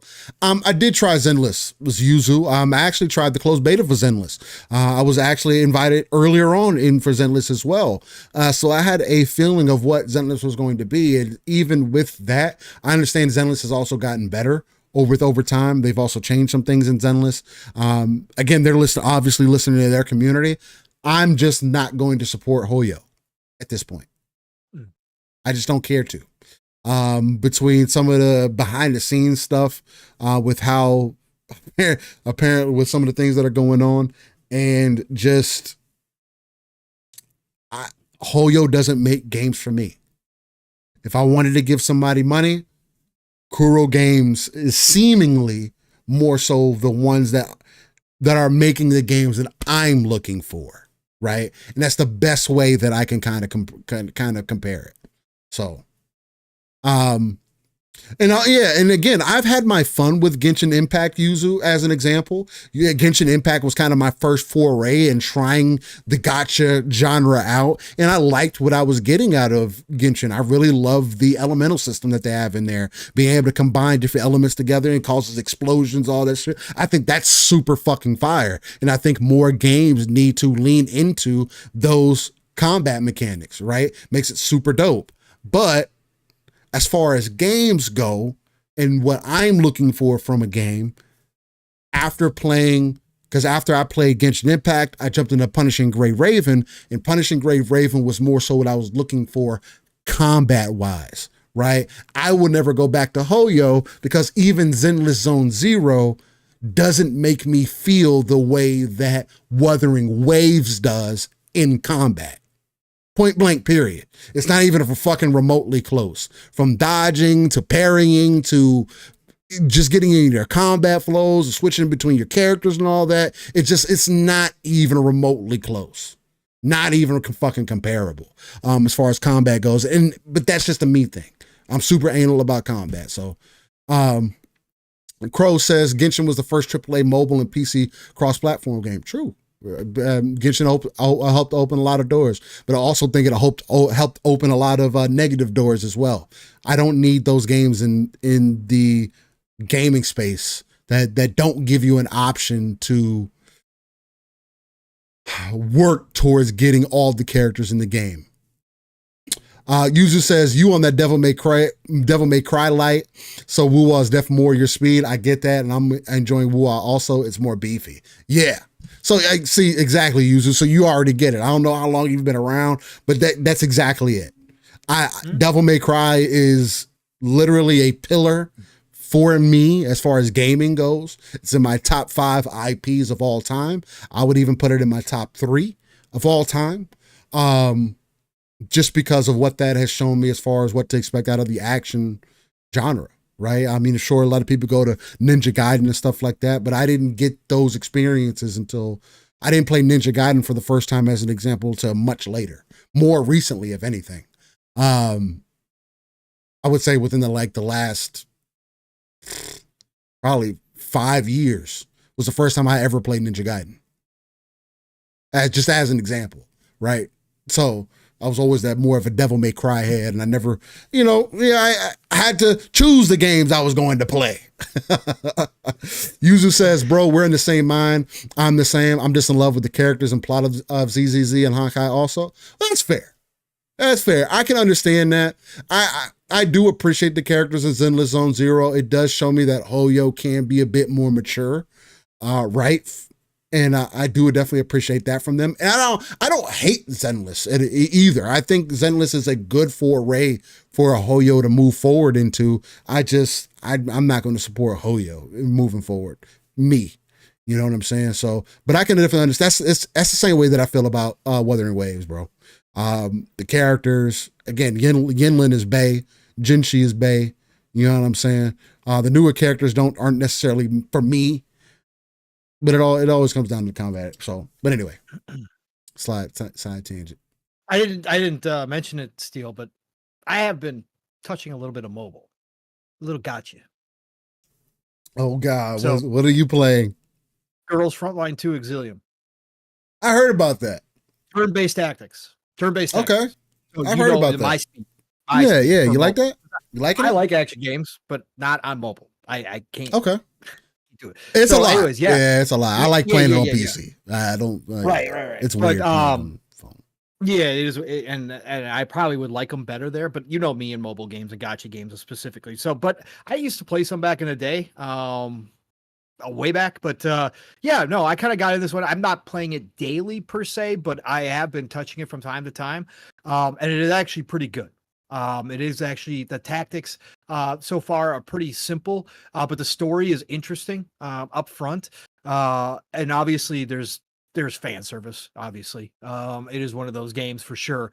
But overall, like the different weapons, because you got melee based and you have gun based characters, and it's kind of set in the future. And these the girls are actually androids. They're called dolls, right? So they're manufactured, but they Okay. all have their different skills, and they each one have 3 to 4 skills that you can use in combat. And again, it's turn based, so it's right up my alley. Actually, pretty damn fun. I ain't gonna lie. So I haven't spent any money. I will not spend any money. But for the launch of this game, they had a bunch of pulls and everything else, free pulls. I did earn one of the new rare girls dolls, as they call them. As well, so they kind of get you into it. You know how they do, Steel. Yeah. They wrap you into it. They're like, oh, we'll give you some stuff up front. Don't worry about it. But yeah, no, they got outfits already and all kinds of stuff they're trying to sell you. But actually, it's not bad. So, Girls Frontline 2 and Exilium, if you like turn-based tactics style and you want to jump into something, and it looks pretty. It's well done. The animation's well done. The voice acting, it's long stories. Again, it's not. They're not cutting any corners. They have some really long parts with a lot of talking into it. It's really dope, man. I'm actually having a decent time with it. That's dope. Yeah. That's dope. That's dope. So I as want to fuck, throw man. that in there. I just want to throw that in there. Get in on the gotcha conversation. Yeah, I'm just I've come to realize I'm just not that hardcore when it comes to that. I'd rather spend my money in other places. Hey, don't get Pong started on Nikkei. That's definitely right up his alley. I've had DK download. I've had it on the PC. That's so definitely up his alley. You get it on mobile, you'll be in love. You'll be perfect mobile game. Perfect mobile game. What is, and Crow, what is I a mod of agree. GTA anime? What is that? Huh? What is that? What's it, Crow's talking about? Oh, the mod of Ananta. GTA. The Okay. Ananta. Ananta. It's Okay. the game that was Project Mugen, or the one where you can swing through the city, kind of like Spider-Man, and had an anime-esque characters. They can get in the cars and work out and all that stuff. Yep. That is gonna be the next big one. That is correct. Yep. Yeah, Decado there. That one is big on my list as well. I'm definitely interested in that. I like the combat in that one as well. And again, just swinging this through the city like Spider-Man, I think is funny as fuck to me. Because I think it's just a slap in the face. So to just have so many opportunities, and you have to have other people who make anime games like come do the fucking shit for you. It's so whatever, I guess. But I think it's gonna be dope, man. Hopefully it ends up being a pretty cool game. I do definitely want to jump in there and get that tested out to see how it's gonna feel for people. So I'm excited about Mecha Break too, man. Fucking can't wait for that to come out. Yobi says, LSS, man, the community on Twitter is getting me in my feelings. Man, they show me mad love since I came back. Grown man tears. Hey, man, that's how it goes. You're greatly fucking appreciated, Yobi. Again, you're one of the most authentic people in the community. Just the type of love that you've shown. You wear your heart on your sleeve. I think it's in a good way. Some others may not, and it's just greatly appreciated, man. So hey, it's well deserved. You gotta get out there, start making some putting your thoughts out there too, man. I always love to hear that, and I would love to share it out and like it more often as well. So for sure. You know, one thing for Living Split Screen that we may do this year, we might bring some people on. We'll see. I think I still have a hard time with it because me and Pong already do hours worth of content. And if we brought somebody on, I'm not going to be like interviewing them unless it's somebody that we like, let's say we were able to interview Blizzard for like a new StarCraft game, then maybe that would be different. Something that we will implement, but maybe that's something that we'll make a New Year's resolution for us. Maybe we'll actually do some team ups and actually get some more people on. But speaking of New Year's resolutions, I did a funny one on X, otherwise known as Twitter. One of my New Year's resolutions is getting my kiddos out on the bike a little bit more often, on the ZX14. So that's one of them. But my New Year's resolution is to get us to 3K. I want to get us to 3K this year at least. And it's just going to take more of more content to get put out there and everything. Because again, even from this podcast that we had today, there's probably so many things that we could have clipped out, minute-long type things that would have been just fucking insane for a short or anything like that. But again, just things take time. But those are definitely some of my resolutions there. But my main resolution is just to put more content out there. I want more people to be able to get familiar with my face, get more familiar with people who are in the community, who do speak their mind, who don't have any ulterior motives, I guess I could say, and also building up my own channel as well, right? Because again, I did say I didn't want Living Split Screen to essentially become the Monster Hunter channel, although that content will be here. Because again, I do want Living Split Screen to be more of like a content hub in a lot of ways, right? To really play into that split screen kind of name, becoming, and also the living side of it as well, right? Where you not only do you come here for podcasts and stuff, but maybe you get streams, maybe you get VODs, maybe you get, all kinds of different things along with getting it on the personal channel as well. If anything, it would just be double uploads and whatnot. So that's the main thing that I want to do. Just start getting on here. And if I got something on my mind, just put it out there, man. See how people feel about it and just kind of go from there. People fuck with it. They fuck with it. If they don't, they don't. But again, I do feel how I feel, and I kind of want to kind of put more of that information out there, or more of my feelings out there. Because I see too many people who have these hot ass takes. I might as well just be fucking one of these people who make hot ass takes. Fuck it. Let's do it. Let's do it. Eastside Vandal says Reforged Gaming is the first guest on LSS confirmed. No, he will fucking never be on this fucking channel. I don't care if it was fucking for $1 million, bro. I don't want to talk to that dude, dog. Another energy demon, bro. I have no interest in talking to that dude. Yuzu says I'm debating making myself a podcast because I want to get my opinions out there also. Okay, got you. I just wanted to make sure I was understanding that. had some shit missing there. No, hey, Yuzu, you want to, if that's something that you're interested in, I would say fucking go for it, man. If anything, at least put your thoughts out there, bro. or Chica. I don't want to disrespect you, and I you may feel. I know you got a girl as your at least from what I can tell as your Abby. I could be wrong on that. It is getting in the afternoon for me, and I've been up for quite some time. But I would definitely say do it. There's nothing against it. Main thing for me is just understanding what it's going to take to grow it, right? And what your goals are with it, what you're trying to accomplish. This doesn't ever have to be a 100K channel, right? It is something, and Pong speaks to this a lot. It is something that I like to use as a backboard for me and my brother here. And also, since we don't get to chop it up during the week that often, and this year is probably going to still be a lot of that going on, right? Us being busy in our personal lives, only having minimal time to kind of catch up and whatnot. So we use Living Split Screen kind of like as a, not counseling per se, but definitely to help get that energy boosted back up, man. When I say we come in here live, raw and uncut, when I say that this is, the energy shot for your weekend, this is literally what I mean. That's what it does for me.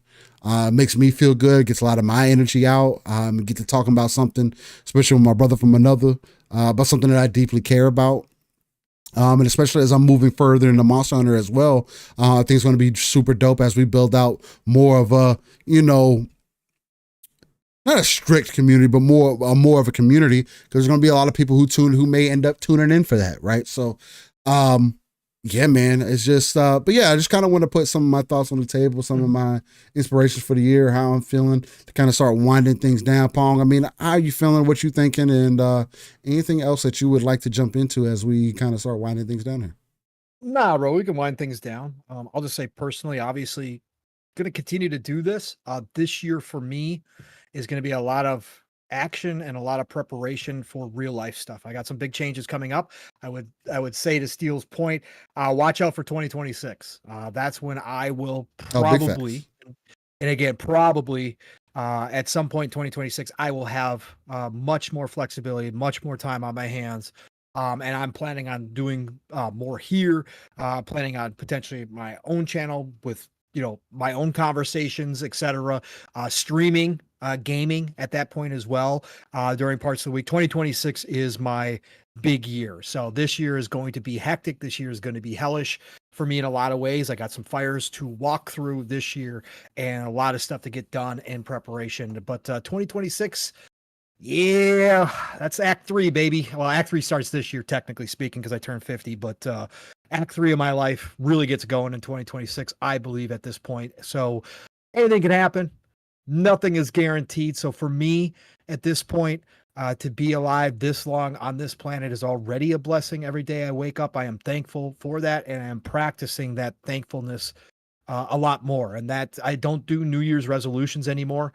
I think it's a great starting point for a lot of people. And if you use this as a starting point for you and you still do your resolutions, hey, that's fantastic. I'm never going to tell you they're stupid. I know a lot of people, over the years have started telling people not to do that it's a recipe for failure. I'm never going to tell you that, because I think everybody's journey is different. And so if you mark this moment coming into a new year as that change point for you, great. Whatever gets you started, right? And I think it's always a process for everybody. But this year I've just going to be forced into a lot. So that is something that I will be dealing with. I'm hoping it's not going to affect podcasting at all. As far as I go, there might be times where I'm just overloaded this year, where I might have to step away a little bit or take time away. I'm not expecting it for this show in particular, Living Split Screen, because Saturday mornings kind of line up for me really well anyways. But we'll see. Again, it's going to be a stressful year, but I'm ready. It's Gen X. Pull the bootstraps up and tighten them down and get to walking, man, because the only way is through. And I believe that wholeheartedly. So I'm going to have a really good year, but 2026 is going to be a fun year for me. So can't wait to see it, man. Can't wait to see it. And I hope you all, whatever you guys got going on this year, again, I hope everybody gets blessed this year. We've been through some shit. We've been through a lot of shit. I don't care who you are over the past 5 years, right? With the crazy stuff that none of us planned for. Hopefully things are going to get brighter for all of us. And hopefully if you are blessed already, things continue to bless you. And hopefully if you've had some rough times, May light shine upon you this year in 2025. May all of us do very well this year, and move forward. So I'm excited, Steel. I'm excited, man. It's not going to be easy for me personally, but I'm excited. So can't wait. Oh, what do we got here? 100%. We got the Decado. Yeah, Attention, ladies and gentlemen, the one and only Decado. That's right, the man, the myth, the legend himself, who is always hanging out with us on Saturdays. Listen, Decado, he came on through late in the game, but that does not matter. We don't discriminate around here. He got on the court with a nice windmill dunk. That's right, a 10 bomb to end the show, adding 2 new cars of splitters.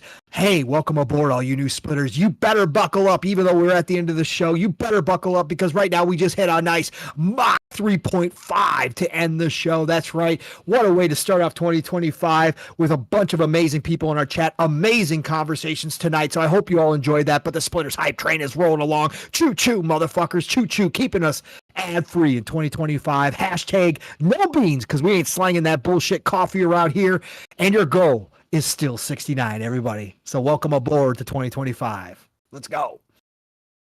Welcome everybody for jumping on to the living split screen hype chain. Appreciate y'all coming through. BT Maverick also says, my first full live show with you guys. Thank you for getting me through my work day. Hey, I appreciate you, BT Maverick, for being here, coming through. Yeah, everybody hit that choo choo and get it popping, baby. Yobi says, I lost 25 pounds. My goal is to get to 140. Back to my old weight, and I'm so happy about the progress. Hey, as long as you lose a good weight, bro, and make sure you're getting to where you need to. Whatever your vision is, I definitely want you to be able to reach that and do well doing it, man. Vandal says, new members Pong and Steel have agreed to send some coffee. Welcome aboard. No, we're working. We're working on we need to get us a Celsius sponsor. We need that pre-workout G powder Fuel sponsor. We need a motherfucking I'll even take a Ghost sponsor, ladies and gentlemen. That's the type of time that we be on, especially with this energy. No, the premix is Ghost is fucking really good. Yeah. It's good stuff in there. So I can support C4's pre-mixed can, Steel. They got Starburst flavor. Bro, I had their watermelon Jolly Rancher flavor the other day. Holy shit, it tastes exactly like a fucking watermelon Jolly Rancher. Like, I was blown away. They've got cherry popsicle flavor and grape popsicle flavor. Dope. Like, so damn good, bro. Like, addicting good. Yeah. Yeah, I mean, C4 come on through. I'll take C4. I've been a C4 fan for a long time. Powder and pre. So premix. Okay. I've been kind of sleeping on C4. I stopped doing C4 and just said, fuck it, I'll go ghosty. I like Ghost. Ghost is really good. I love their orange dreamsicle. Yeah, the dreamsicle is fucking amazing. Yeah. It tastes just like a fucking dreamsicle. It's fucking great. Well, ladies and gentlemen, this is, what would this be? Technically, episode 172 of Living Split Screen. Either 172 or 173. I believe it's 172. And I want to thank everybody for coming out and joining us on this fucking adventure, man. We did a hell of a fucking show, went all over the fucking place, touched on a multitude of different fucking things today, which is always dope to get into. We even went on some tangents today, which is always dope to get right here on LSS, right? So, yeah, man. Beautiful people. Hopefully you can continue to tune in. Definitely tune in throughout the week. There is going to be more Monster Hunter content coming in. Monster Hunter World, specifically more Iceborne related, because we are going to be pushing that content. That is the game that I'm going to be playing moving into the future. I've also currently put Marvel Rivals down for now. I don't have any general interest in going back right now. I still have it downloaded and everything. So if there's some, if Pong hits me up like, yo, let's play some Riot, I want to get someone get a couple matches in so I can see how it feels. I still would be able to do that, or anybody else in the community. If y'all end up wanting to jump into some Rivals, I still have it downloaded. It's still available. So, but no, I'm definitely 100% serious about this Monster Hunter thing. So I really want to experience what true end game is like, so that when I get into Wilds, I can really start setting expectation for people, right? Because I am that guy that fell off of Monster Hunter originally because I didn't understand what the end game was. I got to the end of the game, thought that was it.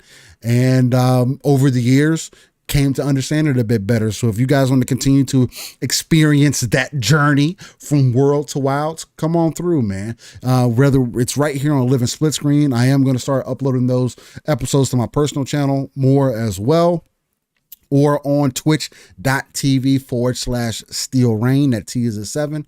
Either place is going to be a good place to tune in, lock in, watch me either get my ass whooped or watch me whoop some ass.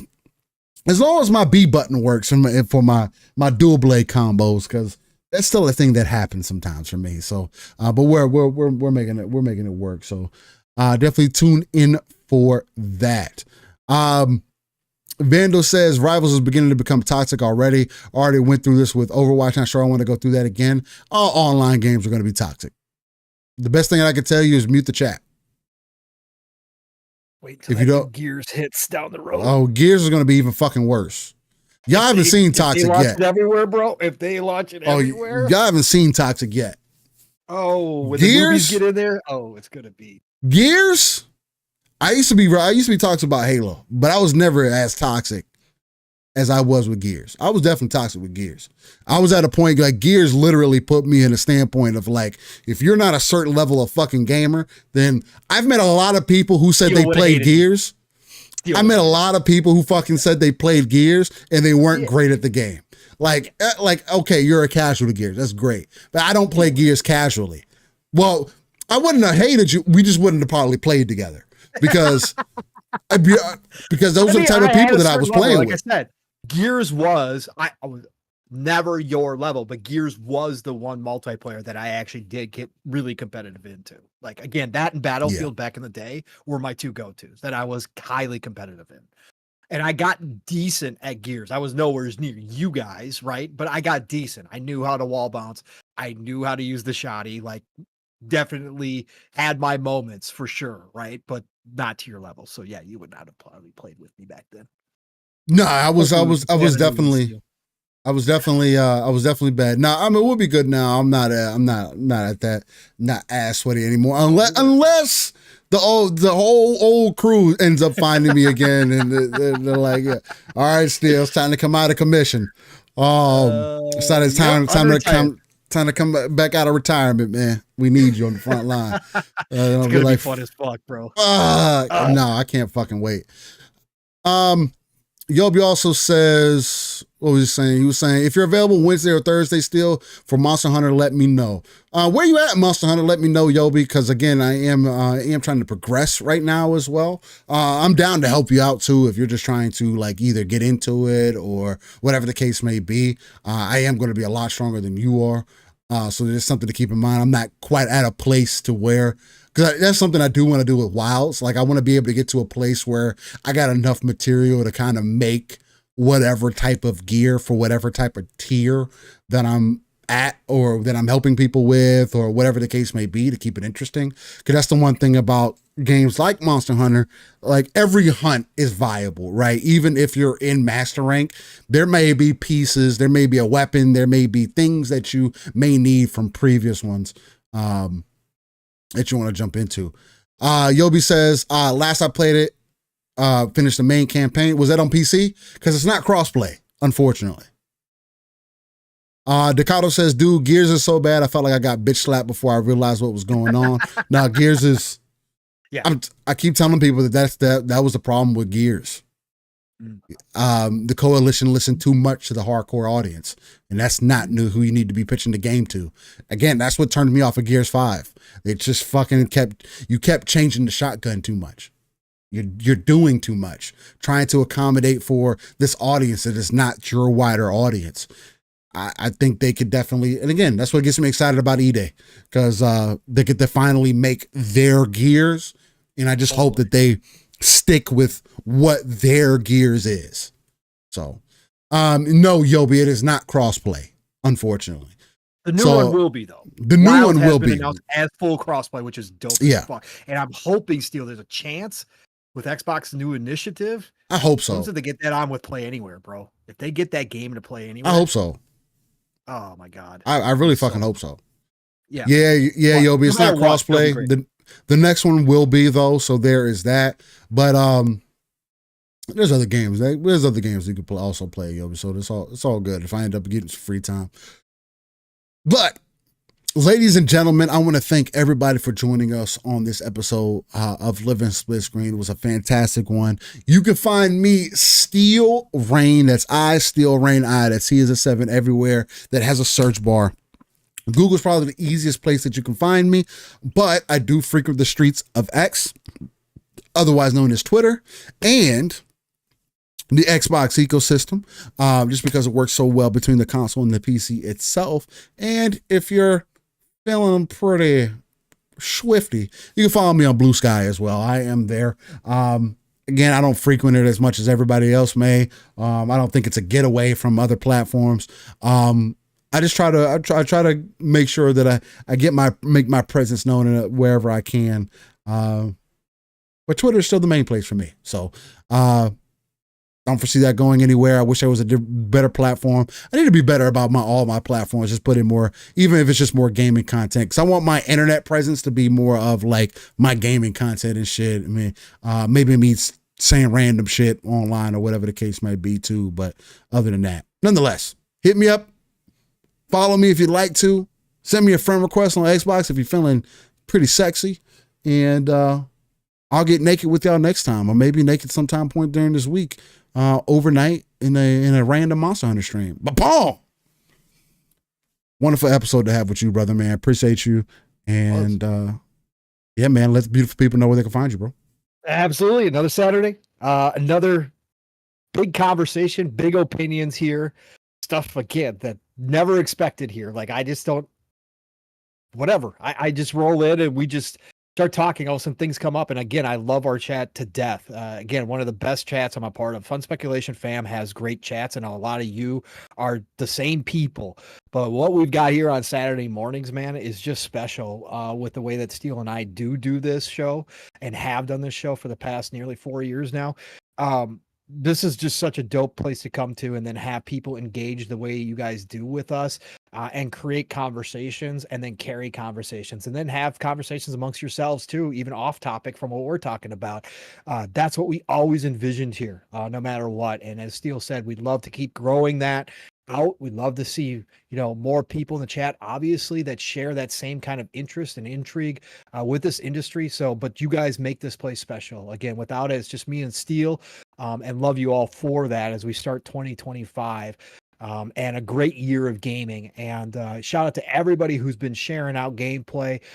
Just saw Ron Slusher as well sharing out some of his Call of Duty gameplay. Listen, y'all, love you all. That's why when I'm scrolling through my feed on X, anytime I see gameplay, and I've actually expanded out, I've been in my For You section. I've got everything kind of cultivated now. I know a lot of people thought the For You section really sucked, but I've cultivated mine now, and I'm seeing a lot of just good stuff. I don't get a lot of random shit. It's video games, it's cars, it's stuff like that, like stuff that I'm honestly interested in. But the video games have actually gotten me to see people that are sharing shit that are not a part of our community. I've been trying to like and share anytime I see gameplay. I love that, man. That's what we got to do in 2025. That's what's going to grow this community more and more. That's what's going to bring positivity and fight against all the bullshit, is sharing out your love for this industry 100%. By showing that you're gaming, man. And again, if you don't have the opportunity to do that, I totally get that. It can be time consuming. Again, I go through my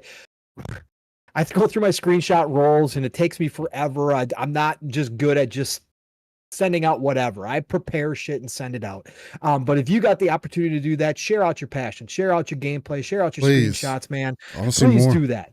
Because that is what it's about. I don't see enough. I said, I come across you, I will like it. I try to retweet it. I try to do whatever I can to get it out there, man. So appreciate everybody doing that. And this is going to be a fantastic year to do that. The gaming is getting better and better. We got more games this year. Mav and I covered a whole lot of games on Thursday night for 2025. It's ridiculous.